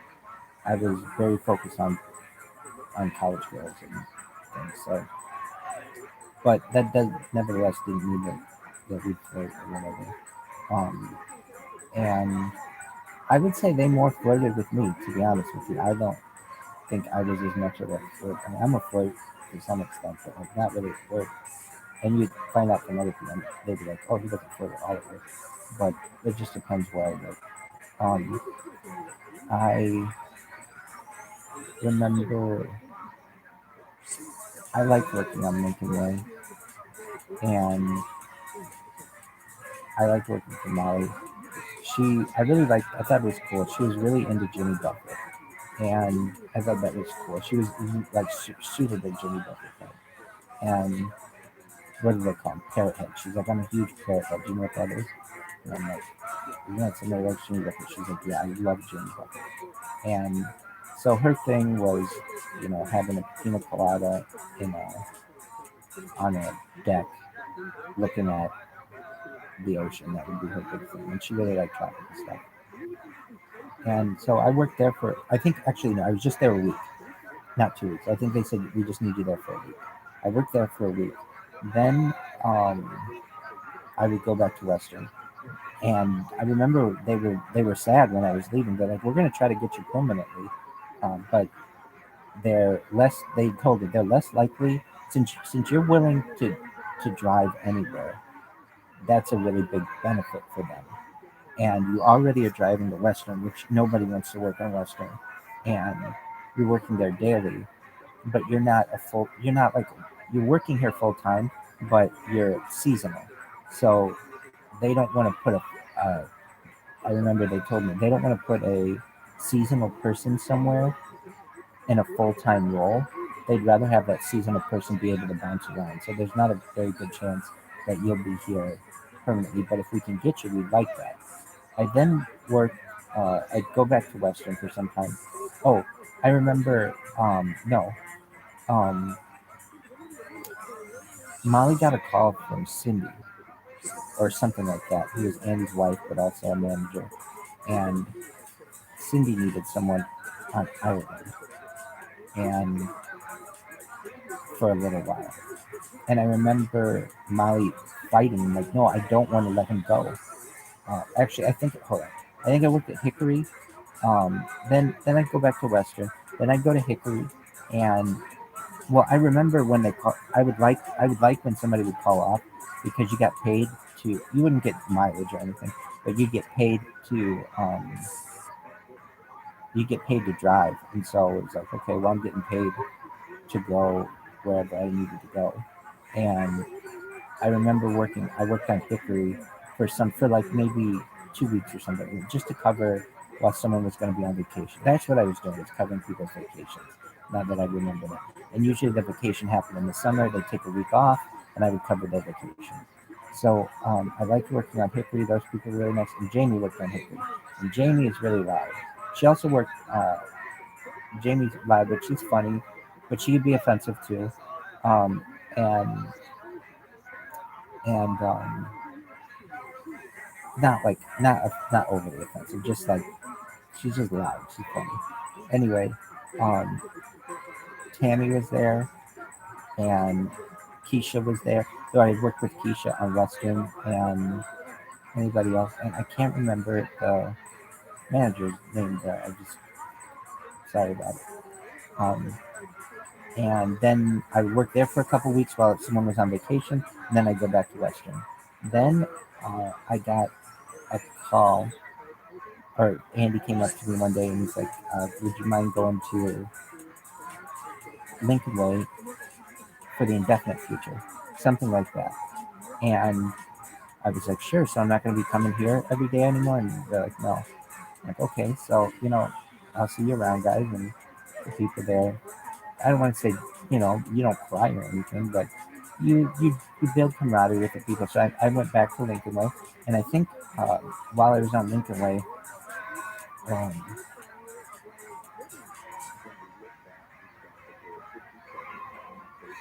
they, uh, I worked there for like a week or two. And Molly got a call from Cindy that Cindy was going to have me work on Ireland for a week. Oh, there was another lady, Kate.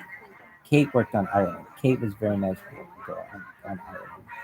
So Kate worked on Ireland, and she was very sweet and nice, and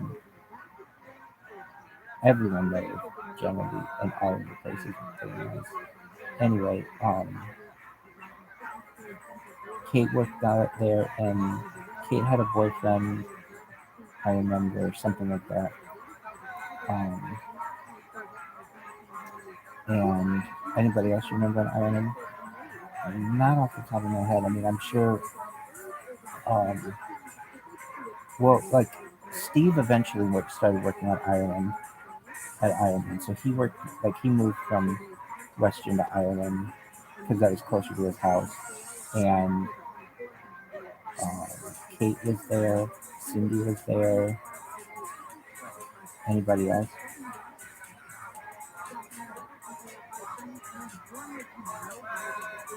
Not that I can find. I'm sure there are other people. Anyway, Lindy worked there for a while. Anyway, so I worked there for like a month, maybe something like that, and then um, just while they were finding someone who could work there permanently, and then they hired. I think Lindy was going to take the job permanently. I think this is what happened. I was there just temporarily until Lindy could work there permanently, and then Lindy worked there permanently, and then I think she moved to Granger or something like that. Had something like that. I forget. Anyway, I remember I liked working at Lincoln Way. It was a busy location, pretty busy location, but it was just I liked that they all had a different feeling to them, even though all the buildings were basically exactly the same. They all had the same blueprints basically, though Western was a little bigger. I like. And did you really like that job? I've liked other jobs much more than that job. That was a stressful job for me, believe it or not. It doesn't seem stressful, but you're dealing with the public and you're dealing with money. And whenever you're dealing with people's money, you have to be very accurate, obviously. And I was, but I didn't like making mistakes. And I always felt like I was under a lot of pressure. And I think I put that pressure on myself. Um, then what happened? Then I started working. I remember Lori was on Hickory, and she and I would flirt, but she was older than I was. Um, but she was like a quintessential milf lady. Anyway, I and she'd get flirted with all the time. Guys would go there and give them that. That's the thing. Bank tellers, or at least there, bank tellers, I'm sure, but um, credit union tellers, they get people's numbers all the time. They get asked out like a bartender almost. Anyway, I though they did tell me guys are never asked out, and I was asked out, so that was a point of pride. I I worked on Ireland for like maybe a month or something, and maybe not that long, but then then it would be back to Western Avenue once they got someone trained permanently. And I know on May 26, 2005, I got into university. It's on camera. My mom called me and told me that the vice president of her department had called her to tell me that I'd gotten in. So that was good. And then later that summer, I got housing. and that was really great. My dad called me. How did it happen? They uh, uh, they didn't have a direct line to me, even though we had direct lines.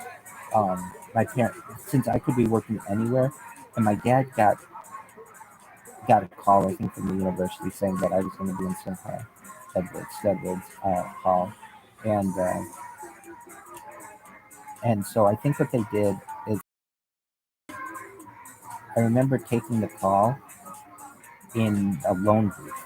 So I think that my dad called the branch. The branch call they they transferred the call to the loan booth, and then I took the call in the loan booth, and they told me, like, I'll never forget. My dad said, "Have you ever heard of St. Edward's Hall?" I'm like, "Yeah, my friend Kevin lives there." He's like, "Well, would you like to live there?" I'm like, "Oh, absolutely. I live anywhere on campus. I just wanted to live somewhere." So I was really excited about that. And but getting into the university is May 26th, 2005, and it was my friend's birthday, but also it's on camera, and we watched it on camera, and I was so it was one of the happiest days of my life. And I remember I would go on runs at night with my friend Phil, and I told him on the corner at Iron, I, Ironwood and Jefferson, facing north. We were on Ironwood Road, facing north at the corner of Ironwood and Jefferson. Anyway, um, we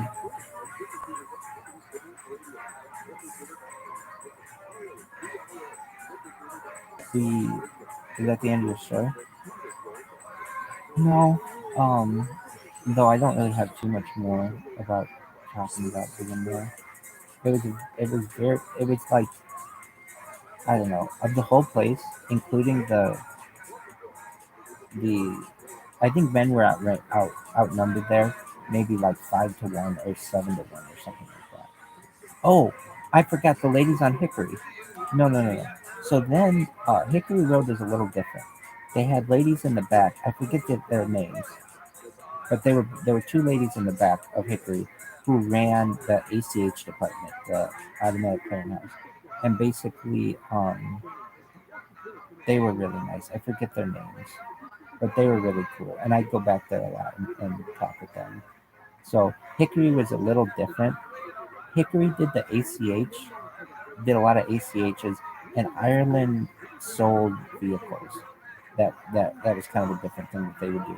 Western was the main branch, and why did they sell vehicles on Ireland? There were already so they were repossessed vehicles that the credit union owned, and then people would go there and either buy cash for them or um, get a loan on them. And they had some nice vehicles. I mean, nothing crazy cool, but it was nice. Okay, then what happened? So I got into university, I got housing, and I left. I would try to get that job back. So Jimmy gave me my job back. Lauren would not. Why? So what happened? It was after I had moved back to Pawnee, and I needed a job, and I went in to just beg for a job, basically. And Lauren said, "Well, firstly, we don't need anybody right now, but also you got to understand that in not so many words, he was like, you have a degree now. Most people here don't have a degree, and they don't have student loans, but you're going to have to be paying these things back, and we just can't pay you what you're going to want to need to make, and it's just not going to work." And I remember just really, being somewhat heartbroken, but it wasn't because I wasn't a good teller. It was I had an excellent um, I had an excellent record there. And do you remember anything else about the place? Well, I just remember they said everybody always comes back, and they were right. At least I tried. Um, I I mean, I'd eventually do a lot of business there. I would get my check. I mean, they were always my bank or my financial institution. I remember before I moved to California, I had um, I took. I remember going to the branch on 933 to the teller there and saying I want $9,999.99 because that was the amount that you could get. And you didn't have to fill out a federal form. And I remember explaining to her. I drew on a piece of paper the world for her and basically said, look, if you were taking over the world, let's see if I can do it here. And you had like, there's like this, and there's this. What do you think is the like most key area to be able to dominate? And she's like, probably like where all of those lines intersect. I said, exactly, that's where Israel is. That's why it's an important place geographically. And I said, um, I I said, I remember telling her, I'm going back. I told her this story about this girl, and I was like, if there's any chance, I just need to break myself with this girl. But I told her, if there's any chance I'm going to go back and fall in love in anywhere, it's going to be California. And if you know how I'd have to do it, and she said, doing what you're doing right now, getting a whole bunch of money and going out there. I said, you're absolutely right. And so she counted it out for me, and she wished me the best. And so I do remember that. Um, and I think Aaron Trowbridge was the head of he was the manager at that occasion. Do you remember? He was a nice guy. Do you remember anything else about? Oh, I remember Andy would he come up to me and ask me why I was majoring in political science. He's like, why don't you major in business? Which I absolutely would have, but the university didn't accept business majors as transfers, and you couldn't transfer into the business school, which would piss off Mr. Mendoza incredibly. He wouldn't want it called Mendoza College of Business anymore. In fact, he would want his name removed and perhaps even threaten litigation over it. It would just be known as COBA, College of Business Administration. And somehow millions, he would donate a huge amount of money to make their business school, and that would be known as Mendoza, and that would be world-renowned business school. Why is this? Well, when I worked at the university, the business school had been built for like 15 years already, and it was still being referenced as COBA. And I said, why do you call it COBA? And they're like, it's just what it's always been called. I'm like, yeah, but it's known as Mendoza. It's like, it has a name. If anything, it's MCOB, Mendoza College of Business, not College of Business Administration. And Tom Mendoza would probably. So some familiarians is stealing the name of that school. And after a major donation from Tom Mendoza. And I even remember asking a rabbinate, does he have the money to get another biscuit? Oh, he's definitely got the money to do it, so he'll be fine. Anyway, is that the end of your story? No, I mean, I guess. Do you have anything else to say about the place? Um,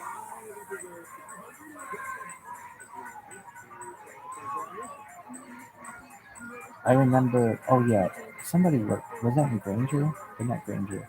I think she worked in Granger at some point. But um, one of the people, like Christy's sister-in-law, worked. She had just gotten married or something. She was a nice person. She was a she was kind of a, I don't want to say goody two shoes, but she was very proper. I remember that kind of. She was nice. I don't remember her name. Anything else? Um, I don't remember the other name of the lady who moved to Utah.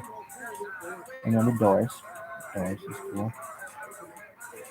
I remember that we listened to a lot of music there, not on Western, only in the drive-thru, but at the other locations. What would you listen? A lot of Sunny 101.5 and lunchtime oldies was good, and it just made the day go by more quickly. Oh, I remember this. Our computers did not have access to the normal internet. So basically, you would log into your computer system and there was no internet. So, and people didn't have smartphones then yet. So it was just before all that. Now the managers had the internet and oh, the managers had the internet.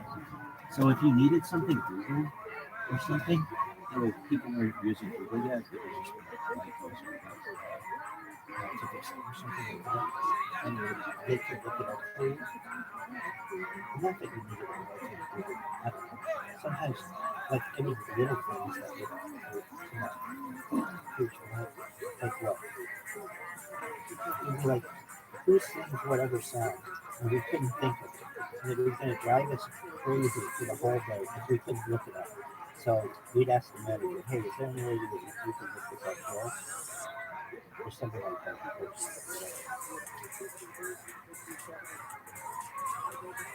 I do remember.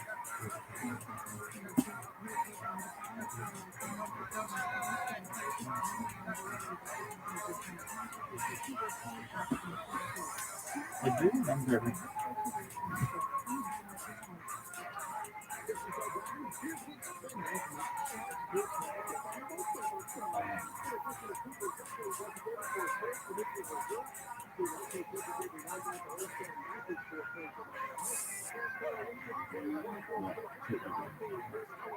Oh, Rick Stretner's son, Bill, would my second grade I think. Oh my god! Of any job I've never wanted in my entire life, it was his job. What was his job? We had these big filing cabinets where we would keep people's original member contract, their original new member contract, and basically we had member contracts that were like maybe some of them were 30 years old in this, and they were in like these fireproof safes basically, and it was um, if you sometimes you'd have to like somebody would come in and would go, I don't have my ID, I got robbed, I need the money to be able to. It's the chicken we ate when it comes to the DMV. You don't have the money to get your ID at the DMV, so you go to the bank, but the bank won't give you any money because you don't have an ID. So a lot of times somebody would be like, hey, I got robbed.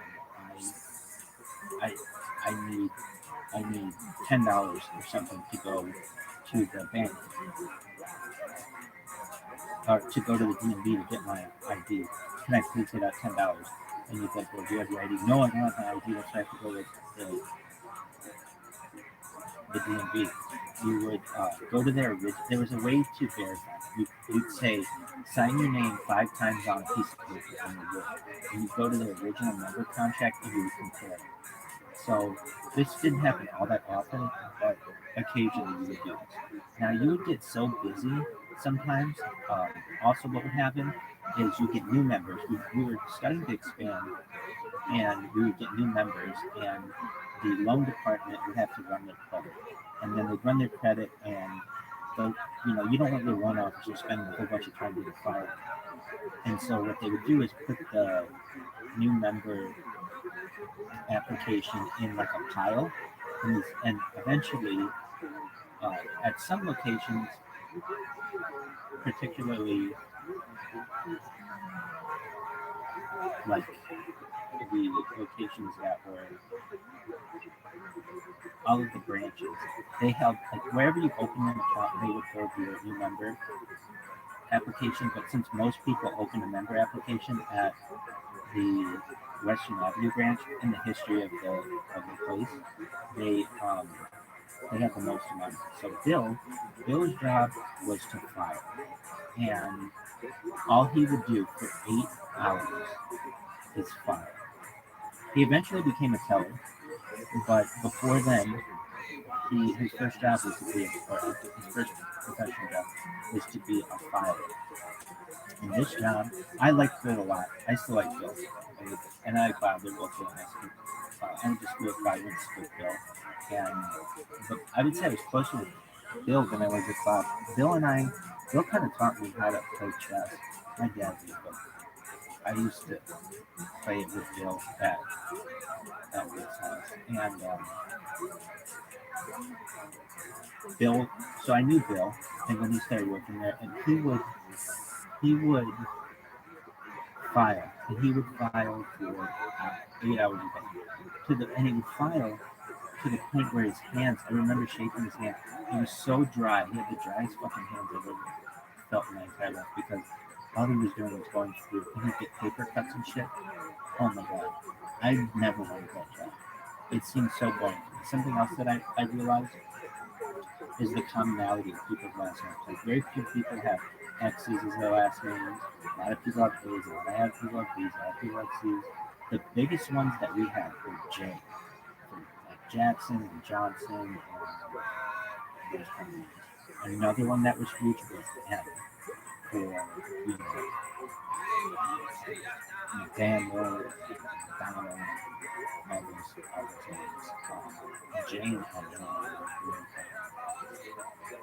now, not there were some Z's, of course, there were some Y's, but not nearly as many M's and J's. Like the drawers they would have like 2 or 3 drawers for just the J and just the M. Anything else? I love the smell of the fucking soap at Western Avenue. I would know it if I smelled it, because I sometimes smell it somebody else's head, but it was just the best fucking smell. It was. Oh, I remember I would use the bathroom too. Not like, no one ever said, hey, you're using the bathroom too much, but I'd get bored of fucking doing, all the transactions. So sometimes I would just go into the bathroom and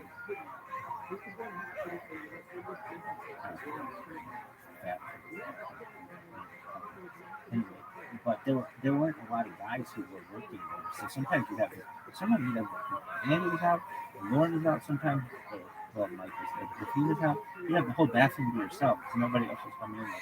So I remember I would just sometimes go in and just say, I'm sure people do that too. Nobody you just go in and sit. I don't want to say I'd sit in there for 20 minutes, but I'd sit in there maybe for just to get a little bit of it. And then we'd go back. Oh, I remember you had like your tell. You'd be a teller, and your tell was like your drawer. And we'd have little keys, and you'd wear the key on your wrist generally, and then you can lock up your tell while you went to the lunch while they were taking a break or something. And that was important to do because you didn't want somebody else in your anything else? No. Who's that lady? What's her name? Who worked down there? There's Debbie worked down there, but there's some other lady who worked there. She was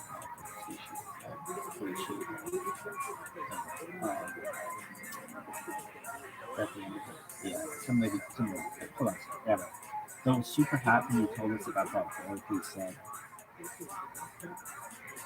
I swear, that was super hot, and so did the thing about that lady telling you about girls incubating with cum in their mouth. And then using a turkey baster to impregnate themselves. All that is hot. What about cum dumps? We're all waiting on cum dumps, right? No. Why? Go fuck yourself.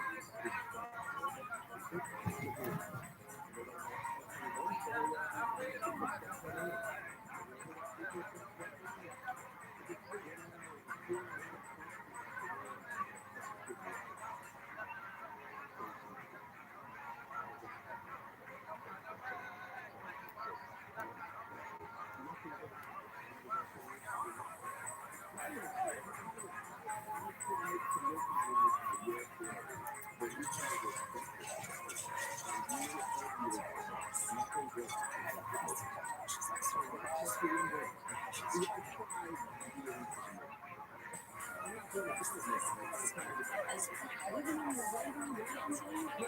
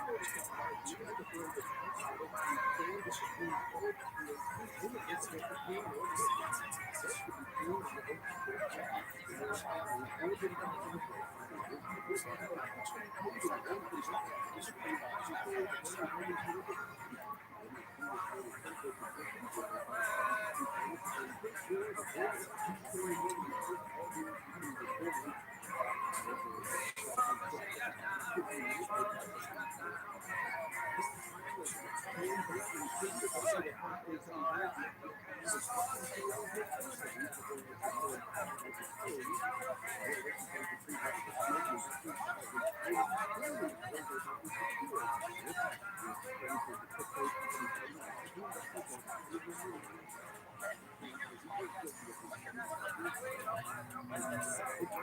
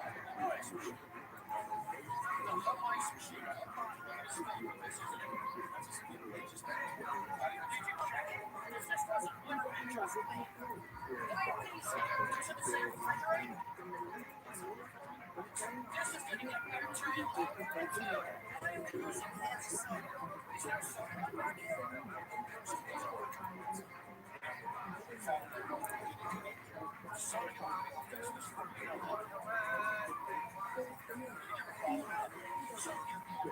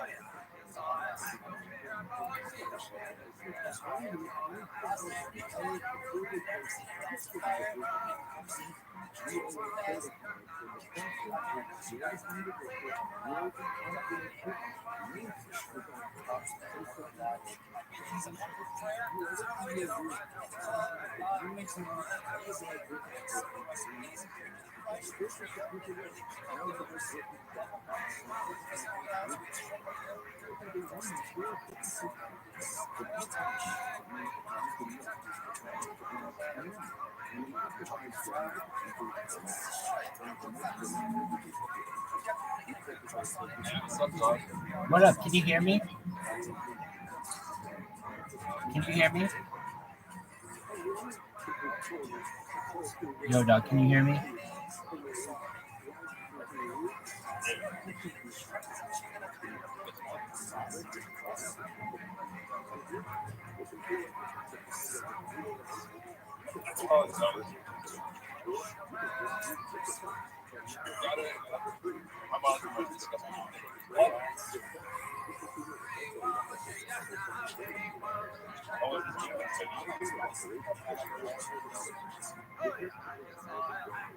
Can you hear me? Can you hear me? Can you hear me? Can you hear me? Can you hear me? Can you hear me? Can you hear me?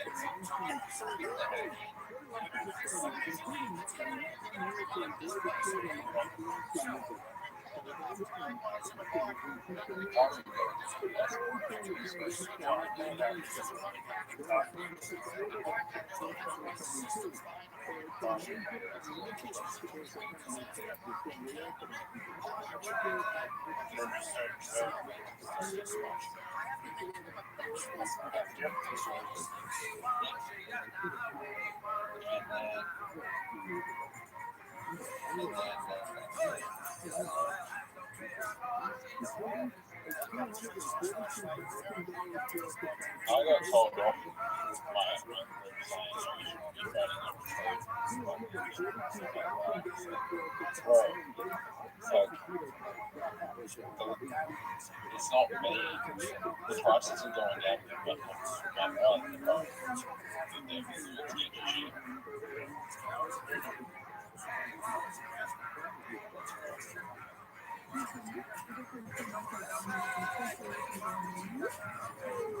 Is it possible that if comments and maybe the chart go down more, that something that was already available? Yes. Well, at the end of the day, it was going to go down where it is now, regardless of that. Well,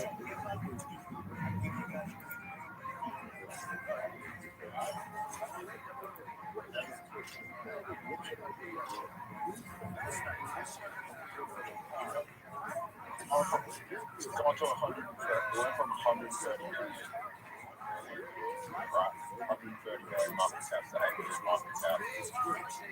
All the way down. It pumped from 30, but pumped again back up from 8 million to 4 million. It's now at 19 million. It's on its last legs. It's on its last legs.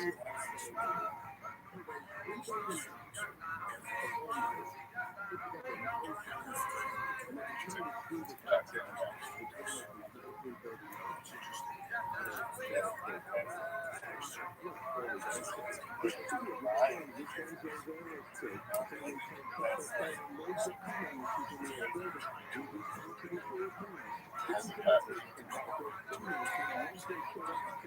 So here's the thing. They're putting tag. They're paid marketing agencies to do it, right? They're paid marketing agencies. They're having 2% tax. Right, that doesn't make any sense.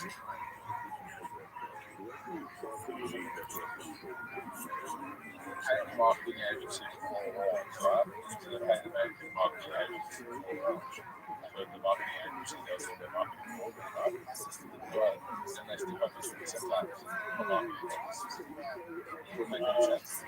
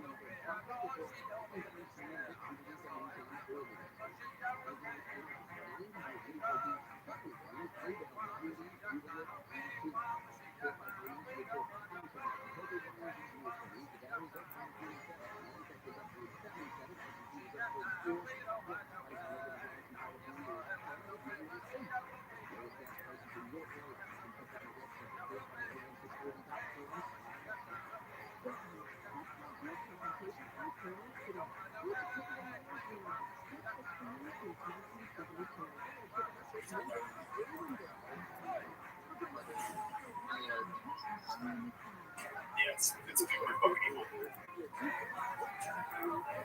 Can you hear me?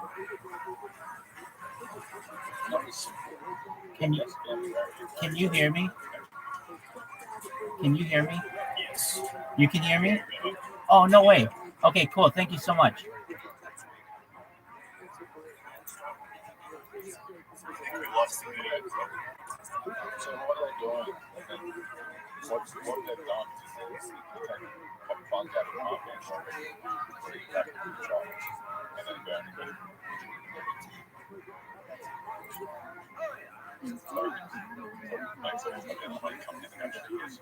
They're not in the premiums, like they're not going to buy $100 million. Putting money in from the street. Yeah. So yeah. I don't know. It's a serious question. I would think that would be more. And I wanted to buy more. They make about $2 million in revenue, and then we get down to like so what they did is they just take the money out of the market or put it back into the jar, and then they burn. And they have like 60% of the supply that they just burn. So it looks like there's like $4, $5, $6 million that's being burned. The reality is like half of this cloth like the money that comes out of the market. And then what they do is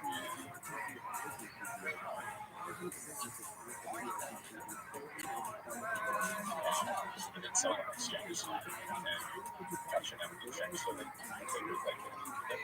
if they $2 million, there's a $2 million that comes to it, they'll be able to do a purchase again. It's so obvious, but what they did is they again self-qualified and sold them exchanges.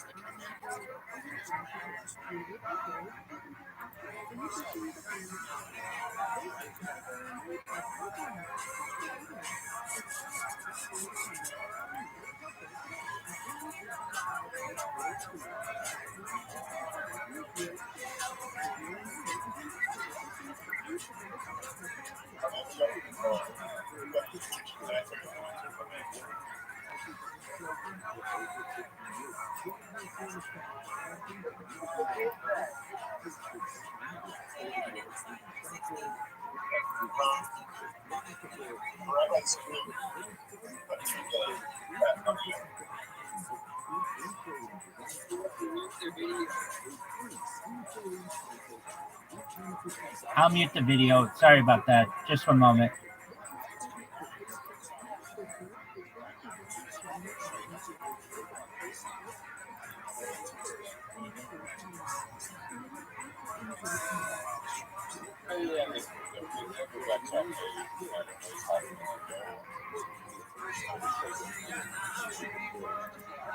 Yeah, it's fucked, man. And then the dragon and then 4 million today, 4 back, 4 million.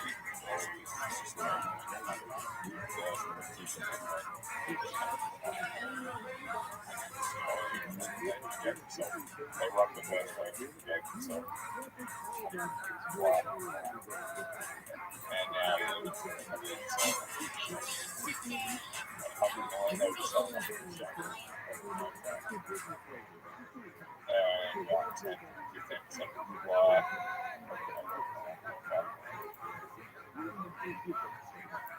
so my question is, when does it go to zero?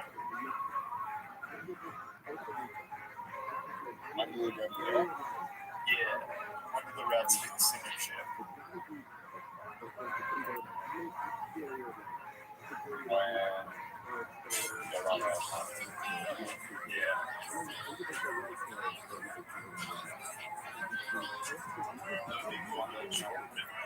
Is that possible?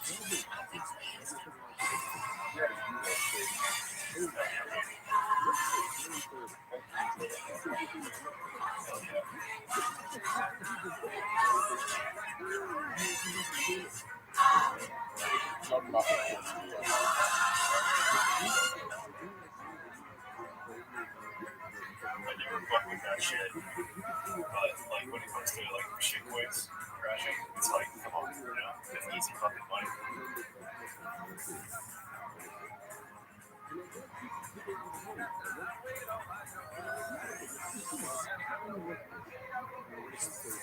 Please let me know if there's anything in, specifically that you want to watch.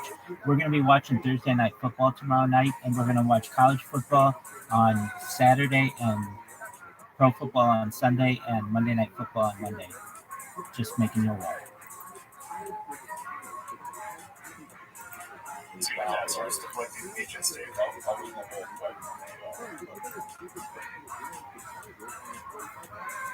Next time, when you revealed your theory, go ahead, man. I'm sorry. Sorry. I was just saying when you revealed your theory about like the extreme depression, 2027, how physical media is going to be like sought after.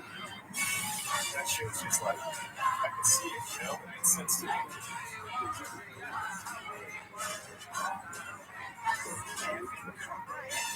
It makes sense. Yes. That's fucking cool. Like, the demand for physical media, especially in, streaming all that, like, I think it will be valuable at some point in time. Yeah, you're articulating like that.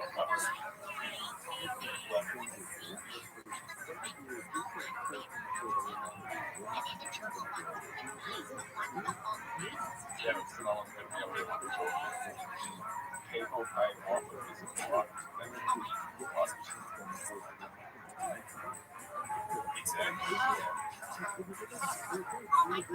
Did you buy that Star Wars thing? I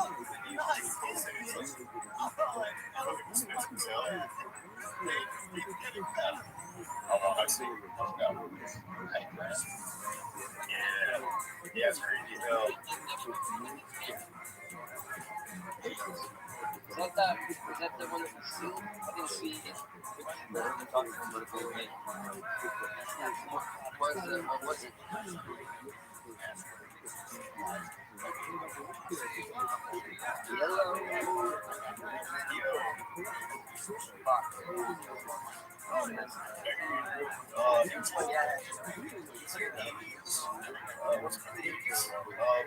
Seals, like, Planet Hope. Okay. It was okay. It was just one. Yeah, it's fucking expensive. But yeah, that shit's crazy. My buddy gave me fucking this one for fucking single tape that he gave me. A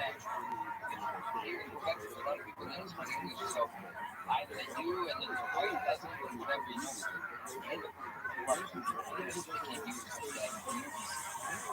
So he gave me the whole fucking set of Star Wars on Blu-ray. And I also have all the Harry Potters on Blu-ray. I got $200 if you want to buy them at the store. I got it free. Oh yeah, dude. Yeah, fucking, I was pretty happy. It's like, Harry Potter is like one of the only things that they don't stream on like mainstream fucking like TV, you know, like Netflix or whatever. I want to watch that shit, I gotta fucking find a way. Oh yeah, dude. Yeah. You must have support that.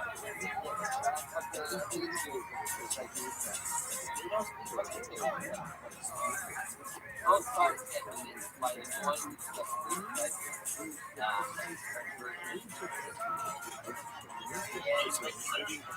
yeah, those are 14 years.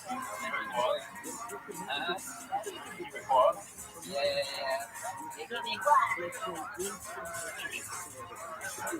No, I do, yeah. I don't have anybody except for you guys. Yeah. I mean, I watch the videos, do all my streaming, but if I go out and look up the shit,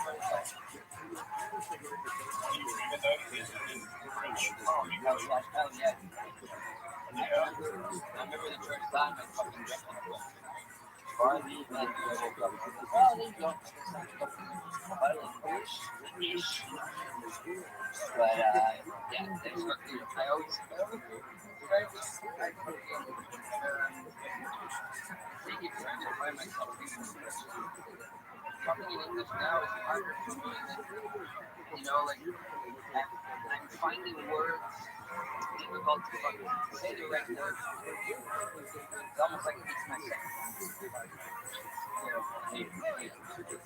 Oh no, that's super cool, dude. I want to learn something language. I know a little bit of Spanish, but I'm not good at it whatsoever.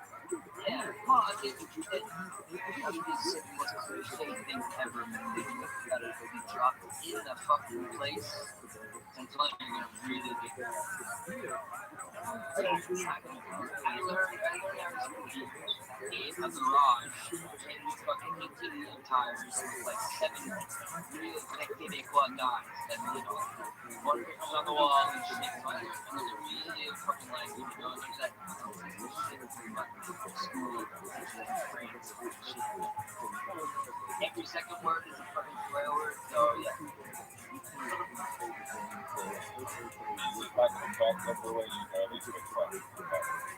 Yeah, but yeah, Montreal, fucking Montreal, no problem not knowing. Obviously, you want to know like yeah, you don't need to speak French to go to Montreal. From big cities, I know it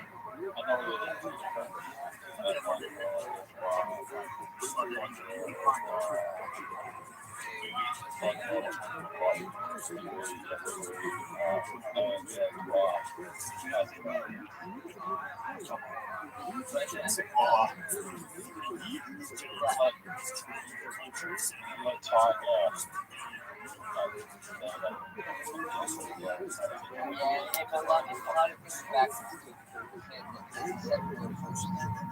can't give you an example because now but basically, yeah, just get away from Montreal, no problem. And then, but they can't live here. A lot of them don't, and a lot of them don't want to. Yeah, man, I know people that are like, oh, you've never let fuck, you've never let people you've never been to the ocean. Although,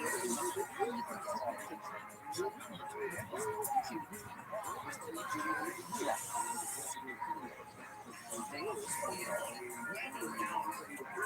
Where I live, Montreal. And he's like, How's the weather out there, dude? but right now, Yeah, like typically, like just in general, like the winter's like crazy as hell. it's fucking shitty fucking location. Yeah. I mean, it's kind of warm. I don't know. But I grew up on the East Coast, where there's water, and I always like to and then I moved across to the West Coast, so the mountains mixed with shit and my own other ecosystem, like my own little shit there. Beautiful, beautiful weather, and it's not bad winters at all. And now I live in Central Canada. But when I got here, man, I wanted to die. Minus 40, blowing rain, holy shit. I'm used to it, yes. I'm sure, like, despite that, it's incredibly beautiful. But in the city, especially, I mean, I think if you want to find some more beautiful things, I'll go to Nova Scotia.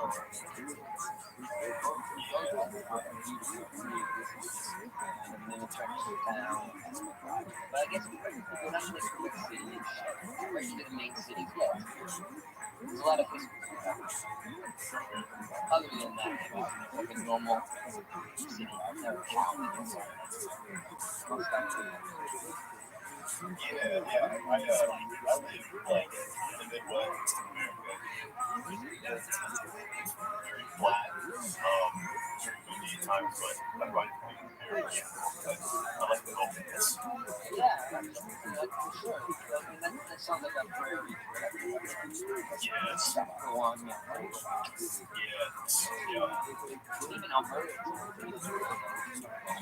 Yeah, I kind of like that shit. But yeah, I think Nova Scotia now is right by the water. Yeah. You like to fish? No, I do.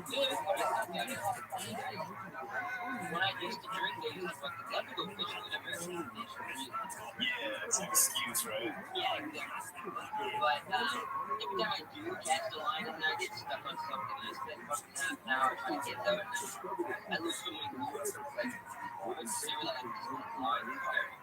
Yeah, no, I'm not a fan of it. Like, it's the ocean. The ocean is fun. Get stuck on anything. Like, like seaweed, seaweed.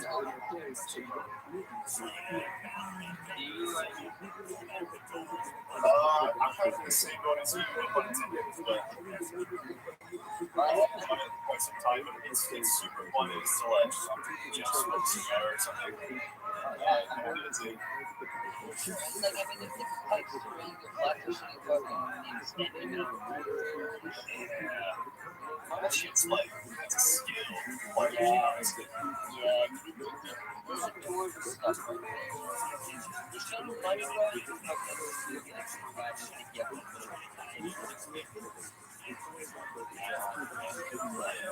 I'm not honest. This is my idea.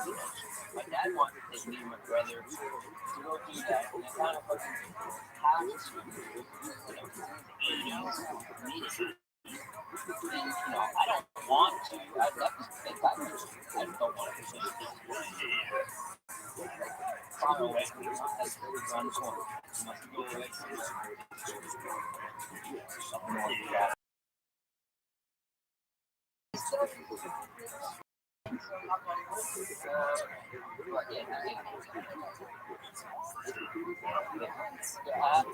I'll be back.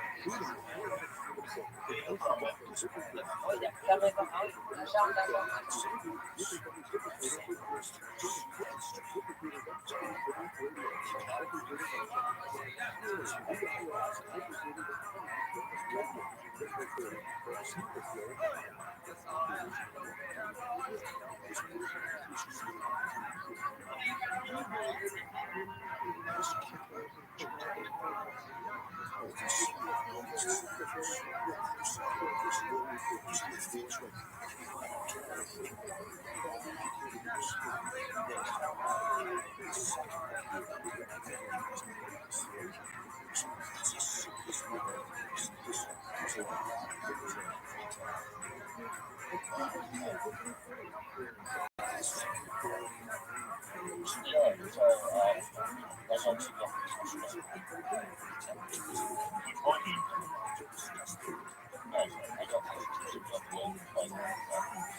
shit. Yeah, no problem. No problem.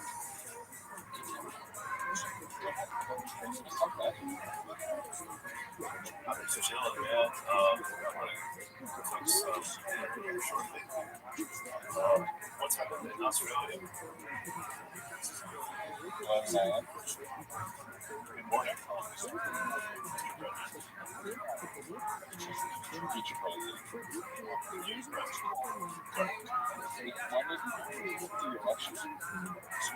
No, I'm hearing like it might be postponed, but I don't know. But talking more about that. I just feel like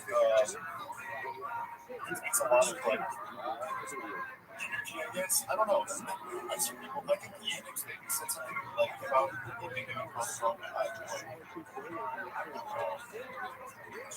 Let's fucking run it. You got my vote. Yeah, so more or less talking about it is, yeah, it's a lot of effort, etc. Blah, blah, blah. I mean, he's not really officially or anything, but I don't know, maybe another one's fine, like, maybe just based on the one in 5 weeks. Yeah, that makes sense. Kind of what I think just was, but that's what he's letting people know.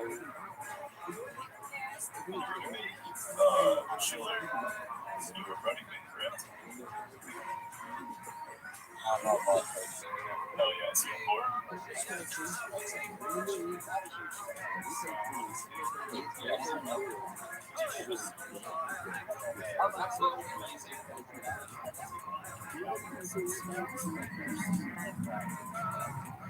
Absolutely. So I'll be good.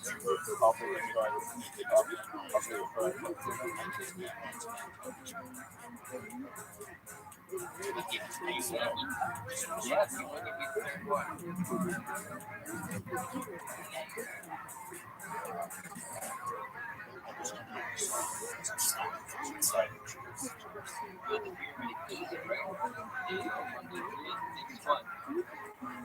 What would be your first order as president? What do you want in the legacy of? Those would be questions. So order of first order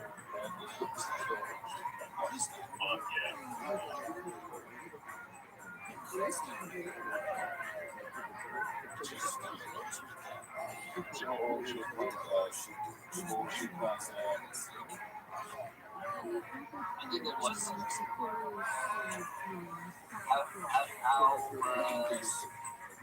my second.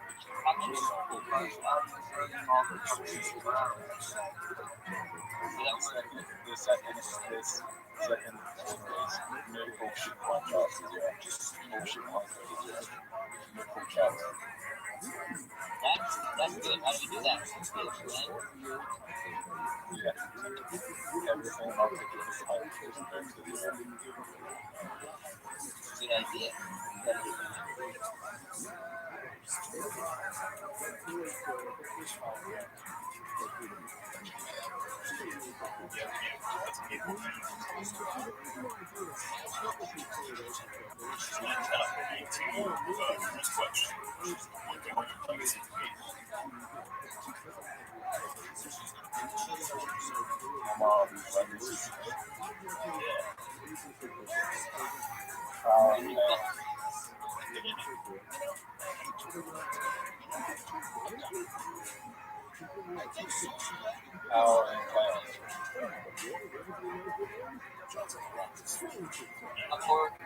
In chaos,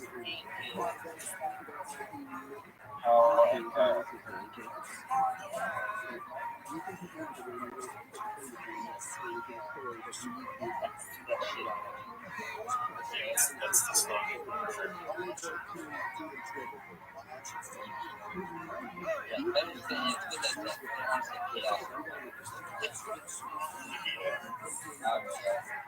Just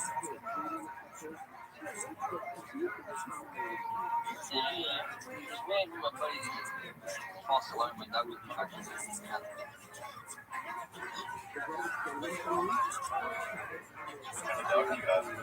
I have a fucking roommates. Mom, going roommates with me. In a lab, in his house, in a lab, and mom was roommates. Or vice versa. But yeah. One was like a basically a, I want to say pure grit, but I don't think it's a grit. But the door went to this looking for the house. My dog's name is Dash. Yeah, Dash. Like that. Yeah, I just call him Dash.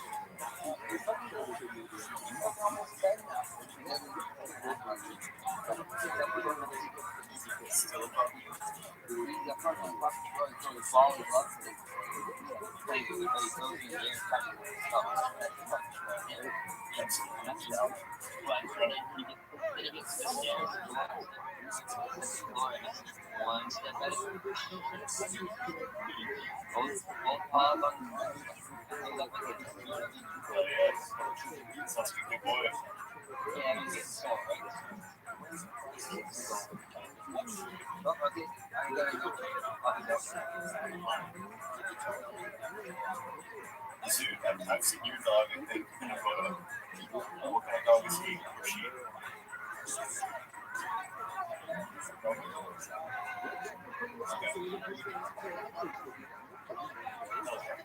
Great dogs.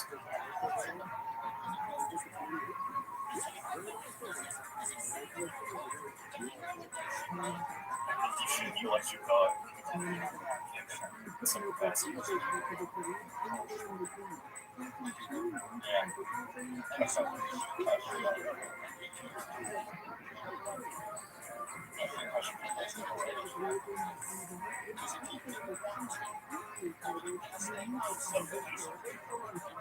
Make it so.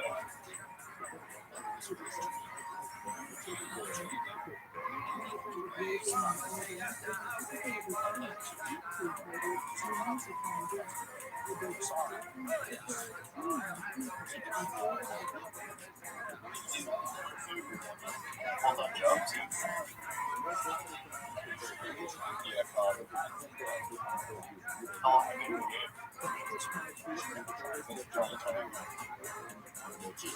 Oh, yeah, my favorite for that is about Tom.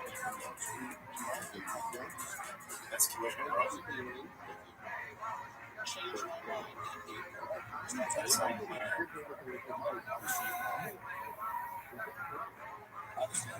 I know I'm going to chill it in the morning. Yeah, dude, I mean, if you're in this, obviously, yeah.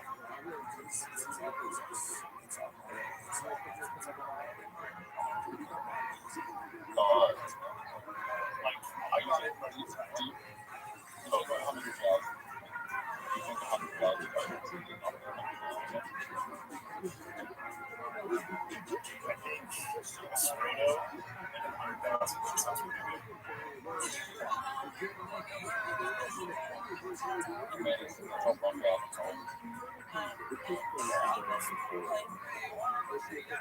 That's a good number. I would definitely be happy with that. Because that was the I feel like you could do a bunch of church and shit. Same thing and all that. I'm still holding my bag from last cycle. I had school. Yes, and Doge both do well next cycle. It's going to be good.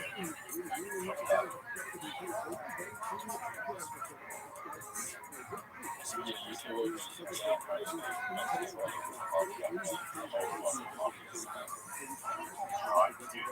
when I first started, like, I was like, it's a pretty guy. I mean, that's targets a lot of people, right?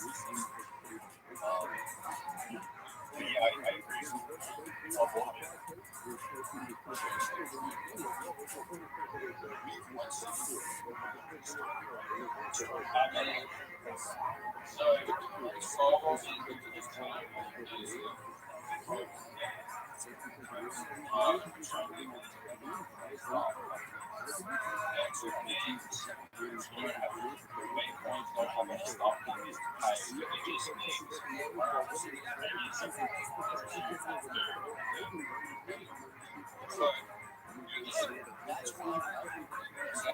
You're just investing in companies building blockchain, literally security. So yeah, there's a bunch of companies out there that like part of the monthly boss. Yeah, fucking like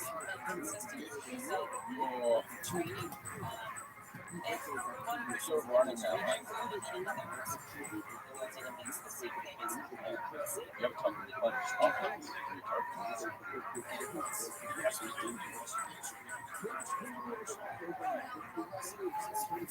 And I honestly think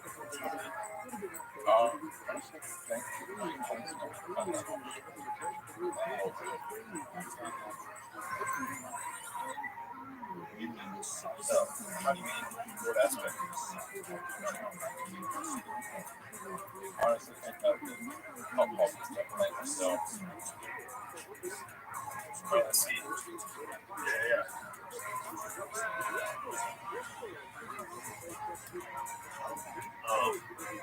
I do feel like it's going to be better. I mean, a lot of folks, obviously we're seeing it now, but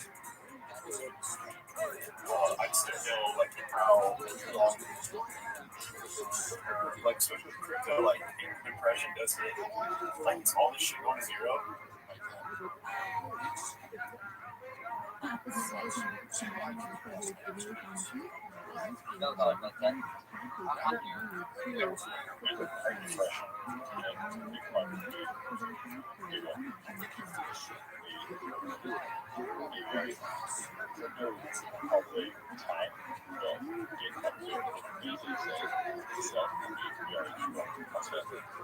have to agree with you on that one. I think everything will go down at that beginning right away.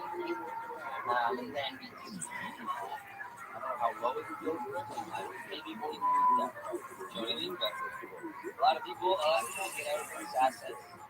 Obviously, they want the cash. And then when they realize, oh, cash, they're going to jump back.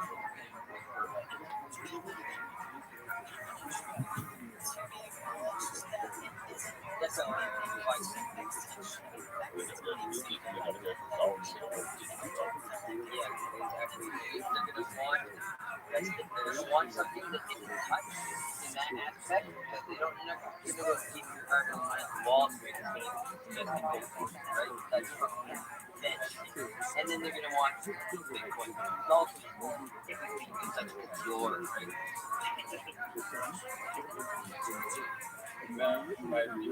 Maybe Ethereum, because by that time I think Ethereum's going to be like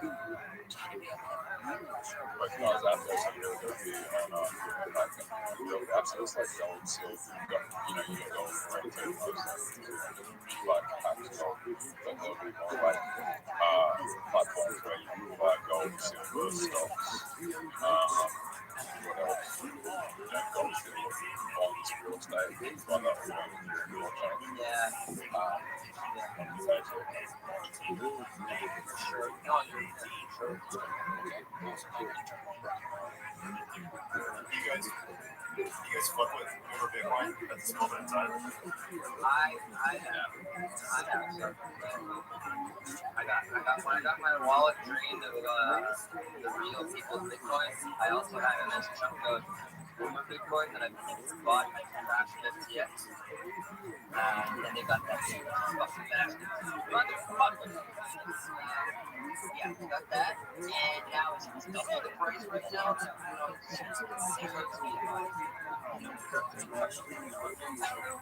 been doing about $20 a day in the last year.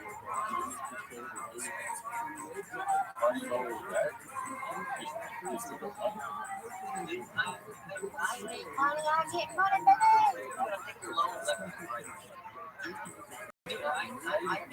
I make my, you know how I make my money now? Like literally, I'm on fucking stock. That's how I make my money. I lose my money in crypto and I make my money in gold. So yeah, my bank account is huge. When I sell fucking assets for my retirement,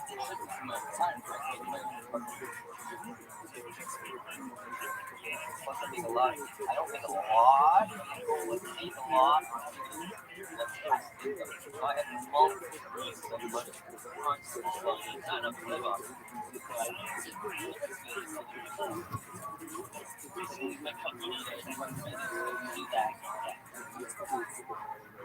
What company do you have? I own a transport company. We had 320 June and 126. Roger. Yeah, this is like we delivered to we did a manifesto. Well, any skyscraper being built in Montreal, we brought the fucking ceramic. So we brought all the materials in place and distributed it to each one. Well, we did the transport. So we all got fucking like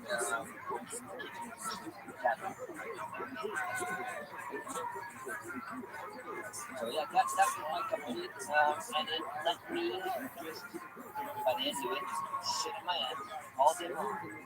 Pretending I'm in the office, drinking all day long. I had they let me go get help. I got paid while I was there, so I took my house full. I handed it off to him when I got out.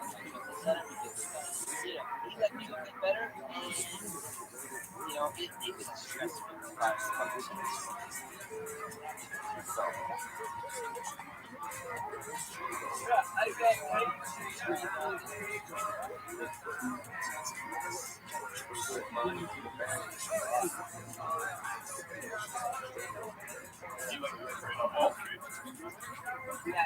Yeah. All the time. Oh, I fucking do. I put all my savings in everything. Dude, you know what? I don't. You know what? I don't. Not like I really should have got into it. I'm kind of happy though. I'm not. Obviously, it's all now. The fucking my app didn't have that option when I started, and it does now. Do it now, but I just never got into it. I enjoy the way I trade. I like day trading. It's not like one buy and sell things. I'll buy it and I'll let it sit for a little while. It doesn't matter how long I hold it per se. I don't have a set. But I've got into coffee companies early before like a massive those ones that cashed out on this. But I mean, this is all funny about Bitcoin. 2017. Selling at that time, so I didn't have it. So I just forgot about it. Coinbase wallet. And then when I got out of my treatment center, I was in the center, I was getting help in doing coding.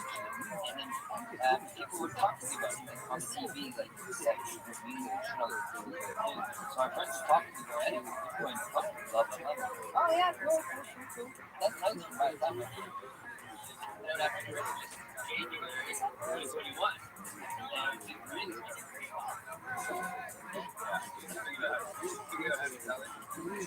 yeah. That's basically what they know I'm interested in mining, crypto, and all that. It's fucking awesome. I made my career like $1 million. In hindsight, I probably shouldn't have done any of that because really, I was late to start.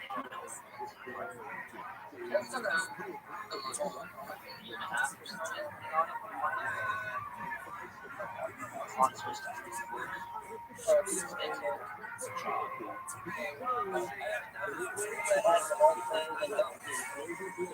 on your theory class. That was my money maker for mining certificate. The hash rate and the difficulty and everything something like 25 to X overnight stuff. So yeah, like making X amount of coins to like fraction of coin per day. And power for that. Yeah, I don't want to sell them.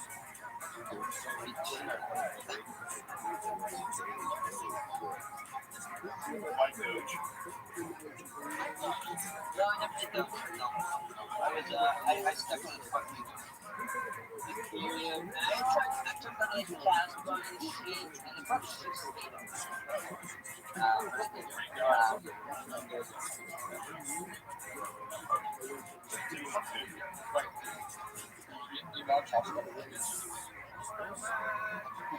I started to. I didn't get into it. I should have.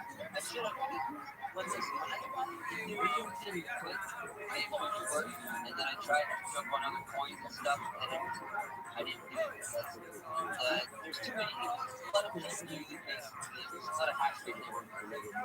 It's kind of depressing, right? Jump on something you know that like maybe 6 months ago, before the hack, maybe people just like rich in this coin. I didn't do it. There's a guy called he was going through all these teachings.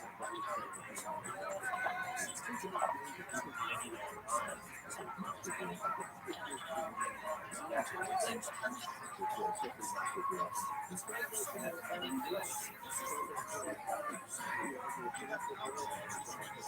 It's about 4 minutes now. What kind of PlayStation do you have in mind? Well, my started with GPU,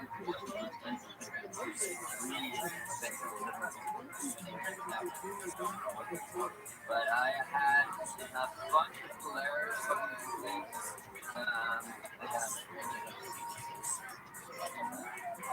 I have one ring, two full rings of like 8 head off had that much more than like fucking 8 card. But that one, when I separated them for igers, I should fucking but no, it basically got me into my fucking. I wanted to do very class more than theory, so I just started doing 40 players instead of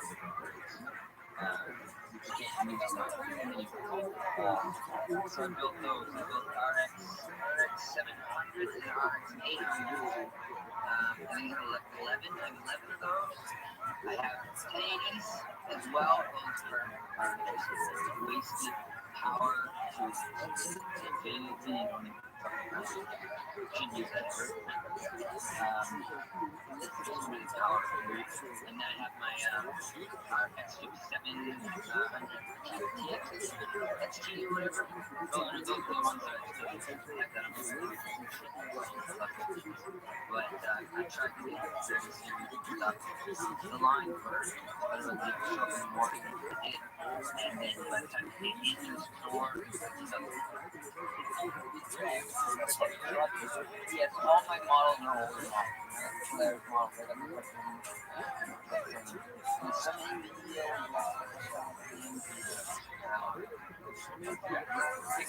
nothing that's of value really. But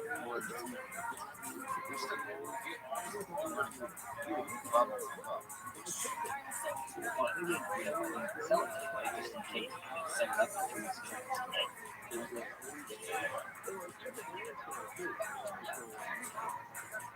that's crazy. I can imagine the like heat output. All those. Even my house in the winter, nice to that. That's why I set up on my kitchen table. I actually like that.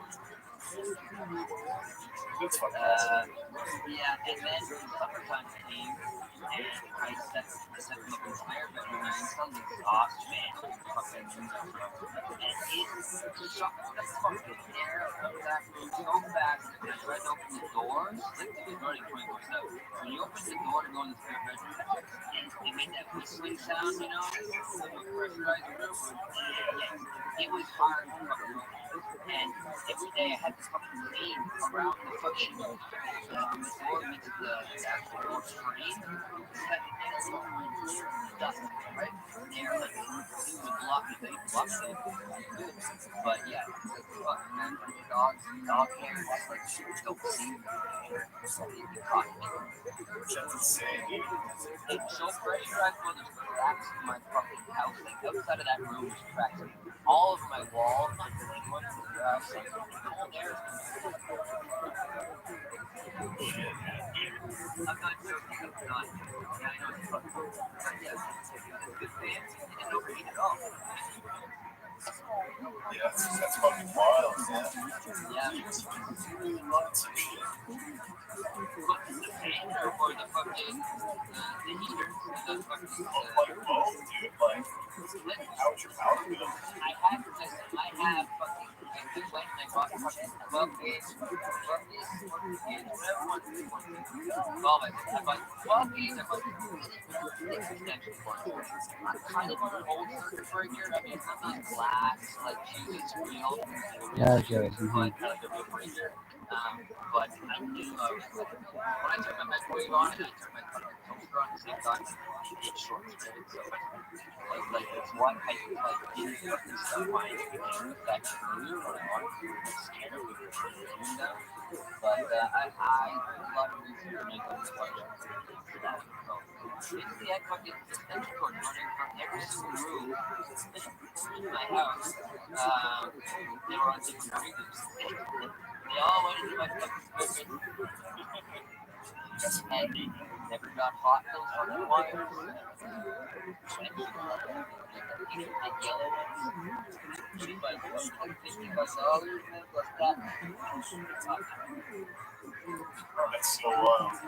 Yeah, but no, what happened was the electricity bill, I didn't really pay attention to it because I was on what's called like a budget plan, where they space out your electricity bill and you pay the same amount every month. They do an estimate of what you paid last year type of deal, you know? So I was paying almost $200 a month. It's like $180 a month to pay tax, and that was fine by me. I had my fucking wife, girlfriend at that time before, like the hours all the time. I said, okay, less laundry. I'm sick of it. Less laundry, less heater, less water paying. I'm gonna be fine, right? You can turn the heat on in the winter. Welcome. That's fine. And then they reassessed it in August. Well, I mean, this was when the mining was all over, right? There's no more fucking mining. So I mined all summer, collecting fucking shit. And then in August, and they switched my bill to a new system. Where I didn't realize you have to use X amount of kilowatts per hour per day. They jump you into a new tier class. Basically, it's like 3 times as much power for everything you go over. So that's like $450 bill in fucking September for the month of August, and then the end of August. Anyway, I just shut everything off right there. Yeah, fair enough, dude. I stopped. I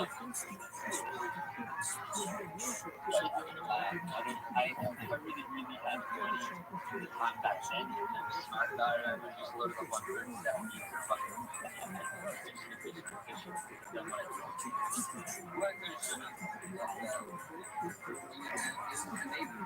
They kept me sober. Yeah, are you still sober? Yeah. Well, I mean, I'm alcohol sober. Yeah, we have them. Yeah, I do. I'm fucking hot as shit right now, though, but yeah. Yeah, but smoke weed, bro. That shit's good. I like to be out in California, so, you know, but you come to my house right now with a dick ball, I'm not a problem. Yeah. Oh, yeah. But, yeah, no, I can't.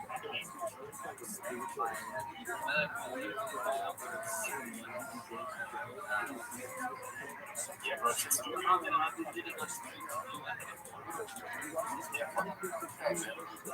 a desire to. And yeah, that's why I'm like, it's good. Inspirational help, I guess. Yeah, man. Hell yeah. Crypto, the market's been good for keeping you like sharp, you know? Yeah, but I mean, it's in general, right? So anything I acquired in Texas. So, like, it is for me. It's literally, I don't see it. Like, so, yeah. Something can go on to the next one. I can relate. Yeah. I'm very hyperfixated on slightly, and I've been allergic. I've never like involved in computer before like this. So I've never been on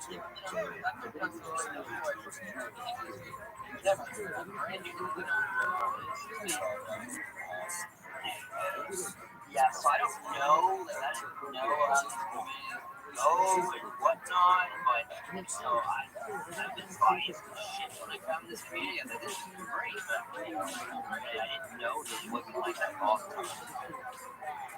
For me, it's just like, I get stuff around. yeah, dude. I kind of got lucky myself because like you all are cool as fuck. I love it. Like, I'm supposed to show you, like, literally, I got my wallet dream, like, I got all my fucking Bitcoin, everything taken from me, and I'm still here. So, Yeah, I'm sorry that happened, dude. July 24th, July 24th, it's 74. I'm really, really tired. Yeah. Passed out maybe at like 10, 15 minutes. And I woke up to somebody on television. Home television, I don't even know how it got on. I must have been checking it. Didn't upgrade or something. It was working. I could have sworn it was. See everybody talking. They they're very good. Very, very fucking. They're fucking spying on us. They're getting intel on us.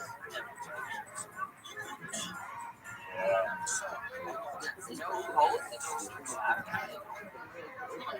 Intelligent cops. They're all gonna shoot up. Fucking six. So low. Like, I mean, somebody's fucking money or something like that. Like, go rob a store. Go rob a fucking store. Don't go fucking steal somebody's life savings that is also like his work for free whatever. Like, it has value in it as well. Okay, you got 100,000 bitcoins. They sold them for fucking like pennies. You ruined my fucking generation. So, fuck you.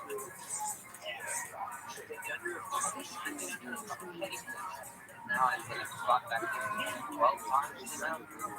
So, I don't even know what this is. Yeah, man. I'm close to $30,000. Yeah, all right. Yeah, including what I got wrong. Yeah. Well, I think it's cool. You didn't give up, you know. It's like, fuck this, you know. You're sticking with it. I think you're going to get back at it.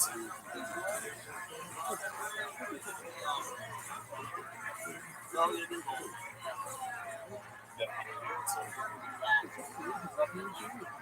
Definitely, man. So talk to you.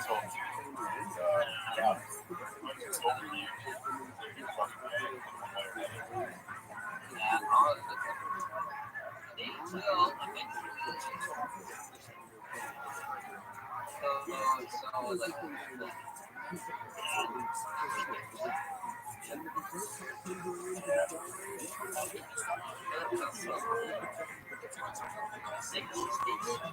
because I ain't cool with anybody, even with wrong words. Of course I'm not going to. Don't do that. Don't click on links. Don't do that. Of course I'm not going to.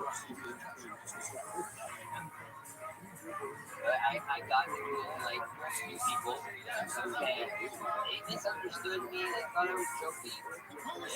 Bad communication is miscommunication, bad communication. And yeah, like basically when it grows, that was fucking good job. You ask people that are people like coming at you and they're actually real people. I know they're real because they're fucking my conversation. They say, yeah, you got it. That's okay, right? People are real.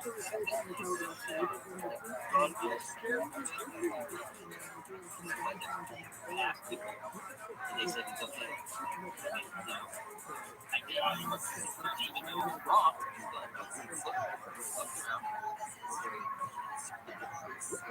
Yeah, no, I mean, what happened, he was fucked up. Yeah, it wasn't something, it's like, oh, it was your fault, like, it was fucked up. Let me see about that. Don't get on my mind, just fucking click on links I see. Not at all.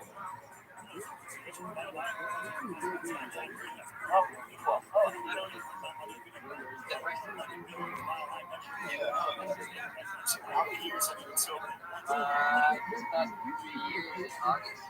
Congratulations, bro. Thank you. Yeah, good. Life's pretty fucking boring. It goes by so fast. It goes by so much slower. Super weird. 3 years. 3 years, August.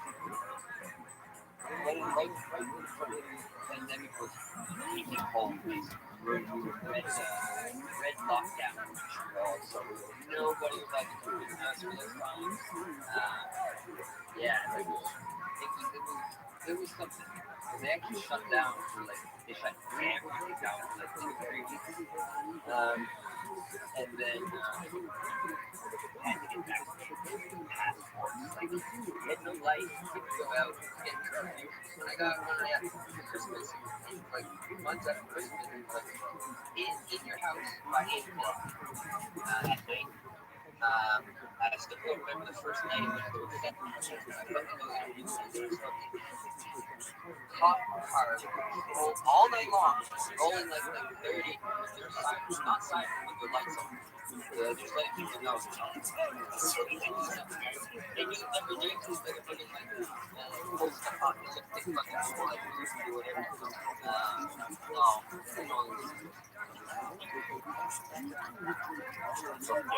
Wild, super weird, man. Yeah, and then I got a lot of people fucking during the pandemic. Most of us got fucking addicted to fucking Yes. It's like people got their shit together, or they just like. Exactly. It was one or the other. And that's for me personally. That's the thing I got into marketing. It's obviously like crazy, Yeah, well, me too. I kind of got into that as well. Not right away though. I had the money and then I started mining. That's kind of what got me into marketing. So I gotta see where they're going. I need to make a wallet. Oh, good. That's Wallace now. Got all that shit. And also, we'll probably do something like 30, not 30, 30 hours a day, like maybe like the 15 hours of watching YouTube every day, all day long on crypto mining and crypto like stuff, helps get involved. That's awesome. Yeah. Well, I'm glad you got your shit together, bro. You got in when it was high, like you started coining super well. I was in Doge. I got my first bag of Doge when it was $115. Wow, that's great. That's And but the thing that happened to me is I didn't sell it. I like for me at the time, like the bag I had was like even life changing for me at that moment because I'm not like a fucking like doctor or anything like that, no lawyer. I mean like pretty modest money is what I do.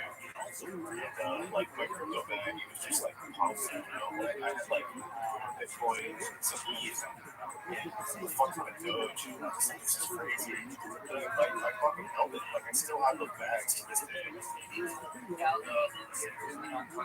On fucking Saturday Night Live.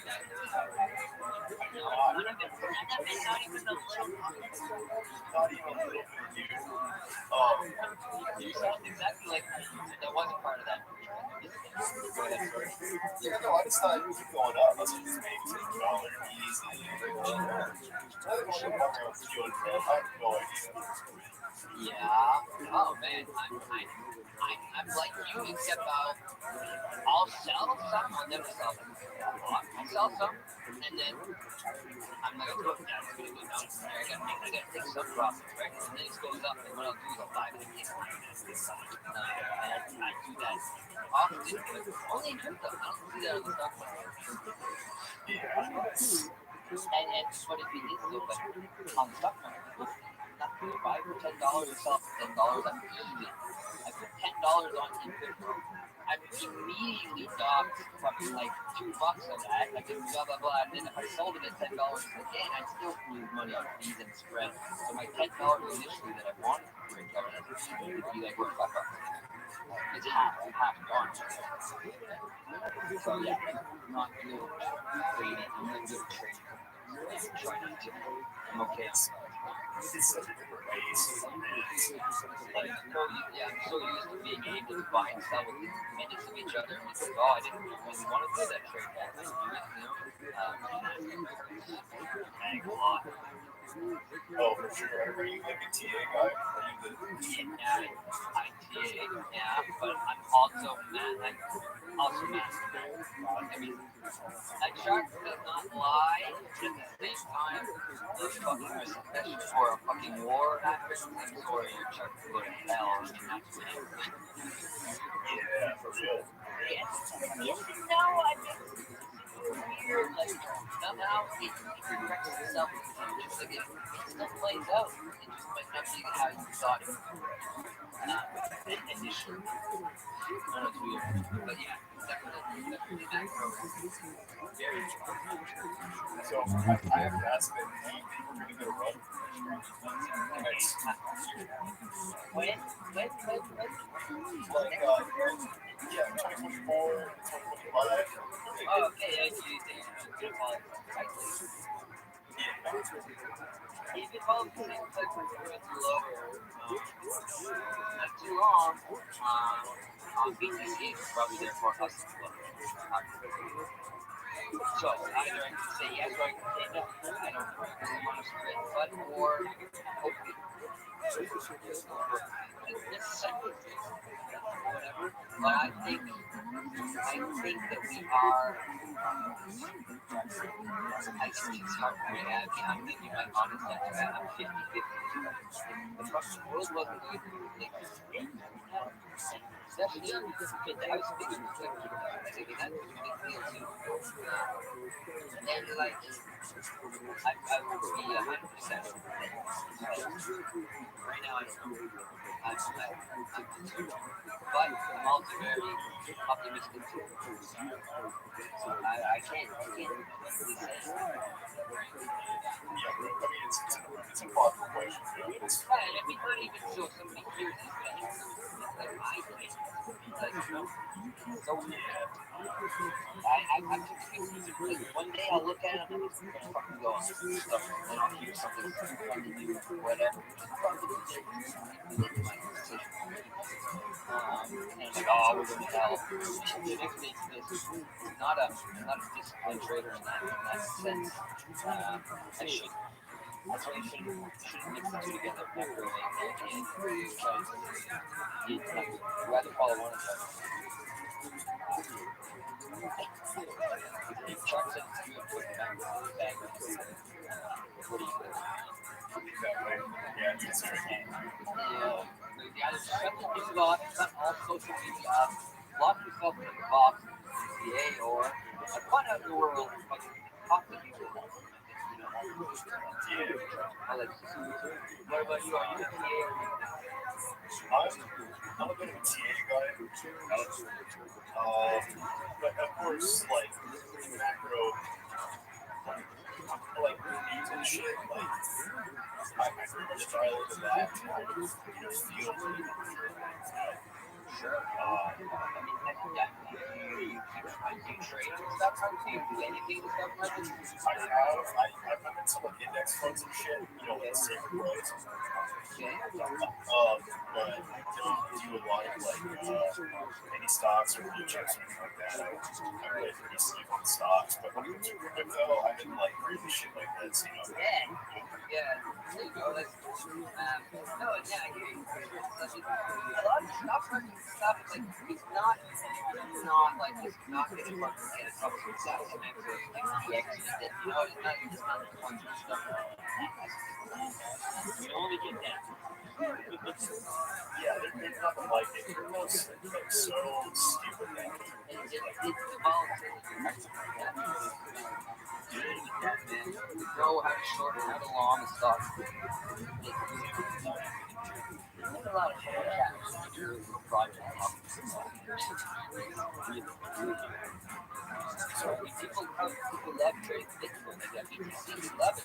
They find most of the difference in that sense, right? No one's short. I don't really do that. But oh yeah, that's how they make their money primarily. well, that's it. That's it. I like my shit. I have a girlfriend I fall in love with coin, like project or whatever. I don't want something that I like it. But some shit we should get rid of and interesting shit, whatever. I understand that concept, but I get that with stocks. I don't want to sell all of my stuff. It's got good news, yeah. I don't want. Yeah.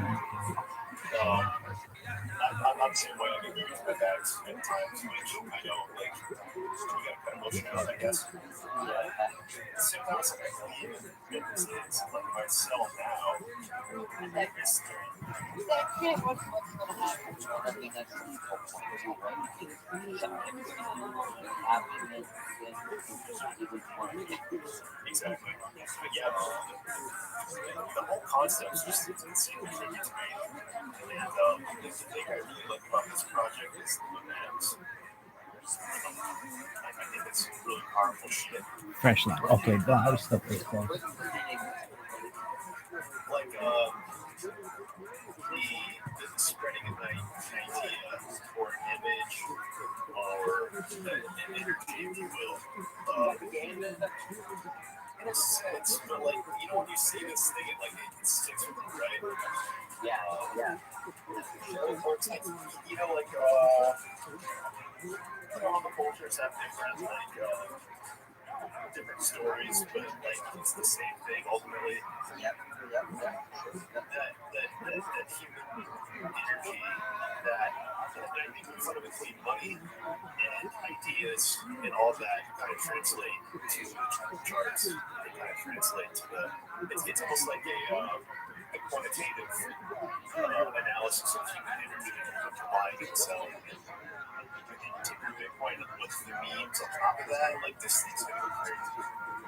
Oh, yeah. I mean, dude, I mean, you here getting yet? I got in like in June, early June, but it was like Well, that's really enough. Yeah, that was like, dude, that was fucking fun time. Like, I really had a lot of fun in June and July. And yeah, I'm still having fun. But you can see there's a lot of people that fucking aren't here right now. Yeah, you know.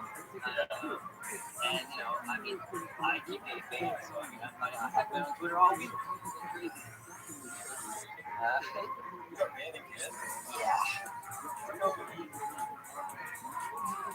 Talking with Twitter right now, but it takes 3 days to respond to any fucking thing I write. Right? That's so fun.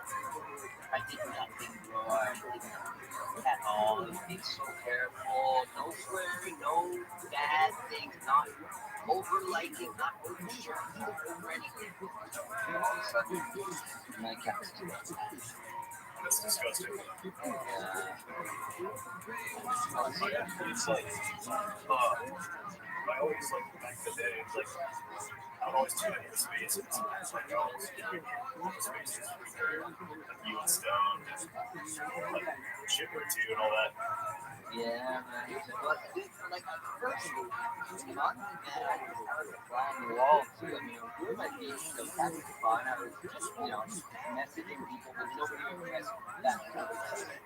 I wasn't intelligent. I didn't really find intelligent.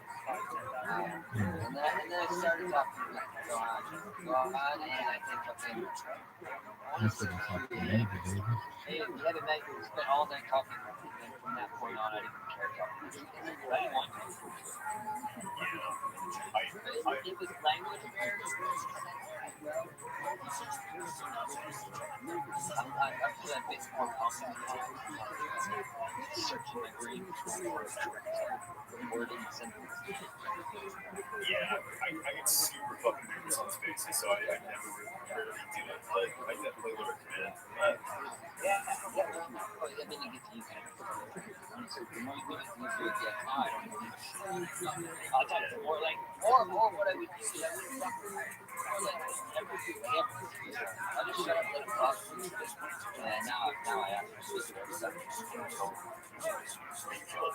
Especially, you know, like mentioning that English is kind of the second language really well. Yeah, it's so weird saying that my second language. Right now it is. No, you agree. Thank you. Other than that, I suck at French and now I suck at English. You know, I'm stuck in the middle. I got a French accent when I talk English and a fucking English accent when I talk French.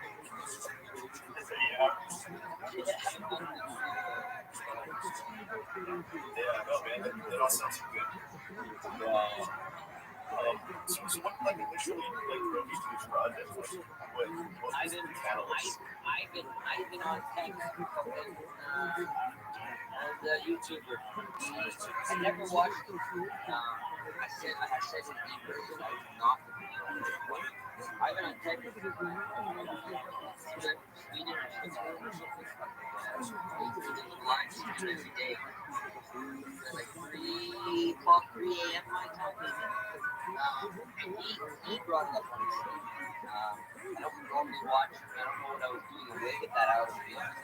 Maybe 3:30. I took a long replay, by maybe a couple minutes of time. And he said, "Now look at this fucking stand here." Yeah, bro. Yeah, he's really good, but he's laughing his ass off too. Inside store, and I'm fucking that's what they use to monitor their activities, blah blah blah. And they use a website. See what he knows me, but I knew it. Bag. I knew the bag. And then I just went to the website and looked up how to buy it. And I kind of fucked myself over because I wasn't gonna do Uniswap, any of that shit. Like, I didn't know what, but I always just wanted to. And when you're buying from this wallet, if I do that every time you leave the page, like in the wallet, it shifts it back from dollars to vice versa, right? So you can pick what you want to send, right? Money to keep. And we've got all this stuff. I made a couple buys instead of like $3.50, I got 35 cents. And at this point, the gas was like $55 American. Like it was high for this that could be. And yeah, I spent a couple $100, like a couple dollars, and they were sailing too. They were sailing on me. There's $40 gone. I got pissed off and I stopped buying. I left it. At that point, the point was beating in at the point of but yeah, so I missed those days. So therefore, I missed the photos, missed all that shit. And I was just mad. Then when I came back, I got in better mood and I went around and I heard eating.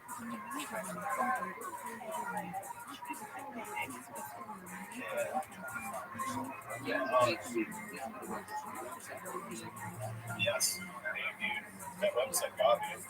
And I was like, what? Again. So I'm in a Discord with some people, and it's like I don't know any of these people. It's like a kind of gaming type Discord. And someone posted it. They're like, this has less than 4,000 members right now. So try to really fucking good. Like, check it out.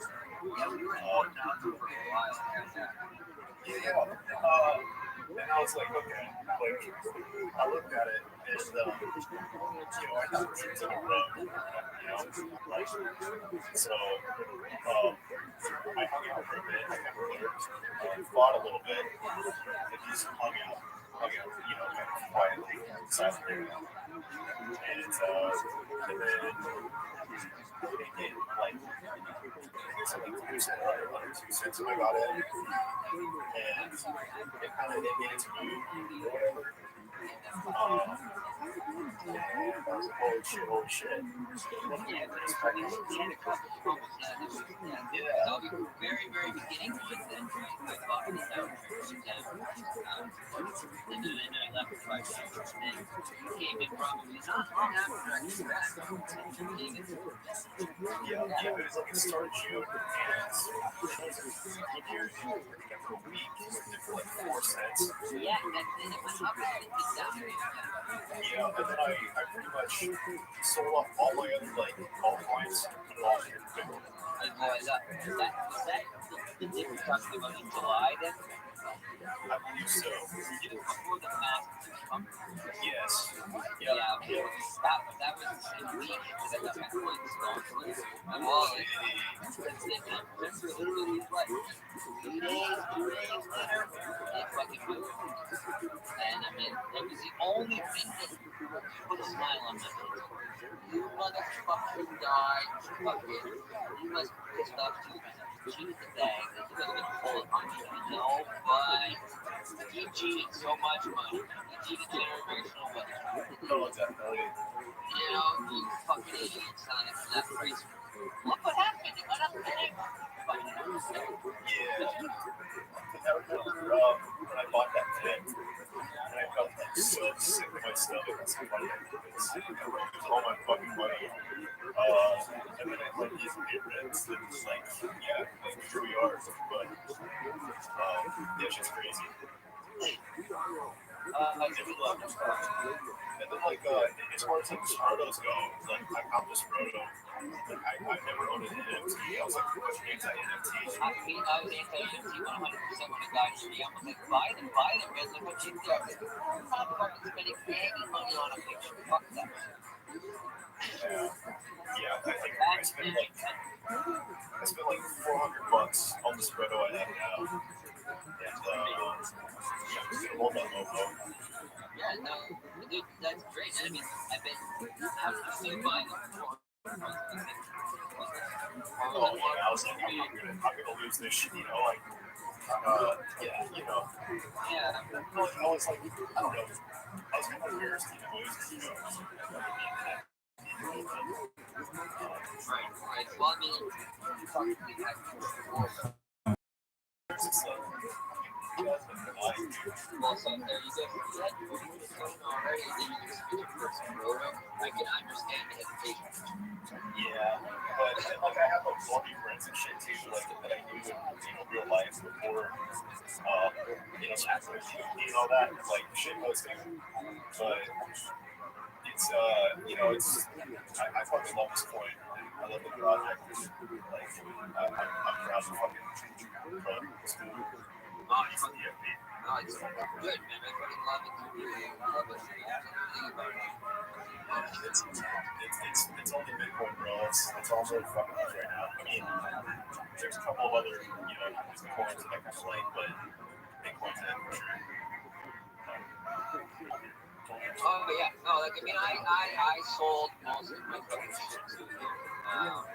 Most of my alts and everything. I still have some, but for the most part, everything is I needed so many fucking random projects that I had.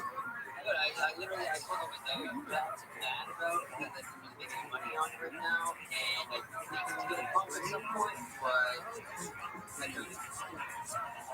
Yeah, I think the Bitcoin gains will be much better. I agree with you. This is a nice example. Yeah. Like, I said, hey, now you can, Yeah.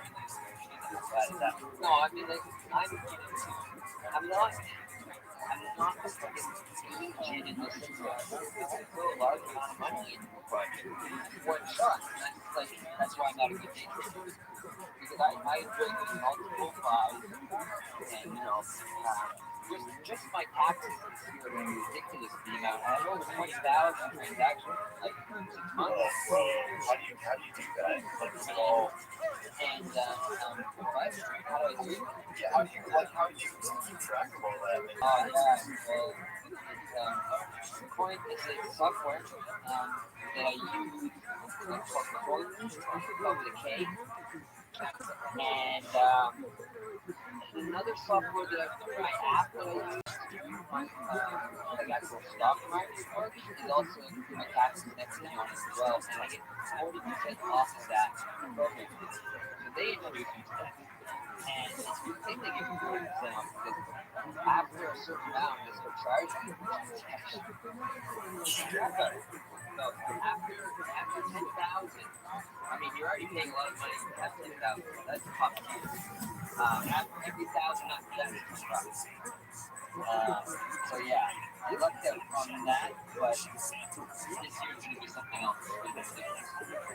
Last year was a lot.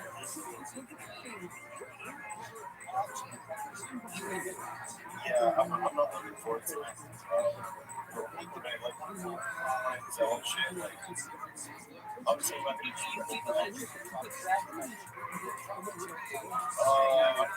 sort of. It's called reviews.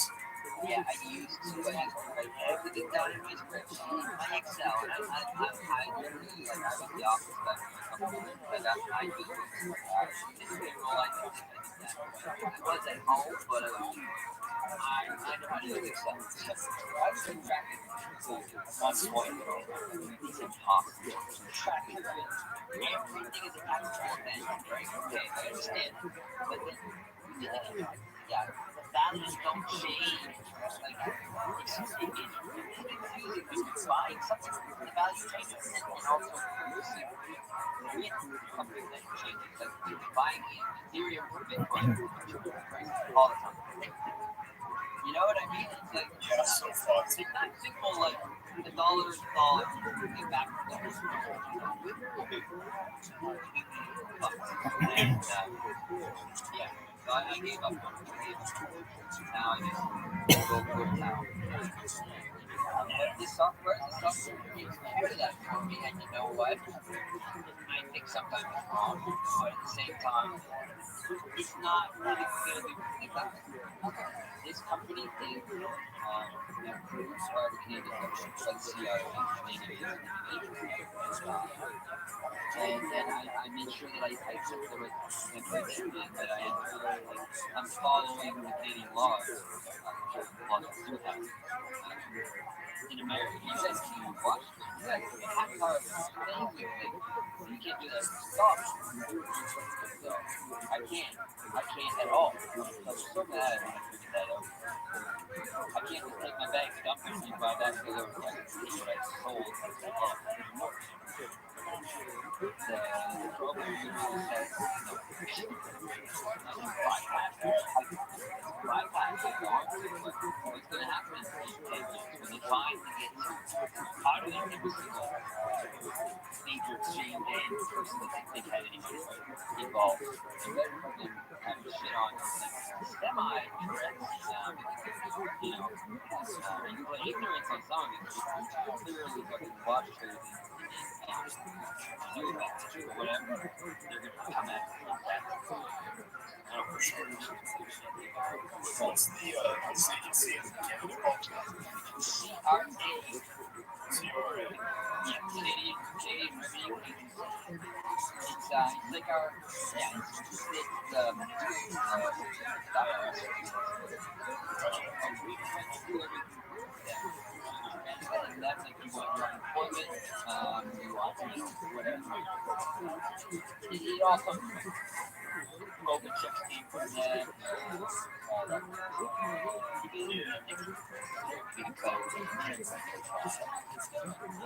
It's also a company version as well, so that's why I sent my receipts for my taxes. My payroll, everything I checked out about something.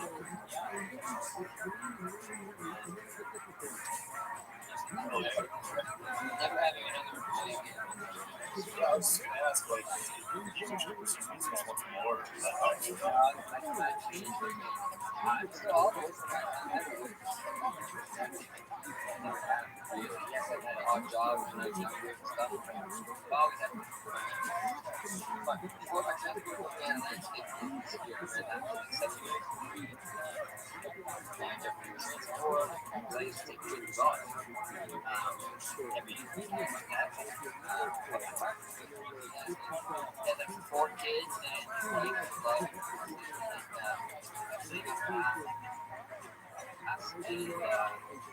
living an expensive lifestyle. Finally, just go, bro, let's just do what I do. All we would go work for somebody. Get all the connections. Everything was basically handed to me in that sense. I funded it and really brought it on. So, yeah. Wow, yeah. As long as we have money, always have money. I'm just so like now. So like last 2 months, the wallet drained. Big time. I wanted to close that. I wanted to save up. And I had to pay for it. At money I had set aside for this stuff. It is what it is. Yeah. It's very disheartening. It's all one. I mean, fuck. That event, everything is so different. I think it's the biggest fucking thing.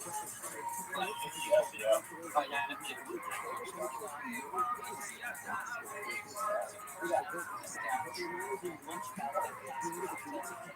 I think I'm slowly dying. I don't know how much longer. Well, I mean, definitely have nerve damage. Like my hands have been numb for 2 years. Like my feet too. And I thought I had diabetes, but I'm not fat. Like I'm not a fat guy at all.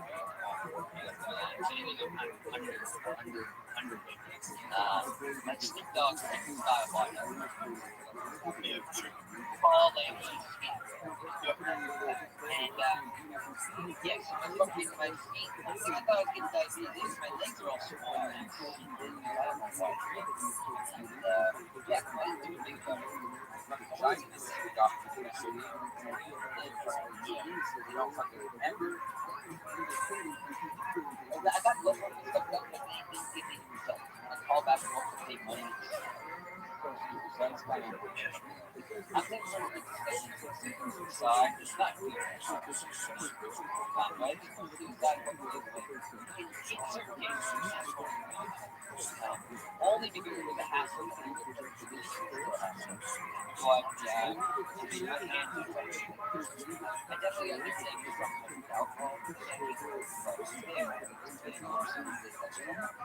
I can't write anything anymore because I don't feel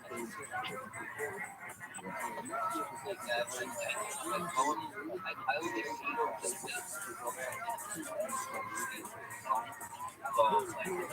I make a lot of mistakes, and I autocorrect picks up all my mistakes and stuff. Autocorrect is wrong. But that's like I don't feel it. And yeah, just all the alcohol.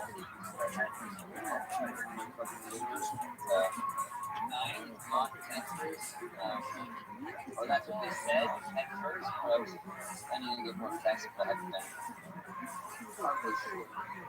But this stuff's weird. And I still didn't do it. Yeah, you call me a fucking idiot. I just also at the same time I didn't want to. Yeah.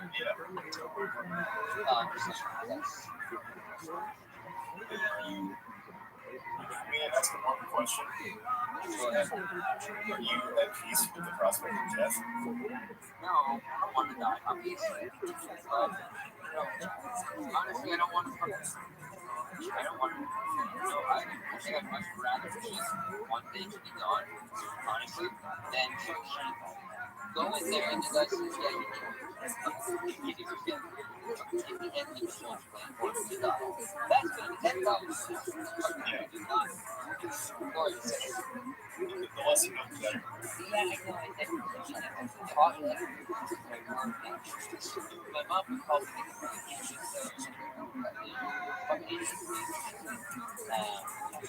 yeah.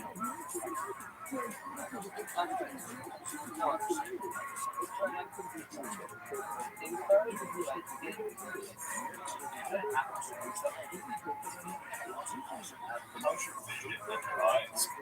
Do I still work? Yeah. I mean, my eyesight has I don't wear glasses all life. It's a little blur in my left eye, and you can see it kind of close, a little bit kind of lazy. I'm not wandering all over the place. My left eyelid is lower than my right side, and when I do test, like close one eye and look, the other eye and look. Well, when I look at my left side, I'm not.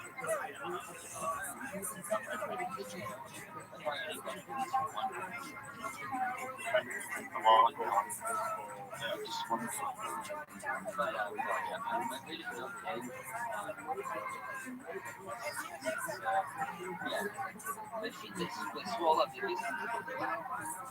look like they got run over. Randomly one day, they got run over by a fucking dump.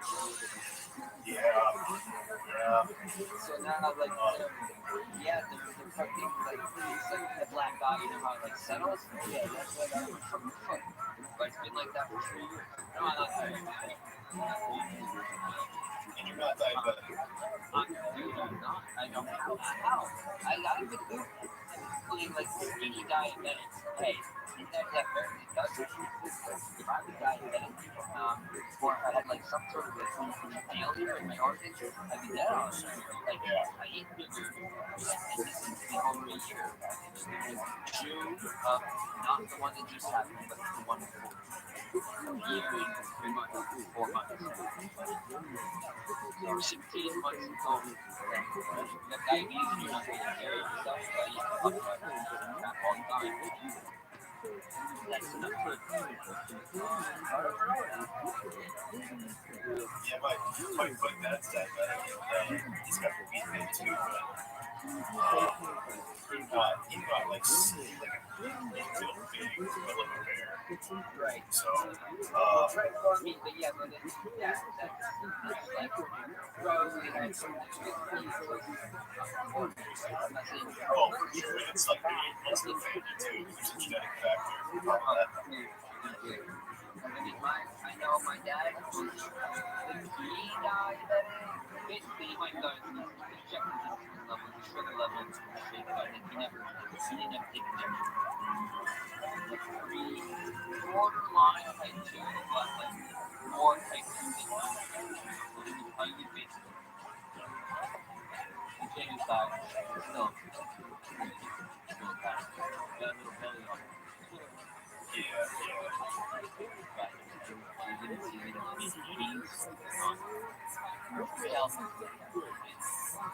Yeah, that's kicking. So yeah, I don't know. I don't know about that. Not your dad. You don't have something that so how do you decide? So you think of Yeah, bro. or like kidney. It was either of those things. Right. Somehow diet change and what anything more. Yeah, well, dude, that worked well, man. Oh yeah, no, I mean very nice. And if I die, it's my own fucking fault. I mean, we all go at some point, yeah. Yeah, no, but I mean,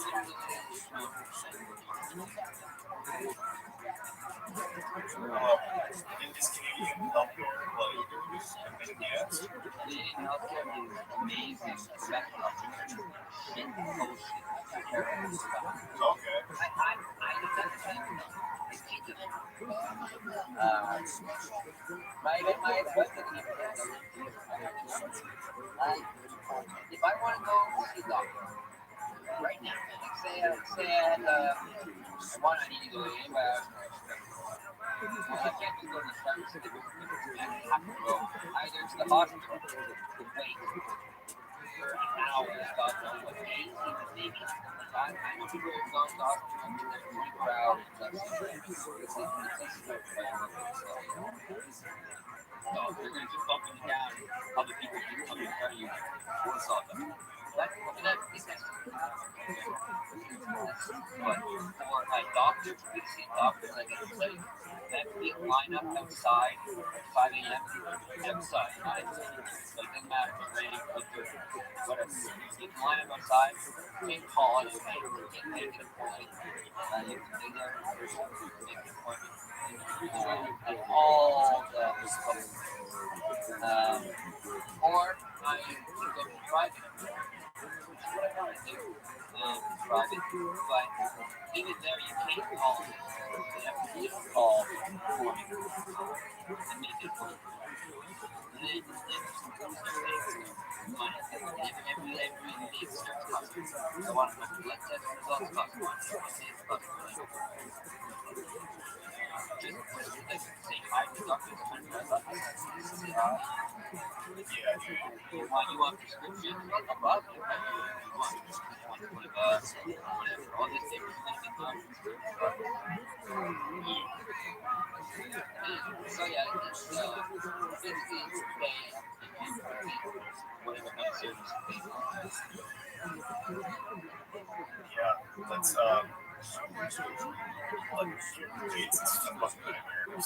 But yeah, but you guys like you guys at least like, we don't have as much stuff. Like healthcare is not with me. I can go stay in the hospital right now. I'm not going to charge you. That's incredible. Yeah, I had to leave an ambulance. Only when I was being transported from hospital to hospital. Because I didn't happen at my domicile. It didn't happen at my house. Right. I was so large of alcoholism that I was basically running on alcohol. My blood was up. If I didn't drink, I would have seizures balls. Well, it happened a few times. I spent some time in the hospital for detox shit. But the last one was like, alright, my decision was help. That's the only way to do it. But yeah, like I was there 1 second, next thing I wake up, I'm in the hospital, what's going on? Like, not even knowing what's going on. Yeah, getting fucking tough, bro. I was thinking all things about shoot that all the time. Oh, yeah. Whack my fucking face, my head off the fucking like concrete slab, and then the practice was there, and I'm like, oh man, holy fuck, you're awake, what's up? Good, fuck your head. I started having another seizure. You fucking did nothing. Well, I still remember. I go, well, at least I didn't fucking hit my head or anything. I'm all good. Let's go. It's fucking big, man. I put my head on my head like a fucking tennis ball sticking out of the top of my head. That's a big bumpy. Okay. Scared the shit out of me. That's fucking terrible. Oh, yeah. Oh, yeah. Oh, man. Yeah. There's he had flashes. It dope me so much on value. It's like heroin withdrawal and alcohol withdrawal are the two things that can kill you. Something to age you up. Right? You lose a lot. You not have something that can make heroin they take what? And something else. Alcohol value. Yeah. This one here, I literally they gave me so many benzos, and at one point the nurse came in, so I'm gonna have to lower your dose. I couldn't wake you up. What? But yeah, it was flashes. 9 days I spent in the hospital on my last one. That made me remember all flashes. Yeah. And then by 2019, I spent Christmas and New Year's in hospital. Wow. That was my first decision. And then 8 months later, I ended up again.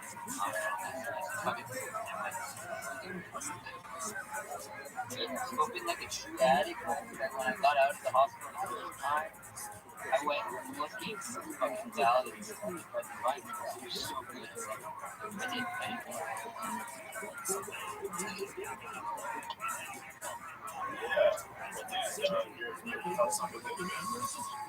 Yeah. Yeah, but it sounds like you made it out alive. Yeah, I lost my wife. I kind of lost my kid. I got my kid, whatever, but I still have different things I can do. Teenager now, and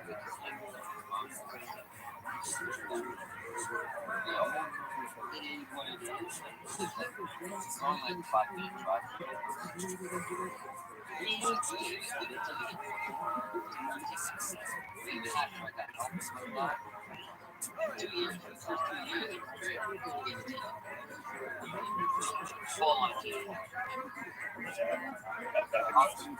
Mom lets me smoke weed, I don't want it. Mom lets me tobacco products, I don't want it. So I'm the guy who was the fun dad because he was always buzzed, right? I was never a big drunk kid, right? I'm a strict father now, and I don't want to do any of this shit. I'm like, well, I'm not fun.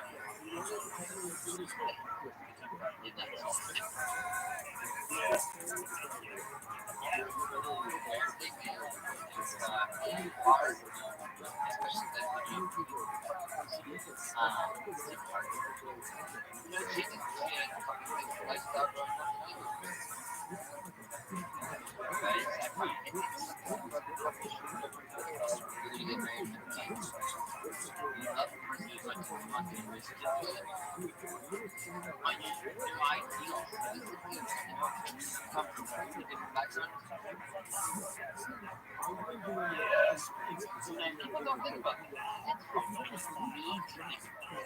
unless it's going to be a problem. It's important to know because like opposites really attracts. It's like to actually make this work long term. But at the same time, well, like, there's still a lot of people in the world that get married and then try to have children, which is great. That's amazing. There's a lot of kids in the world that never ask. For sure. I probably the majority is. Yeah, well, my kid was actually, yeah. He knocked his mom up on really night from Holland. And my whole life was up here. So there you go. Snowboarding my whole life, my whole dream growing up was this mountain snowboarding. The sheet at home and yeah. He's all right. Yeah. Like I said, 21 years old, I'm going to keep it by moving back home. Okay. You can come with me if you want. Yeah. No, I don't want some fucking dude raising my son. Fucking Yeah, man. I don't know. Maybe kind of want to do it someday, but I've been on the game dude for a couple years now.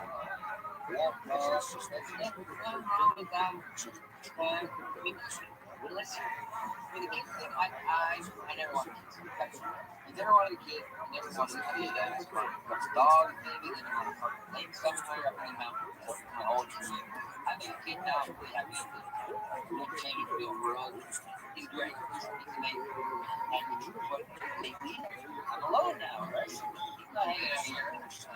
I broke up with my ex-girlfriend not too long ago. I'm alone. I'm enjoying it. And I've never had a serious relationship again. And I'm sticking to my guns on that. I'm living alone. That's fine. And I'm very happy. I'm very happy. My decision. I'm kind of that one too. I haven't dated since COVID. I stayed in a serious relationship with them. Parted ways actually before COVID, like a month before. And since then, it's been like, like working on myself. Got to, man. Yeah. And like, you gotta love yourself. Take care of yourself before you can even think about taking care of yourself. Yeah. And like just the idea of like, I probably like making decisions right and all that, but like just I love my alone time. I love that just like like fucking talk to you right now. Literally, like, how many people are fucking off my wife, but one can get off on his phone, so for what, something that don't put me on that. I don't want to fucking like I had that for a while, and it's cool, but like, I'm going to sit there and these things that I'm doing something. I think it's something valiant and I fucking enjoys my life. I think it's good.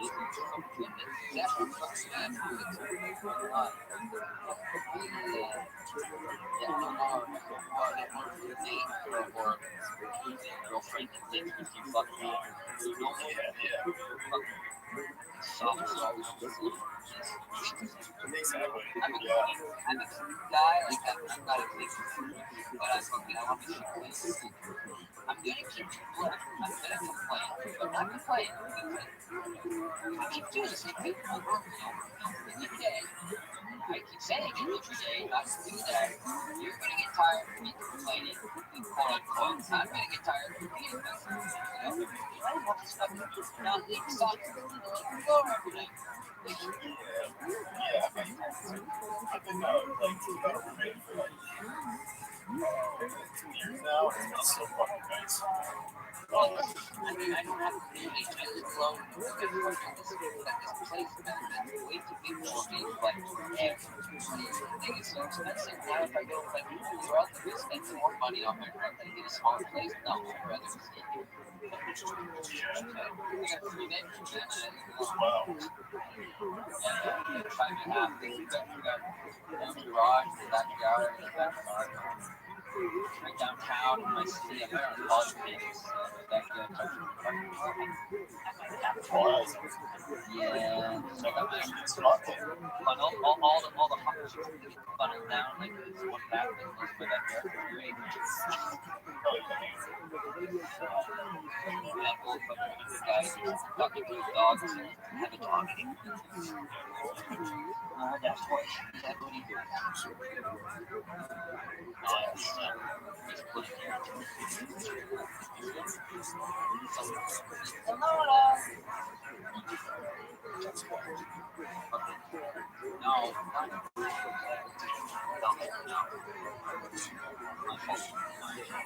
Yeah, that's man. I think if I think out this like next cycle, like probable, I would consider buying a home. So we're gonna take this. Like my spot's pretty good, but like with risk, you can get so far. And like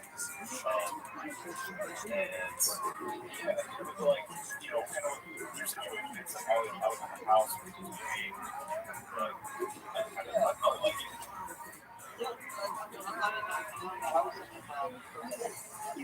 Blocks here.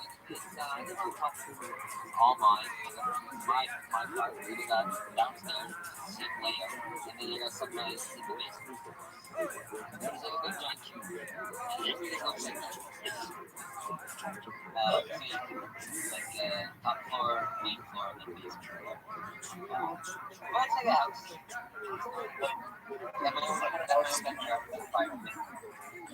House too, and I'm the basement. So I got like dudes upstairs. Like I'm down here, but it's all mine. I always wanted a basement, like bachelor basement, or whatever. Especially here in the summertime, it's so cool in the basement, it's so nice. Oh yeah, dude, it rocks. Oh yeah, I know it does. Shit, I know it. Second floor is so hot up here, but that's pretty air conditioned. It's not even hot outside. It's not hot. It's cold right now. It's 17 degrees. Celsius. Yeah. And I could open up all my windows and actually have to have it. Fucking bricks on the outside so you can see it out. No downside of my house. But yeah, no, because I've been here so long, my prices are so cheap. So good. And definitely not being regretted. Oh yeah, dude. I've been literally complicated in that household for like 1 minute. Oh, that's incredible, dude. Yeah. This actual building for over 12 years, and I was also the very first signer on this contract or whatever with the owner. His boss place, whatever, and I'm the very first renter ever. Yeah, and I've never been angry. That's good, yeah. Thank God. This was sort of like 10 years ago with photography. This sucks. Like, I got his own daughter. They got kicked. They didn't care. It was okay. I wasn't complaining. This is my new generation. This is way up.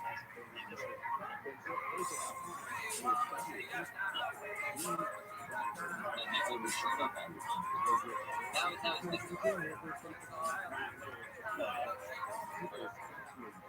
like you have a very good thing going here. Yeah, like it does. Kind of help the women. You have to do it.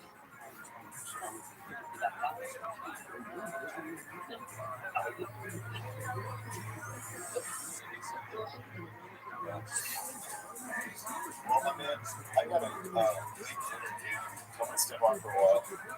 Oh man, alright, enjoy yourself and bring to that too. Thank you, man. I'll try to be on back there tonight, so we'll see what's up with you. Cool, buddy. I'm probably just gonna leave this time because it's pretty hard to walk either. So Yeah, well, it was nice talking with you. Cool. you definitely want to do it.